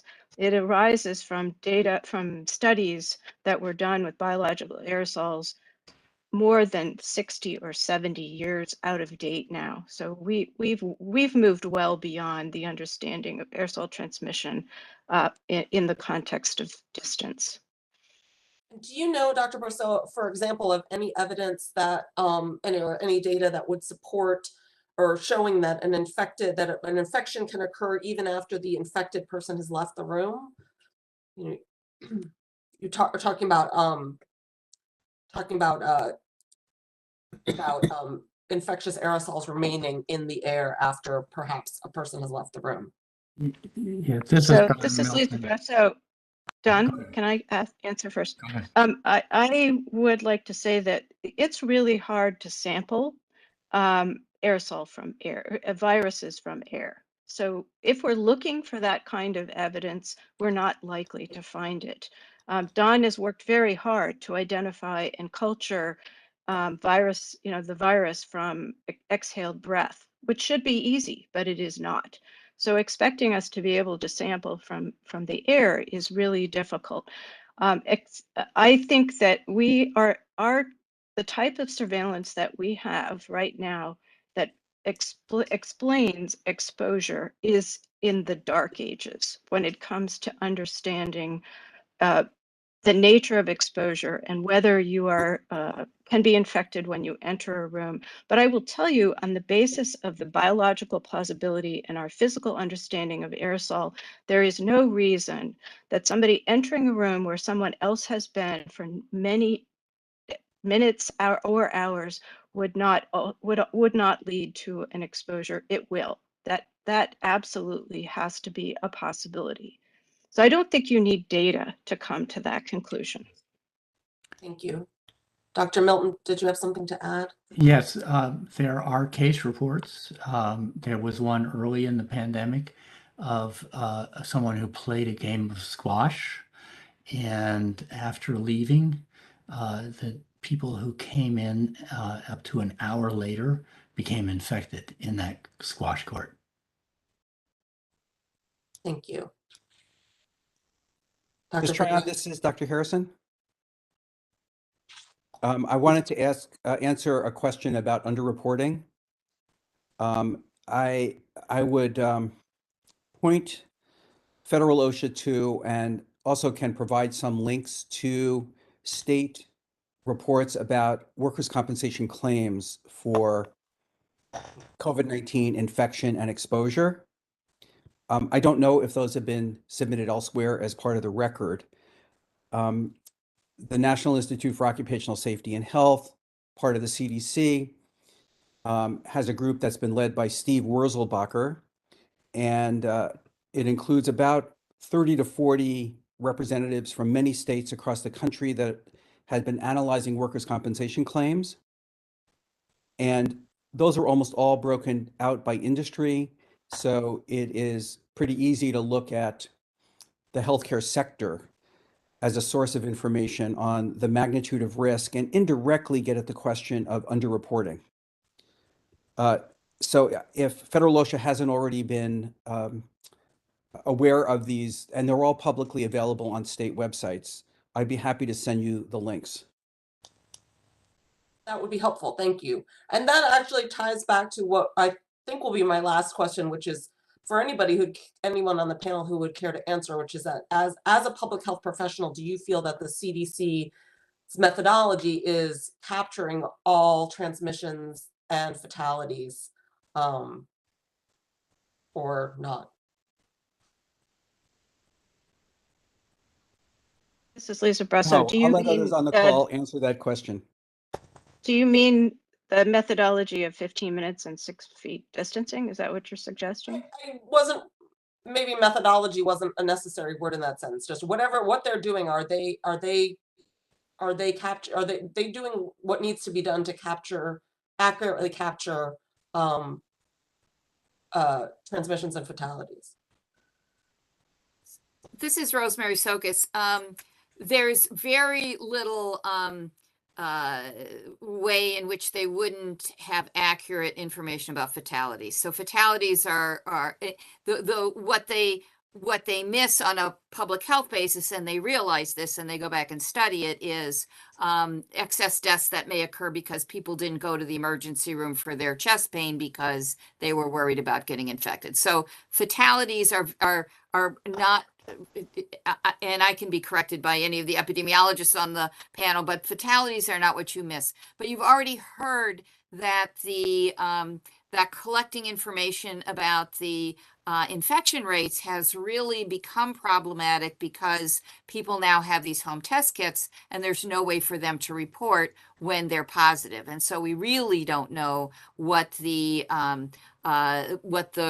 community, so our information about community rates has been reduced over time. The concern I think that most of us have with the CDC data collection is primarily what they don't collect about either infections or fatalities, which are occupation and industry. And although they're capturing for the healthcare workforce, they're simply not capturing it for other workforces. Yeah, and this is Dr. David Harrison? Michelson. Well, first Dr. Harrison and then Dr. Michaels. Thank you. This is Dr. Harrison. There's a vast underreporting of work-related exposure and infection in the United States.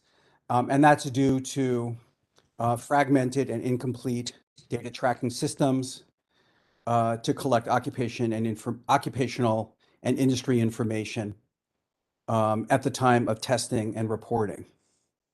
So that's a very, very simple, short answer, Ms. Tryon, that is that our panelists could probably provide information or spend a great deal more time discussing.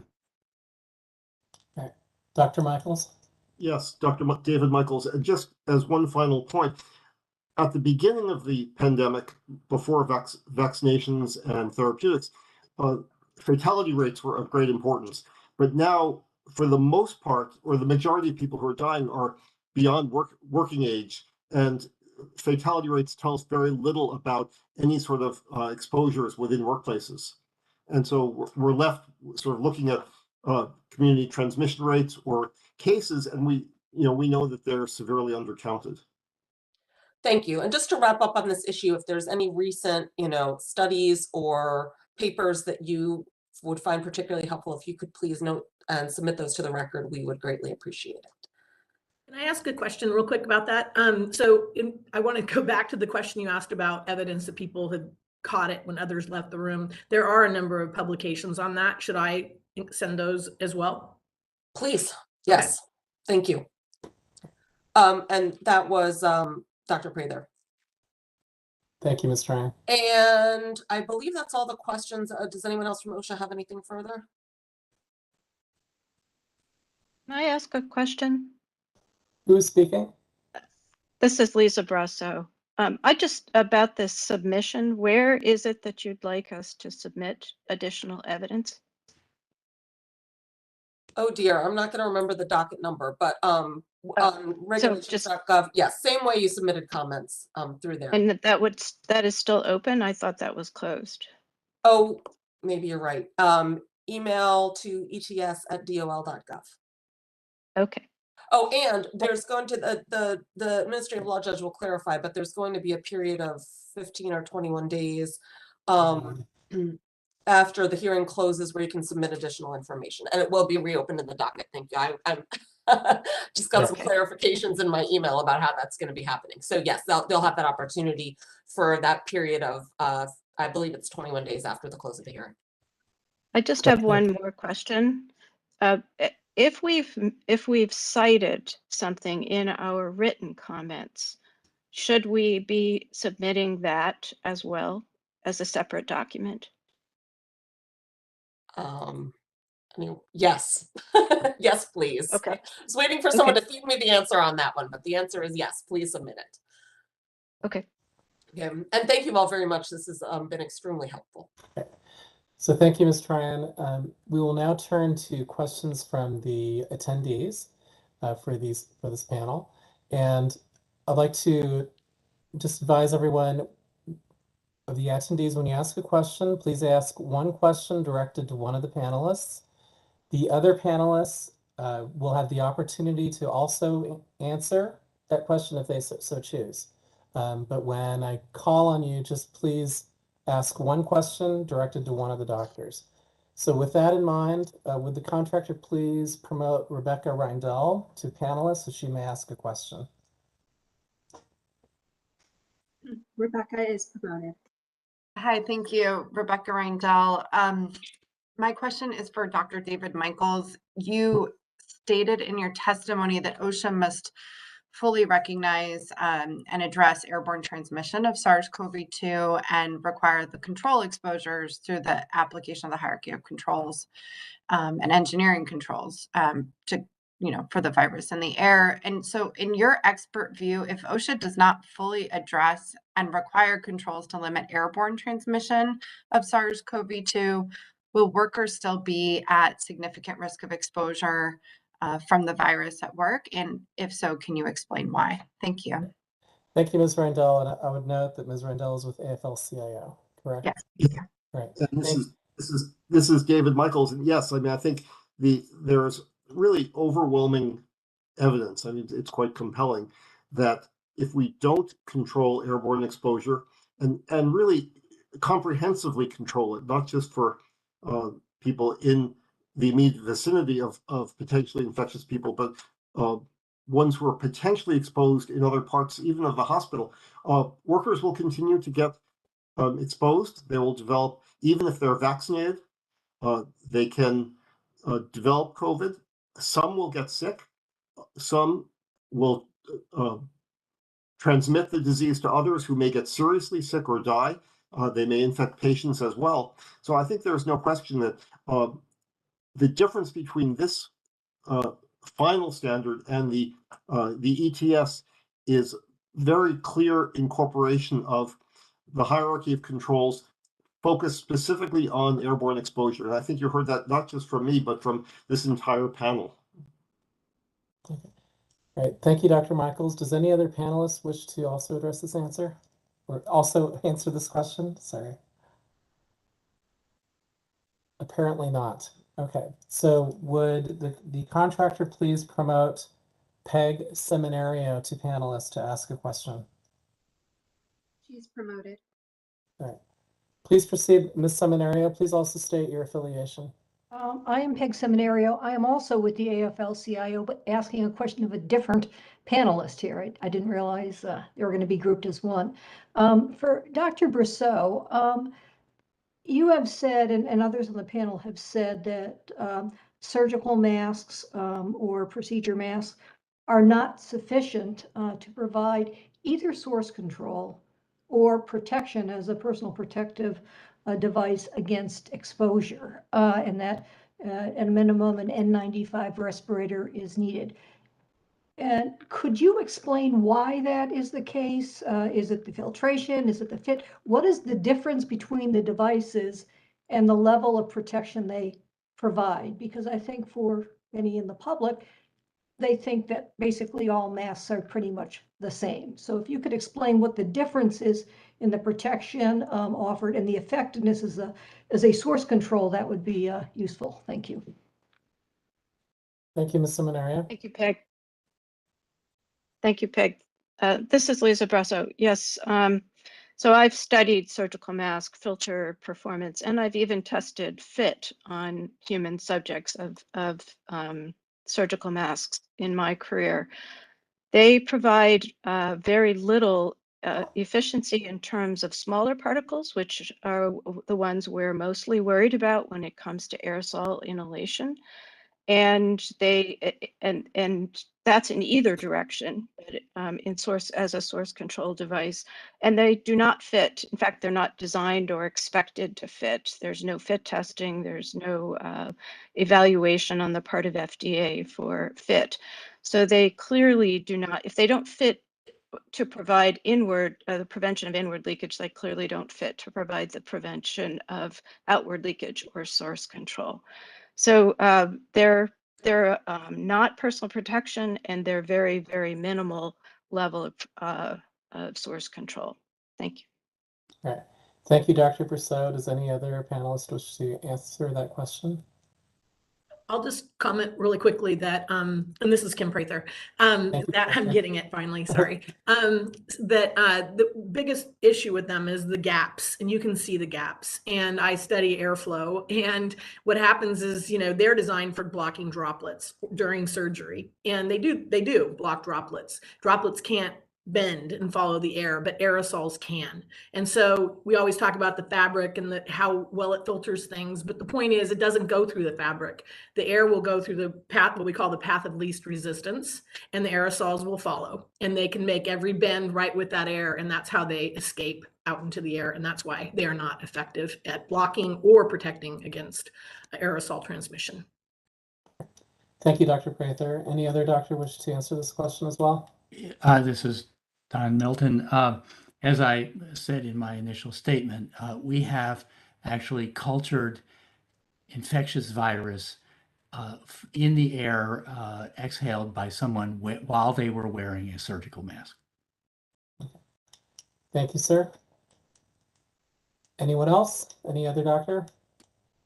Apparently not.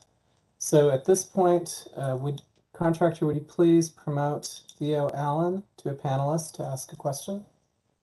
He's promoted.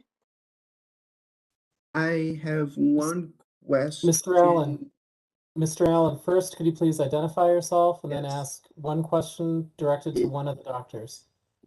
My question, I'm Theo Allen, representing myself. My question, besides that I have some in writing for each of the panelists, will be directed towards Secretary Michaels in his capacity as having served as Assistant Secretary for 7 years. Given the procedural background, which includes the day OSHA initially published this ETS, my requesting a hearing, the failure to schedule this hearing by August 20th, the vaccine or test standard, which I view as an evasion of scheduling this hearing, and the withdrawal or suspension of both standards without having this hearing first, and the failure to meet the 60-day requirement of the OSHA Act after this hearing is done to actually complete the rule. What would you have done differently if you were still Assistant Secretary of Occupational Safety and Health? Dr. Michaels, I'm sorry to interrupt, but Ms. Tyron, I was already going to rule. That Oh, question thank is you. not appropriate for this forum, Mr. Allen. Dr. Michaels, you need not answer. Ms. Tyron, do you have anything that you'd wish to add for the record on that? No, thank you, Your Honor. All right. Thank you. So please return Mr. Allen back to attendee status. The next, would the contractor please promote Lisa Baum to panelist? She's promoted. Ms. Baum, would you please ask your question directed to one of the panelists? Thank you. This is Lisa Baum from the New York State Nurses Association. Thank you for your testimony, Dr. Harrison. We heard from some groups earlier today that OSHA standards are too one-size-fits-all and not flexible enough, and that they might not apply across all work settings. In your experience as a clinician in a hospital facility and experience implementing COVID plans across the healthcare system and other work settings, can you explain how COVID plans under an OSHA standard are tailored to different work settings? Thank you for the question. This is Dr. Harrison. So OSHA regulations, as I mentioned earlier in my written statement, are critical. They provide a floor around which all employers can understand the importance of a comprehensive COVID-19 protection plan for workers. OSHA CDC guidelines are obviously very important, and I work at a major medical center, and local, state, and federal public health guidelines are absolutely important to interpret and understand. But on the one hand, those guidelines, while are really important and are definitely considered and followed closely, on the other hand, I've seen across the spectrum of different institutions. You know, I work in a medical center of 30,000 people with a staff of, I don't know, 25 or 30 or more infection preventionists and occupational employee health specialists that are relatively highly trained. But across this country, there's a wide variation in capability and infrastructure and resources. During H1N1, I published with co-authors a survey of capability to provide respiratory protection in nursing homes in California. And in a nursing facility or a small hospital or another small healthcare employer, there is simply not an infection preventionist or even a responsible person with background or training in occupational or employee health. And so OSHA provides a performance basis that employers use. We've seen this over the last decade in California. Again, I point federal OSHA to the California guidance. We probably didn't, California standard, we probably didn't do it perfectly. There are things that we should definitely have improved or refined, particularly in light of COVID-19. But it's been accepted and understood and implemented by healthcare employers. And I think that could be a model and a rationale for a healthcare ETS nationwide. Thank you, Dr. Harrison. Does any other doctor wish to answer this question as well? Apparently not. So would the contractor please promote Carmen Comsty, two panelists to ask a question? She's promoted. All right, thank you. Ms. Comsty, please identify yourself and your affiliation and ask your question of one of the experts. Sure. Carmen Comsty, National Nurses United. My question is for Dr. Brousseau.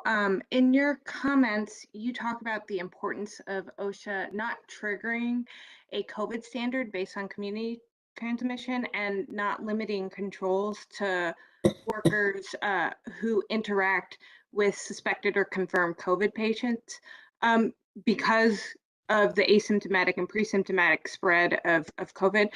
What kinds of isolation procedures, PPE, ventilation, or other types of precautions do you think are necessary to protect workers from asymptomatic and pre-symptomatic infections? Thank you. Thank you. This is Lisa Brousseau. In the context of healthcare or any other workplace for that matter, the top of the control hierarchy is the limiting of sources. So even before you implement the engineering controls of ventilation, for example, anything that you can do to prevent potential sources from being in a space, and that involves things like testing, which we've already discussed as a panel, and preventing, the number of people who are in shared spaces together, amount of time that people spend in contact with each other, the limiting of visitors, if possible, when infection rates are high. All of those are the kinds of controls that I think are important before you start to focus on engineering controls, which are mostly ventilation. Obviously, in a healthcare setting, the source controls and the pathway controls of engineering have to be combined. And so I think all of those together are what healthcare organizations need to focus on. I hope that's been responsive to your question. Thank you, Dr. Brousseau. Would any other doctor like to also answer that question? Apparently not. So would the contractor please promote Bryn O'Neill to panelists to ask a question? She's promoted. Right. Ms. O'Neill, please identify yourself and your affiliation and ask your question to one of the panelists. Thank you, Your Honor. Bryn O'Neill from National Nurses United, and I have a question for Dr. Prather. You spoke about long-range transmission of infectious COVID aerosols and how aerosols can remain in the air after an infectious person leaves the room. Can you talk a bit more about what this means with respect to the ability of COVID to spread throughout a healthcare facility from an infectious person in one place or moving around? And then are there easy to implement filtration methods that employers can use to lower workers' exposure to infectious aerosols? Thank you. Yes, this is Kim Prather. So in answer to the first part, yeah, the virus can make its way down corridors. That Korean hospital study that I talked about, 2/3 of the people, were exposed at further than 6 feet in other rooms. And there's just lots of evidence, actually direct aerosol measurements. There's a couple of publications on this that I'm aware of, probably more now, but they've measured higher viral loads in the air in non-COVID wards. And so in corridors away from where people are sick. One thing you have to keep in mind, we have to keep in mind, is that by the time someone goes to the hospital, it's been mentioned many times that you're more infectious often before you have symptoms, certainly before you're in the hospital. So where a lot of the spread, it appears to be occurring, or can occur, I should say, is just from people that, again, getting back to, they don't know they're sick. They're visiting somebody in another ward or whatever. And so it's not only spreading to other parts, it's being released in other parts of the hospital outside of the COVID wards, which are a very strong focus and tend to have the best ventilation. So we're not, what's happening is we're not treating the parts of the hospital that potentially have the greatest risk. And the second part of your question was about if we can add things to take care of that. In answer to that, I think I've heard a number of people will say, oh, if you say it's airborne or you say it's aerosols, we're going to have to build more, negative pressure rooms.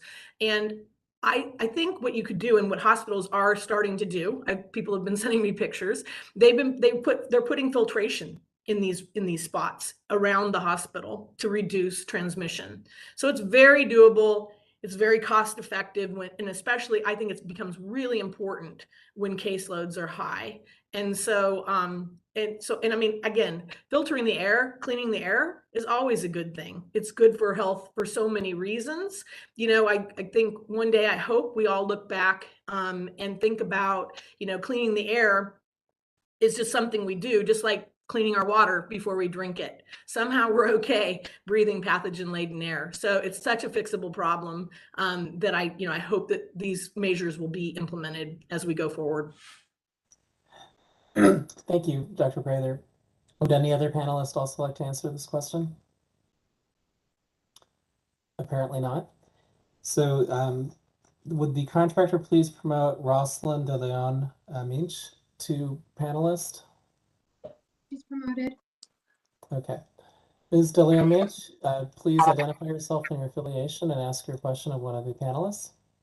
Thank you very much. Rosalind De Leon Minch, National Nurses United. This question is for Dr. Michaels. Dr. Michaels, based on your expertise and especially your research during the pandemic, can you explain a little bit more about what the purpose is of OSHA standards and why the CDC guidance may not be an appropriate source for occupational health regulations, particularly with respect to protecting healthcare workers from the risk of COVID-19? Thank you so much. David Michaels, thank you for that question. I think what we've seen over really the last 2 years, but for a longer period of time, the Centers for Disease Control and Prevention are not expert in worker protections. The mechanisms to protect workers, requirements that need to be on employers are not something that's sort of within CDC's normal way of thinking. And so they often issue recommendations that don't get it.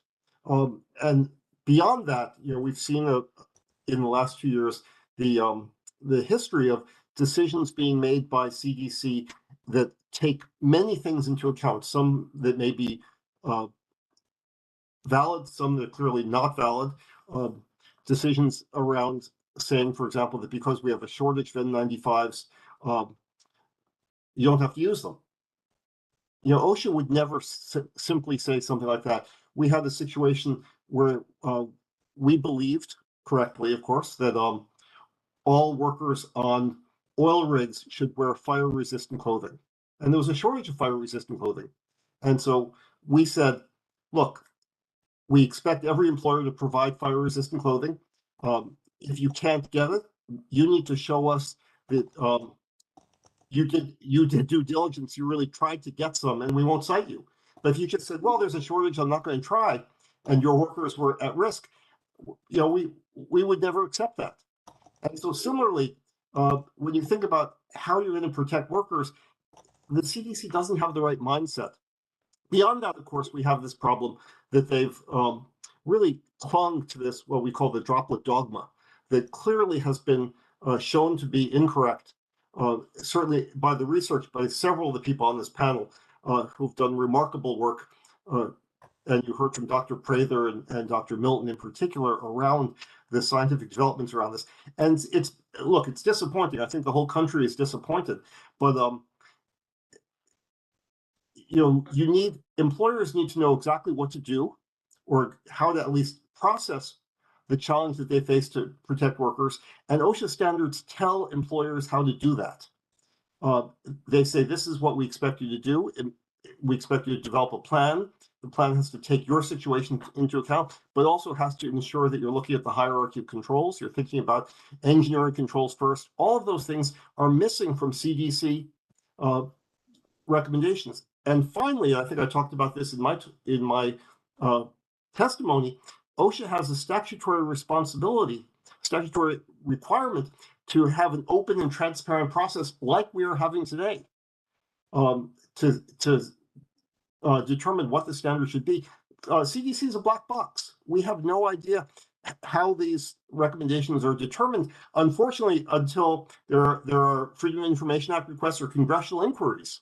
So given all those things, it's really incumbent upon OSHA to develop standards and to say, these are the standards that every employer covered by the standard must follow.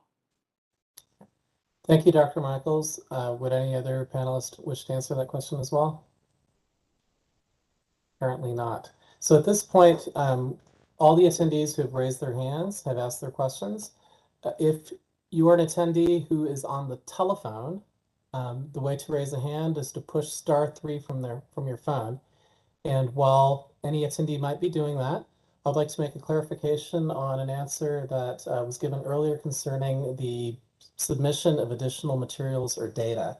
So the documents will need to be submitted within 21 days of the end of this hearing, which is closing on Monday. So the 21st day is May 23rd. And the documents should be submitted to the docket on regulations.gov. And the docket number is OSHA-2020-0004. And it appears that there are no raised hands after my comment about the *3 for the people calling in. So at this point, I would like to thank all of you panelists for your testimony here today. And we will be taking, it's 3:21. We will be taking a 15-minute break. We will resume at 3:36. Thank you all. All right, we're in recess.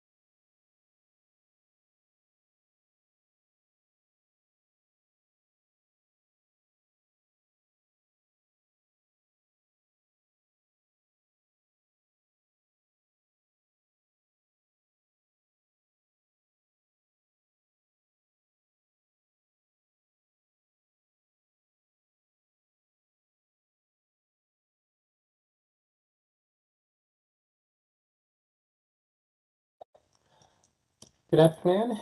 It is 3:36. I'm reconvening the hearing, and we are again on the record. So the next speaker on the schedule is representing the International Safety Equipment Association. I would ask, as I have earlier today, when you're speaking, everyone please speak slowly and clearly so the court reporter can accurately record these proceedings. And will the contractor please promote Daniel Glucksman to panelist so he may give his presentation? You've been promoted. All right. Mr. Glucksman, please introduce yourself and your affiliation and proceed with your testimony. Sir, you may be muted.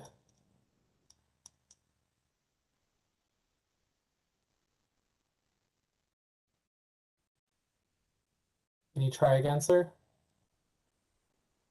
Ms. Thompson, can you try contacting him and seeing if we can get at least audio? Can you hear me now? I can hear you now, sir. Okay, great. Okay. So much for the headset. Yeah. Thank you, Judge. My name is Dan Glucksman, and I am Senior Director for Policy at the International Safety Equipment Association. The ISEA is the Association for Manufacturers of Safety Equipment and Technologies. Related to this hearing, ISEA members design, test, manufacture, and supply a wide range of respiratory protective devices, from disposable N95s to powered air purifying respirators, and also nitrile gloves and protective garments. Nationwide, the safety equipment industry supports 345,000 total jobs and generates economic activity of more than 71 billion. In addition, this industry supports and protects more than 111 million workers across the US. On the ETS, ISEA recommends that the section on face masks, which is found in 1910.502F, be removed from the PPE section and listed as its own section, such as Section F for face masks, and then the PPE section could be 502G, and then so forth. ISEA believes that including face masks in the PPE section will confuse the marketplace and would lead to less worker protection, as some workers and employers will mistakenly believe face masks are PPE for all breathing protection uses, not just the new COVID regulations. In addition, OSHA should neither incorporate nor refer to the new ASTM barrier face covering standard, ASTM 3502. The reason is this standard uses filtration, and the same filtration requirements for N95s as a proxy for source capture. So again, the standard uses filtration as a proxy for source capture. The test methods for the ASTM standard are specified in subpart K of Title 42 CFR Part 84, which, as many here know, are the respirator certification regulations. If OSHA were to add a reference to ASTM 3502, it would lead to less worker protection broadly, as a vast number of employers and employees are certain to view this criterion, making it respiratory protection. In garments, ETS section 1910.502F2 requires employers to provide gloves, isolation gowns, or protective clothing when respirators are needed. Also, this section references OSHA's main PPE regulatory standards. And in those, performance standards for garments aren't listed. So ISEA recommends that OSHA recommend to users that they seek protective garments that comply with either ASTM F1670 or ASTM F1671, or even the European equivalent, which is EN 14126.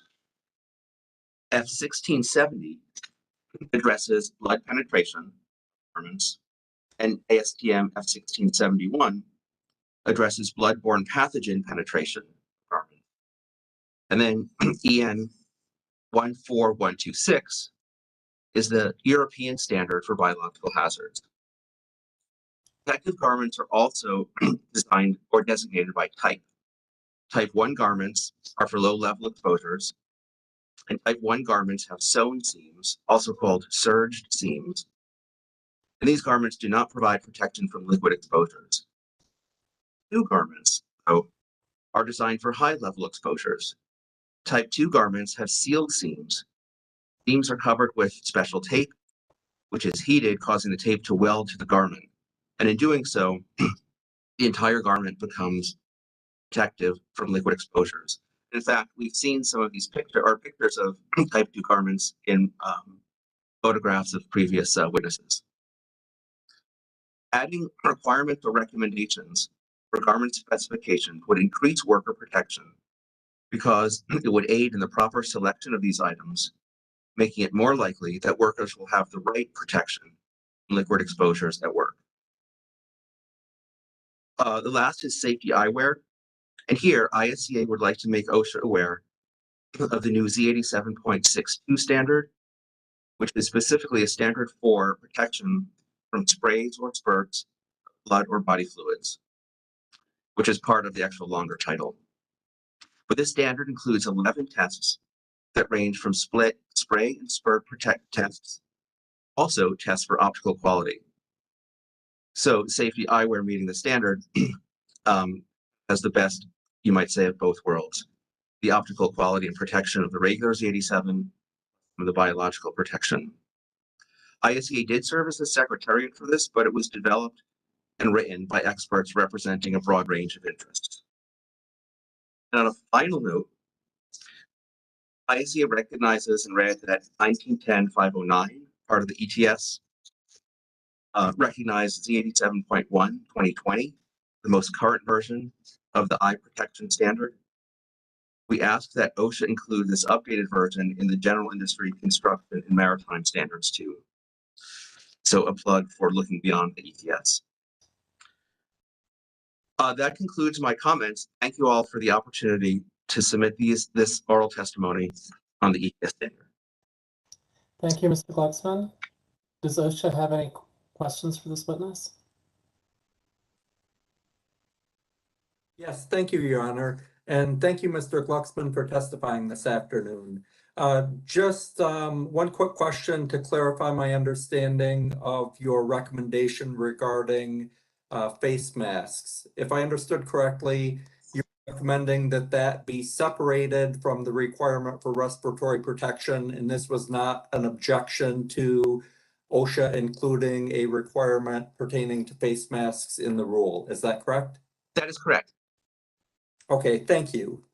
And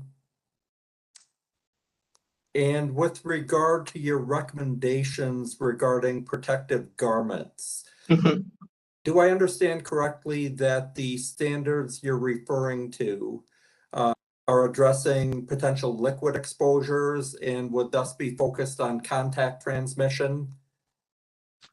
What kind of transmission? Contact transmission. I think they would protect against both contact and liquid exposures. Usually the garment or the kind of engineered fabric of these coveralls would protect against contact-borne transmissions. And then the seams provide the liquid protection. For the fabric itself, let me clarify, would protect, the fabric itself would protect against liquid and contact exposures. And with type 2 garments, the seams will protect against liquid. Okay, thank you. That's all I have.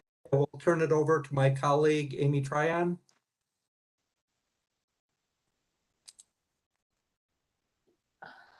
Sorry for the delay there. Yes, and just real quickly, Mr. Glucksman submitted a written copy of his remarks earlier today and marked that as Exhibit 7, and just wanted to ask that that be admitted to the hearing record, please. It's submitted. Thank you. That's all. Thank you. It appears there are no hands raised at this time for this witness from the attendees. If you are on the phone, I remind you that the way to raise your hand is to press *3. So if we could just hold on a little bit, Mr. Glucksman, to give people on the phone a chance. We have one question. Would the contractor please make Theo Allen a presenter. They have been promoted. And Mr. Allen, I ask this witness one question. I only have one question, which is clarifying and nothing in follow-up. That question is about your garments. Do they protect against only the contact and droplet type, or do they also protect against airborne and aerosol types? Well, if a aerosolized particle would come in contact with the garment, based on the airflow, it would either sort of bounce off, but the aerosolized particle is unlikely to get through a garment with a taped seam. It's also highly unlikely to get trapped in a serge seam, but the the structure of the serge seams would likely capture the aerosolized particle if it were the case that an aerosolized particle got caught in that seam. Right. Thank you, Mr. Glucksman. It appears that there are no other hands raised for questions, so I'd like to thank you for your testimony. Thank you very much. Okay. And the contractor may please return Mr. Glucksman to attendee status. Would the contractor please then promote Nicholas Smith of the American Mass Manufacturers Association to panelist status? They have been promoted. All right, thank you. Mr. Smith, please state your name and your affiliation and make your presentation. Hi, everyone. My name is Nicholas Smith. I'm the Executive Director of the American Mass Manufacturers Association. I also sit on the federal government's POAM task force working on President Biden's executive order to come up with PPE and PPE supply chain strategies for pandemics and biological threats. Plus, I also sit on the government's joint SCR-WG task force. Mr. Smith, may I ask you, this is being transcribed by a court reporter. Could you please speak a little bit more slowly? Okay. Thank you. In 2019, 5,333 workers died on the job. In the first year of the pandemic, over 3,600 healthcare workers died from COVID. In addition to the thousands of healthcare workers that have died, hundreds of thousands have developed long-term disabilities due to long COVID. It has been decades since any industry has experienced this amount of deaths in such a short period of time, and the first time so many workers in the healthcare industry have died or been disabled. In workplaces with deadly airborne contaminants, workers typically have multiple layers of protection to ensure there's no possibility of exposure. When one thing fails to work, the additional layers of protection are there to keep the worker safe. A layered approach to safety is just what healthcare industry needs as well. We now have the tools needed to keep every healthcare worker properly protected from transmission. However, we are choosing not to use them. Denying healthcare workers proper masks has led to millions of infections and is the biggest reasons why healthcare has now become the most dangerous industry to work in. Thousands more healthcare workers have died in 1 year fighting COVID than soldiers died in the 20 years they were fighting the war in Afghanistan. The war on COVID is one hospitals can win, however, they will continue to lose their battles with COVID until healthcare workers are given the proper tools to protect themselves from such a deadly and debilitating workplace disease. Healthcare workers were originally kept in harm's way in 2020 due to the failure to acknowledge airborne transmission was occurring, not having enough N95s to keep all healthcare workers properly protected, and refusing to follow the CDC pandemic plans to put elastomeric respirators into widespread use. The failure to follow the CDC's pandemic plan to put elastomeric respirators into widespread use resulted in healthcare workers dangerously reusing N95s for weeks to months at a time and downgrading their protections to surgical masks.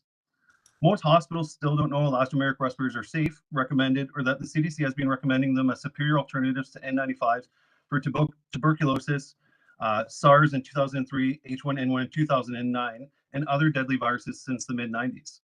They are available from dozens of manufacturers, are the most cost-effective option while offering the highest levels of protection, but healthcare workers are being told to use loose-fitting surgical masks instead. The importance of elastomeric respirators needs to be promoted so employers can know they are great options that can keep employees safe while keeping their PPE costs down. The CDC has said elastomeric respirators provide better source control than surgical masks, so why are surgical masks recommended for source control versus elastomerics? In January 2021, President Biden asked for new workplace protection so workers in every industry could be given proper masks and we can end workplace transmission. By preventing most workplace transmission, we can also stop a lot of the community transmission that comes from workplace outbreaks.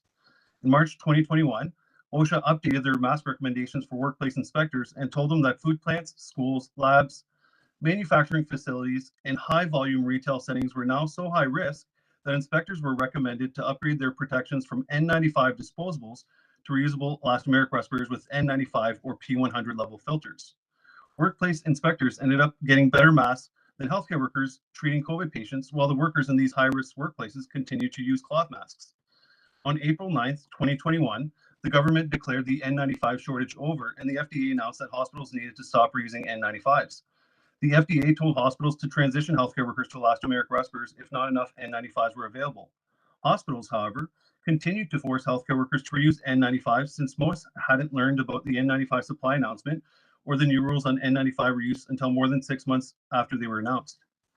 Since important new recommendations are rarely promoted beyond federal agencies quietly updating their websites, they are rarely followed or become well known even among other government agencies. In May 2021, the CDC finally acknowledged airborne transmission was occurring. This was the opportunity to fix the wrongs of ignoring to use a precautionary principle from the start. However, instead of improving safety, the government told everyone they no longer needed masks because vaccines did such a good job preventing transmission that they made masks redundant. In June 2021, there was enough N95s and elastomeric respirators to keep every healthcare worker in the country protected from transmission. Despite knowing healthcare workers needed better masks to protect them from airborne transmission, the government decided to only protect healthcare workers with airborne protection when they were around known COVID patients, and when they weren't around known COVID patients, they were recommending droplet protections. N95s and elastomeric respirators also provide better droplet protections than surgical masks, so if droplet transmission is what is believed to have occurred, they would also provide better protection while also providing airborne protection. The June ETS did not bring the mask protections workers in other industries were promised they would have, and because of this, workplace transmission has continued to be common instead of rare.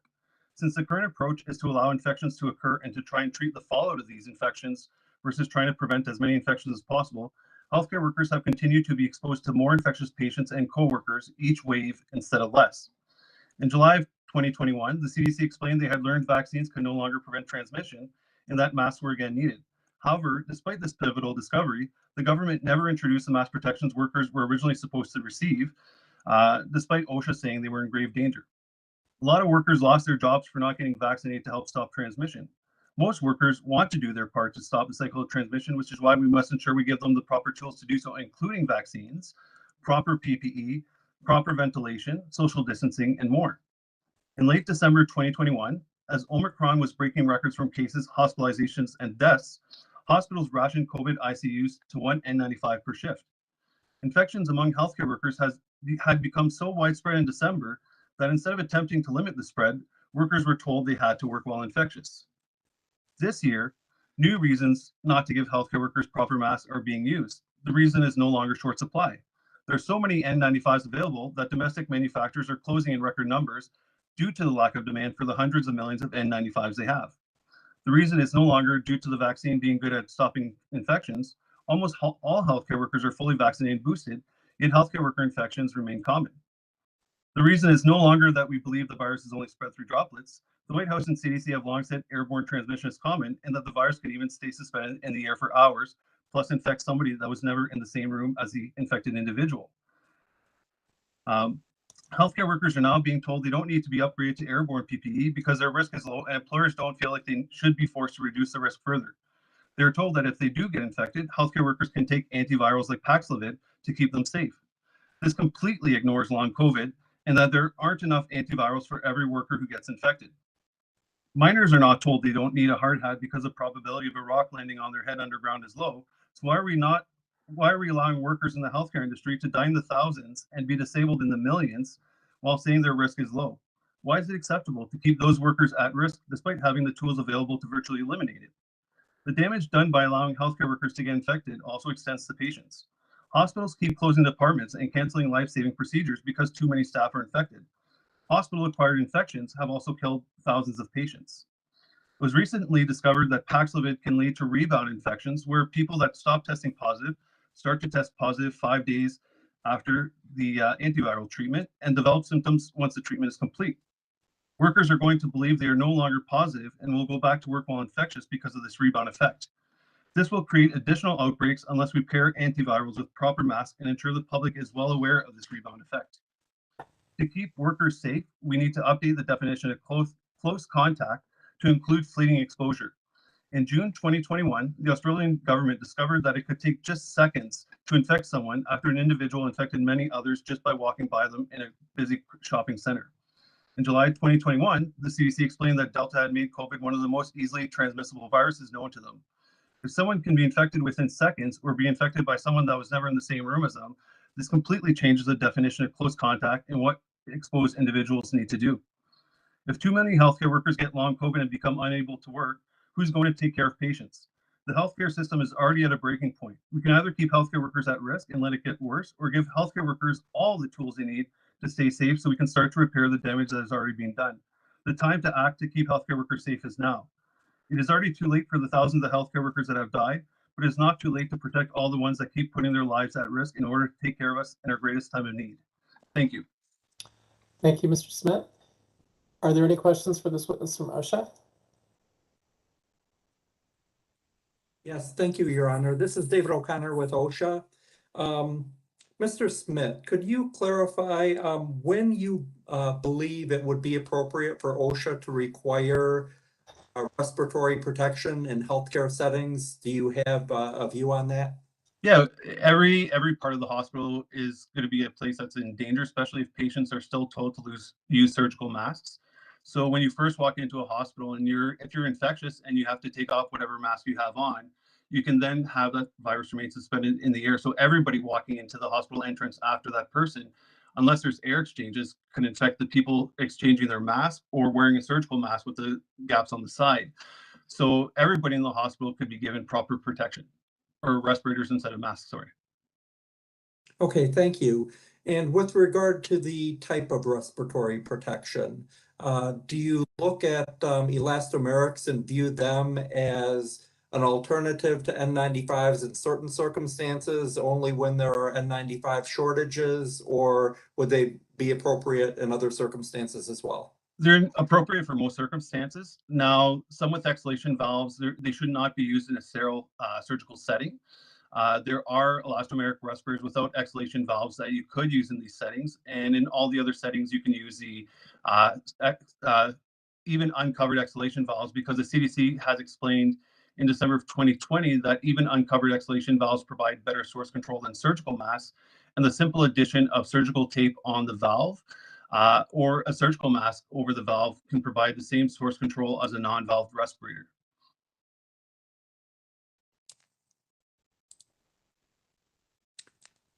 Okay, thank you.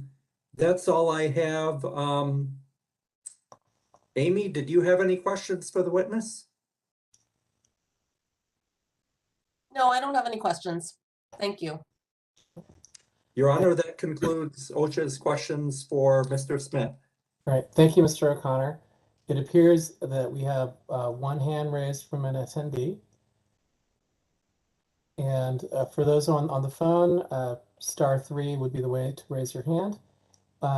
Ms. Thompson, would you please promote Rebecca Reindel to panelists so she may ask her question of the witness? She has been promoted. All right. Ms. Reindel, please identify yourself and your affiliation, and you may ask your question of the witness. Thank you, Your Honor. Rebecca Reindel with the AFL-CIO. Thank you for your testimony. Nicholas, I just had a quick question, which was, if an OSHA standard, clearly laid out who has to wear respiratory protection in the standard, and it covers, more folks than who were covered in the ETS. Wondering from your perspective, from the manufacturing side, if the manufacturers would be able to meet the demand. We've heard a lot over the last couple of years that we cannot meet the demand if everybody has to wear respirators. So just wanted to hear a little bit more from your perspective on that. Thank you. So AMA was actually formed at the end of February of 2021. And when we formed AMA, there was over 51 manufacturers, and we wrote an open letter to the CDC and the US government with our monthly production capacity and what we had currently available at the time in our warehouses. And that's why the FDA and the US government declared the PPE shortage over. We manufacturers had tens of millions of hundreds of millions of N95s available since last year. They're just simply not being used.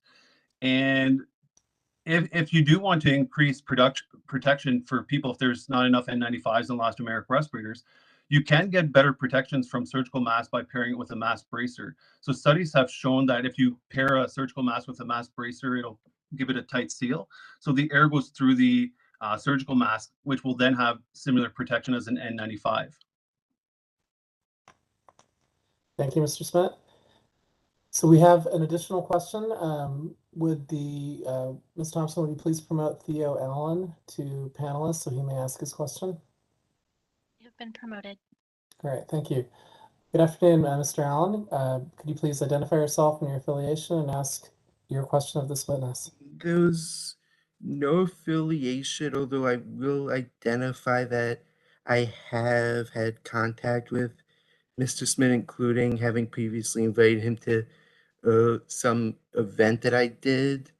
My question is that one of the provisions in the ETS, I believe it's paragraph, it's 502F, note 3, note 1 says, for aerosol generating procedures on persons with suspected or confirmed COVID, employers are recommended to select elastomerics or PAPRs instead of filtering face piece respirators. What's your thought on that provision?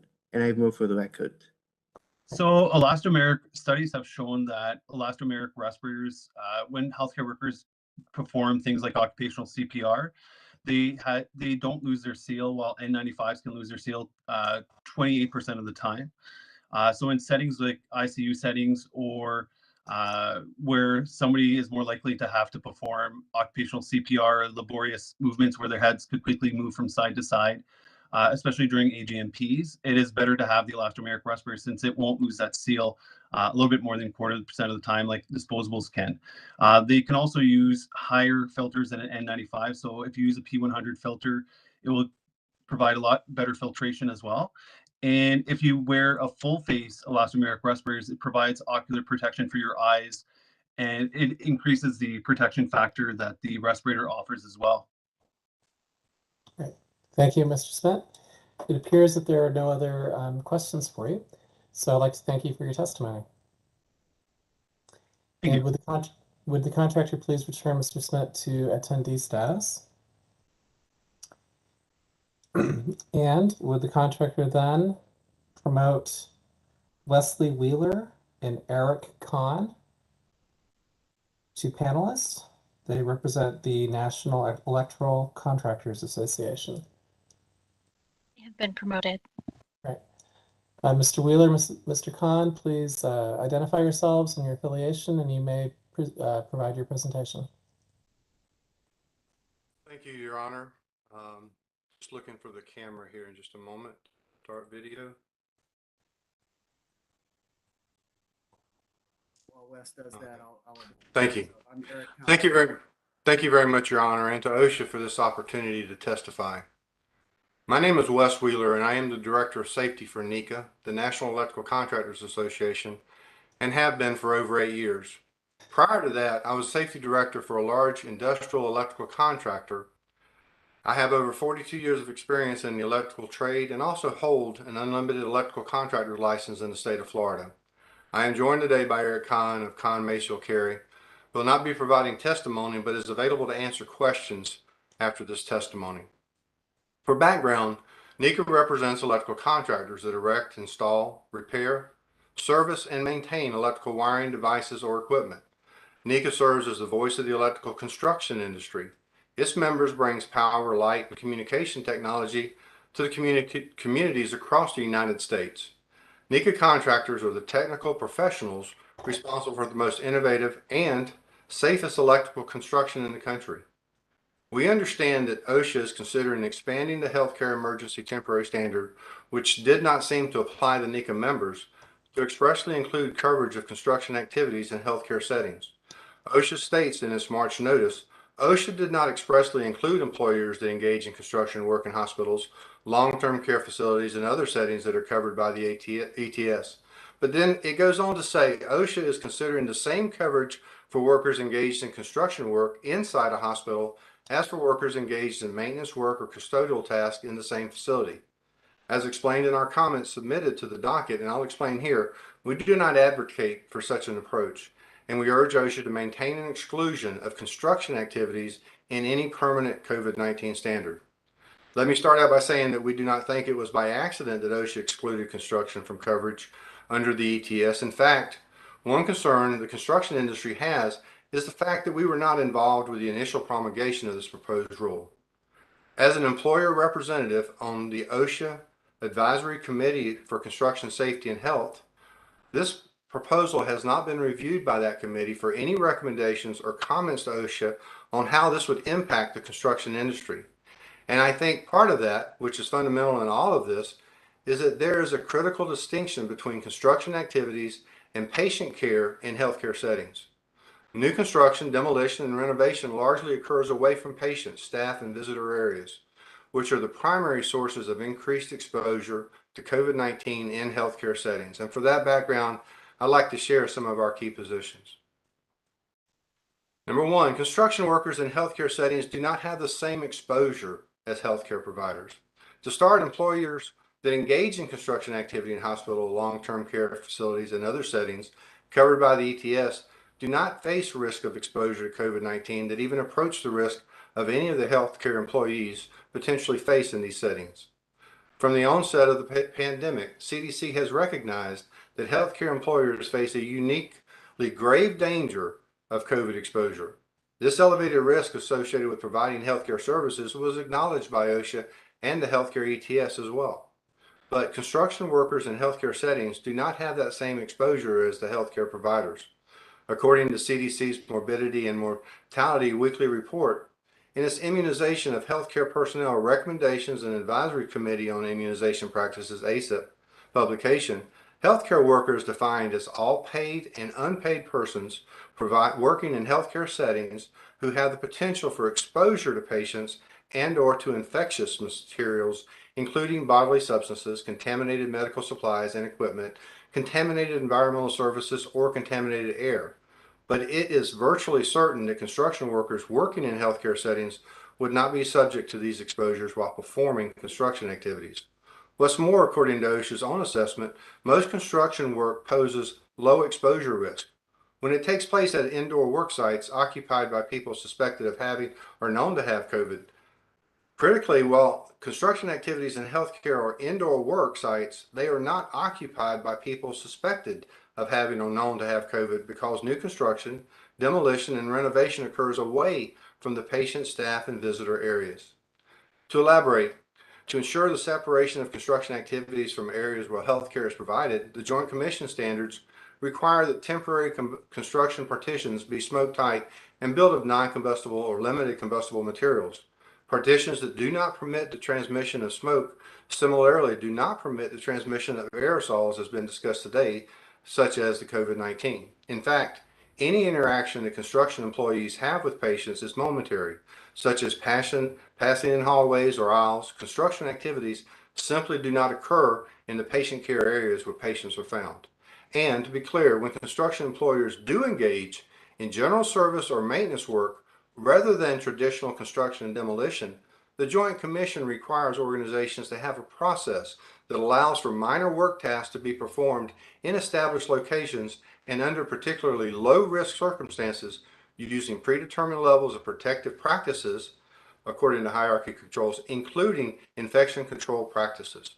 While recognizing that service and maintenance work performed in a healthcare facility actually fall under the purview of general industry standards, these employers have been effectively complying with all of infectious disease exposure control plans developed and implemented by the host employer, the healthcare facility itself, way before the COVID pandemic began, and still follow all protocols and procedures that are in place to protect all workers, facility, outside, and contractor personnel. Number two, construction activities in healthcare settings already have infection control measures in place to protect against COVID-19. The construction activities in healthcare settings have infection control measures in place to protect against COVID-19. The coronavirus is not uniquely a workplace hazard. It does not originate or emanate from workplace or work practices. Rather, it is a community hazard that coincidentally, inadvertently, and unknowingly is carried into the workplace by employees and the public. Infection control authorities like CDC, Healthcare Infectious Control Practices, HICPAC, and the Center for Medicare and Medicaid Services, CMS, and the Joint Commission have established significant infectious control requirements for construction activities in healthcare facilities.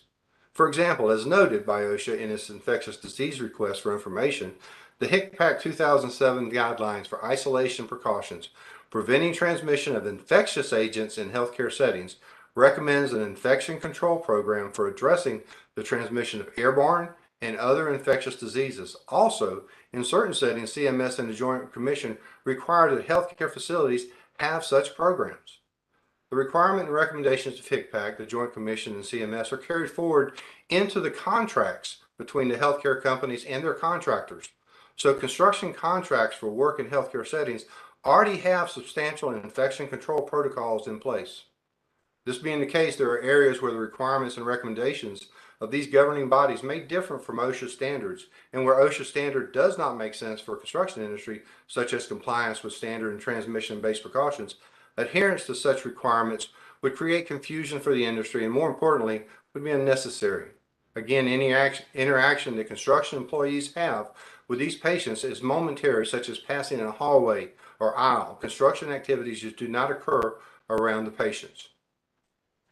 Number three, third, it would be technologically and infeasibly and operationally challenging and burdensome to apply many of the requirements of the ETS that are likely to be carried into this permanent COVID-19 standard to construction activities that are occurring. Importantly, contractors in healthcare settings have very little control over the workplace. They also do not know which patients have COVID-19, where the sources of exposures are in the hospital, or what the level or type of exposure is for patients and undiagnosed illnesses that arrive at the hospital for treatment in emergency rooms of hospitals or urgent care centers in ambulatory care settings. So construction contractors should not be obligated to perform the hazard assessment for COVID in these settings. Instead, they should be able to rely on the hazards assessment performed by the host healthcare employers to ensure their own employees are protected. To this end, NECA supports an inclusion of a coordination element and requirement in the permanent standard, for example, while performing general maintenance and service work. A couple of examples of provisions of the ETS that are infeasible and impractical, not to mention again, completely unnecessary, to implement for construction activities are those that are related to physical distancing and barriers. It simply is not possible to maintain physical distances and erect physical barriers on an active construction site. For safety and operational reasons, construction requires that employees can work side by side. Requiring physical distancing and barriers would disrupt these activities.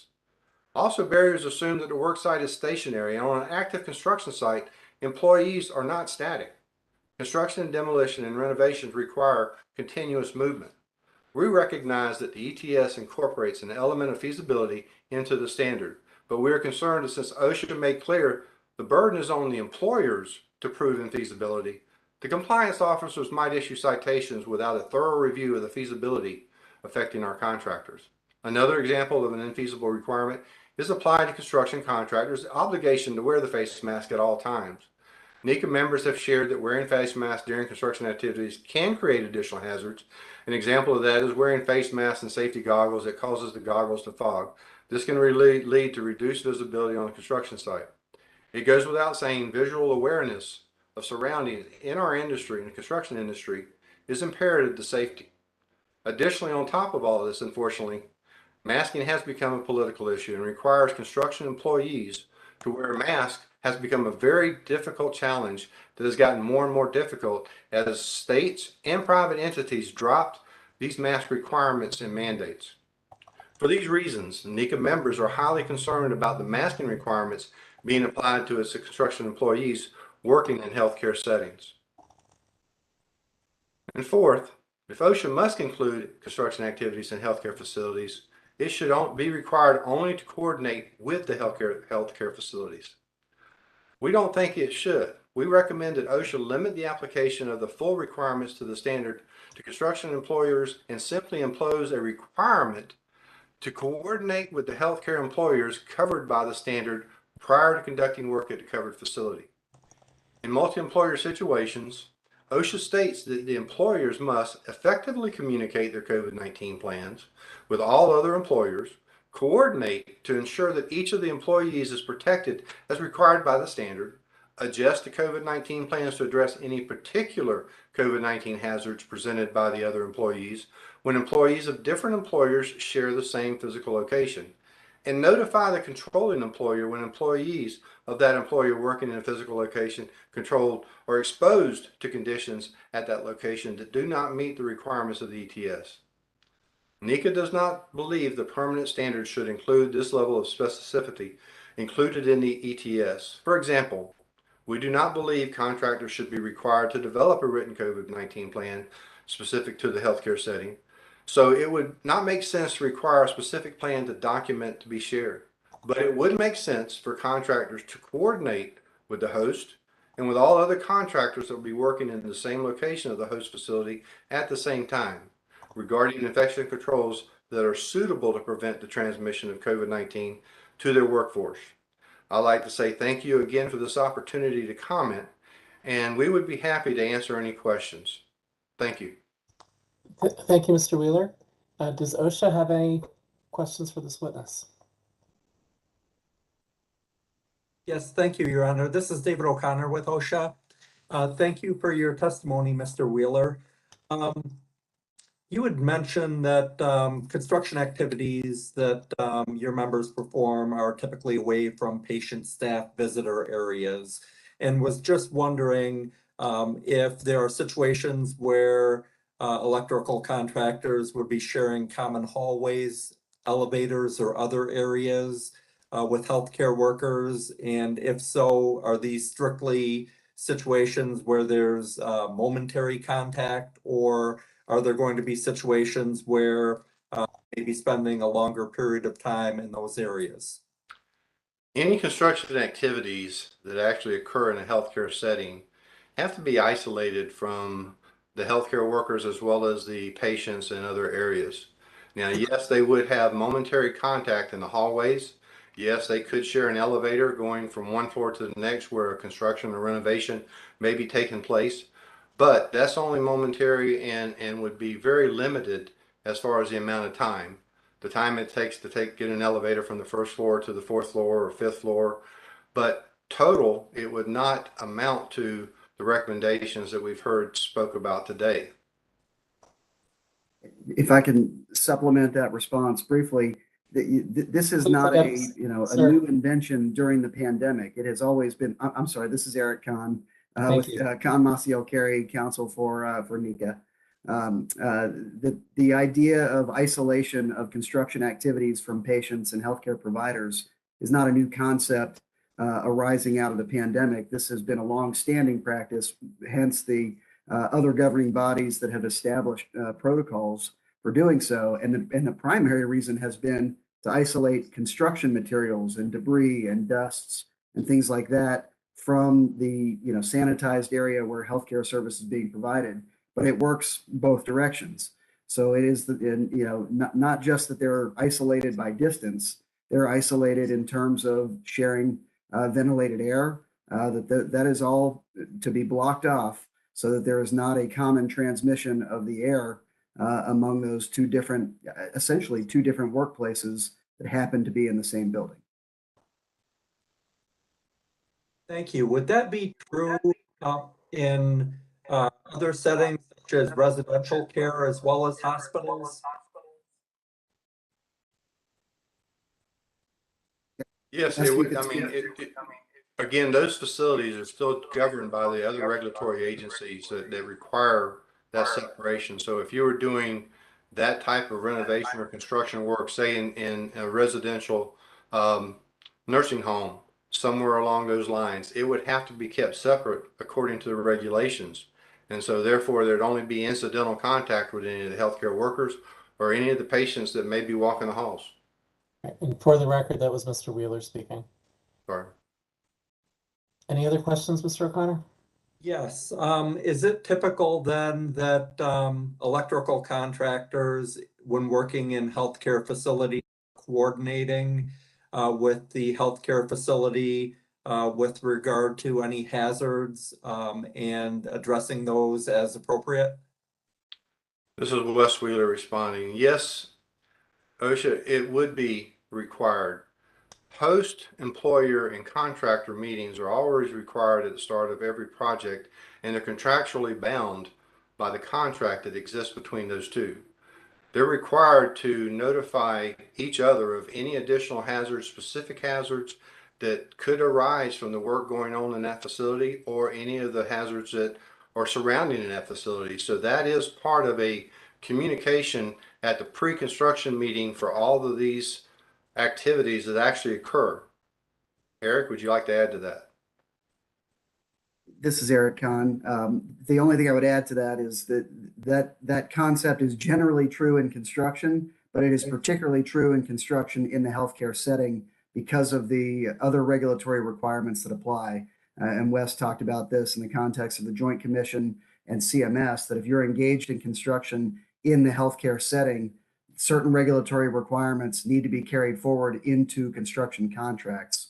So that concept of sharing unique hazards and collaborating on infection control in particular in a hospital is mandated by regulation and carried forward, and therefore mandated by contract for any construction that occurs in a CMS covered healthcare setting. Okay, thank you. How does the work that electrical contractors perform in healthcare settings differ from the routine maintenance that may be performed in those facilities on equipment such as ventilation systems, other electrical equipment? Are there any circumstances that would warrant different protections for these maintenance workers as opposed to construction work by electrical contractors? This is Wes Wheeler. Typically, as far as any additional requirements, it's not going to be different in regards to the protocols that are in place. The only difference in the type of work that a maintenance may be performing would be something in the area of replacing a receptacle or replacing a a light bulb or a light fixture in that area. In those cases, the electrical contractor has to actually put a barricade up around the work to protect anybody from getting in that area. So there's a space that's dedicated for any of that maintenance work that has to occur. The other work, what you mentioned as far as electrical equipment that's going to be in an HVAC room, say for instance they have to service an HVAC equipment or a contactor or a panel board, those rooms are kept separate. Those rooms are isolated from patient care areas and from hospital staff. So anytime that any maintenance work is being performed in those areas, that works away from the other patients anyway. So that would be one way of looking at it. So Eric, would you like to add to that? I don't have anything to add to that. Thank you. Okay, so even for those limited situations where some work may need to be performed, some maintenance work may need to be performed, the persons performing that are still looking at some measures to segregate that activity from the healthcare services that are being provided?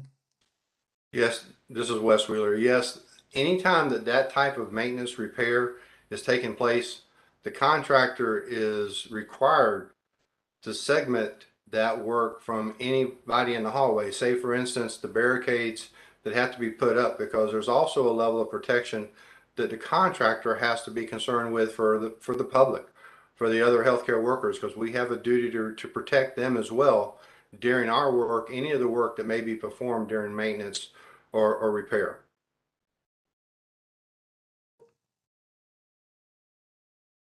Are these airtight barriers that you're looking at or something different?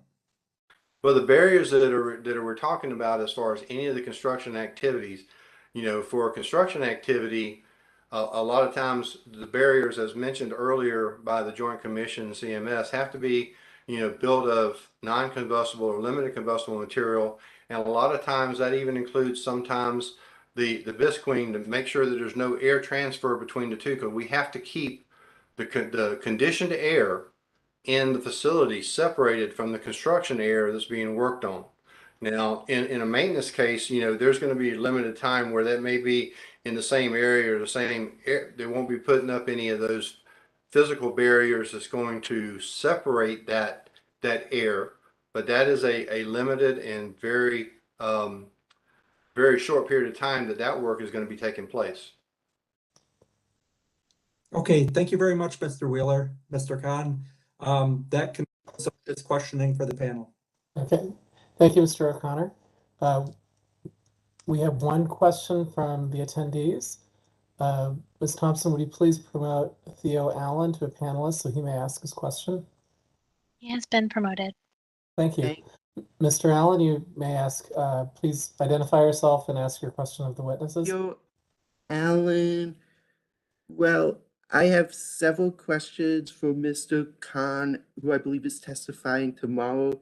Only one of them pertains to electrical contracting, which is, do your workers for electrical contracting, for example, on drywall, routinely wear respiratory protection in healthcare and other settings?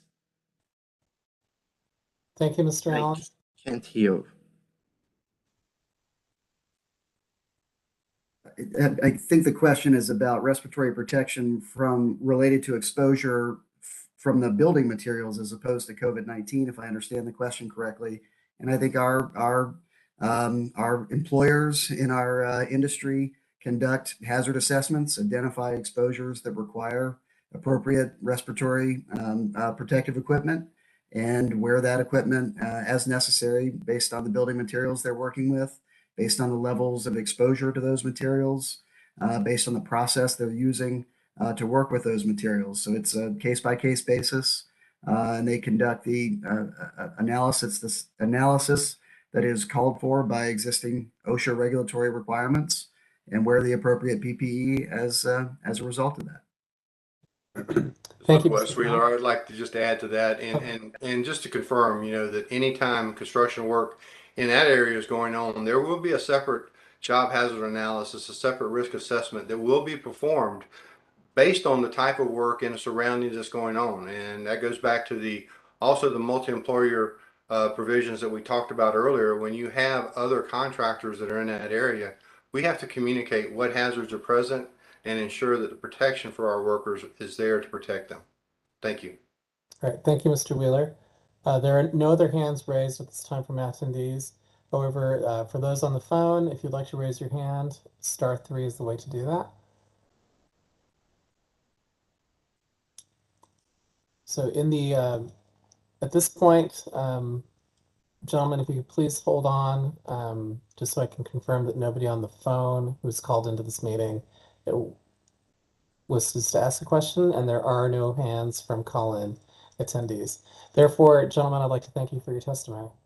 And would the contractor please return Mr. Khan and Mr. Wheeler to attendee status? So at this point, Ms. Tryon, I have a question for you. Do you have any other exhibits that you would like to admit to the record? Yes, Your Honor, just one. Dr. Milton, who testified earlier this afternoon, provided a copy or a rough copy of his written remarks to OSHA by email, and I've marked that as Exhibit 8 and would like to ask that that be entered into the record. Okay, so Exhibit 8 is admitted as well. Thank you. Thank you. That's all. So at this time, we are now at the end of all scheduled witnesses for today. I would like to remind stakeholders that they may submit additional evidence or statements relevant to this proceeding within 21 days of the end of the hearing. That is May 23rd, 2022, as the last day of this hearing will be Monday, May 2nd.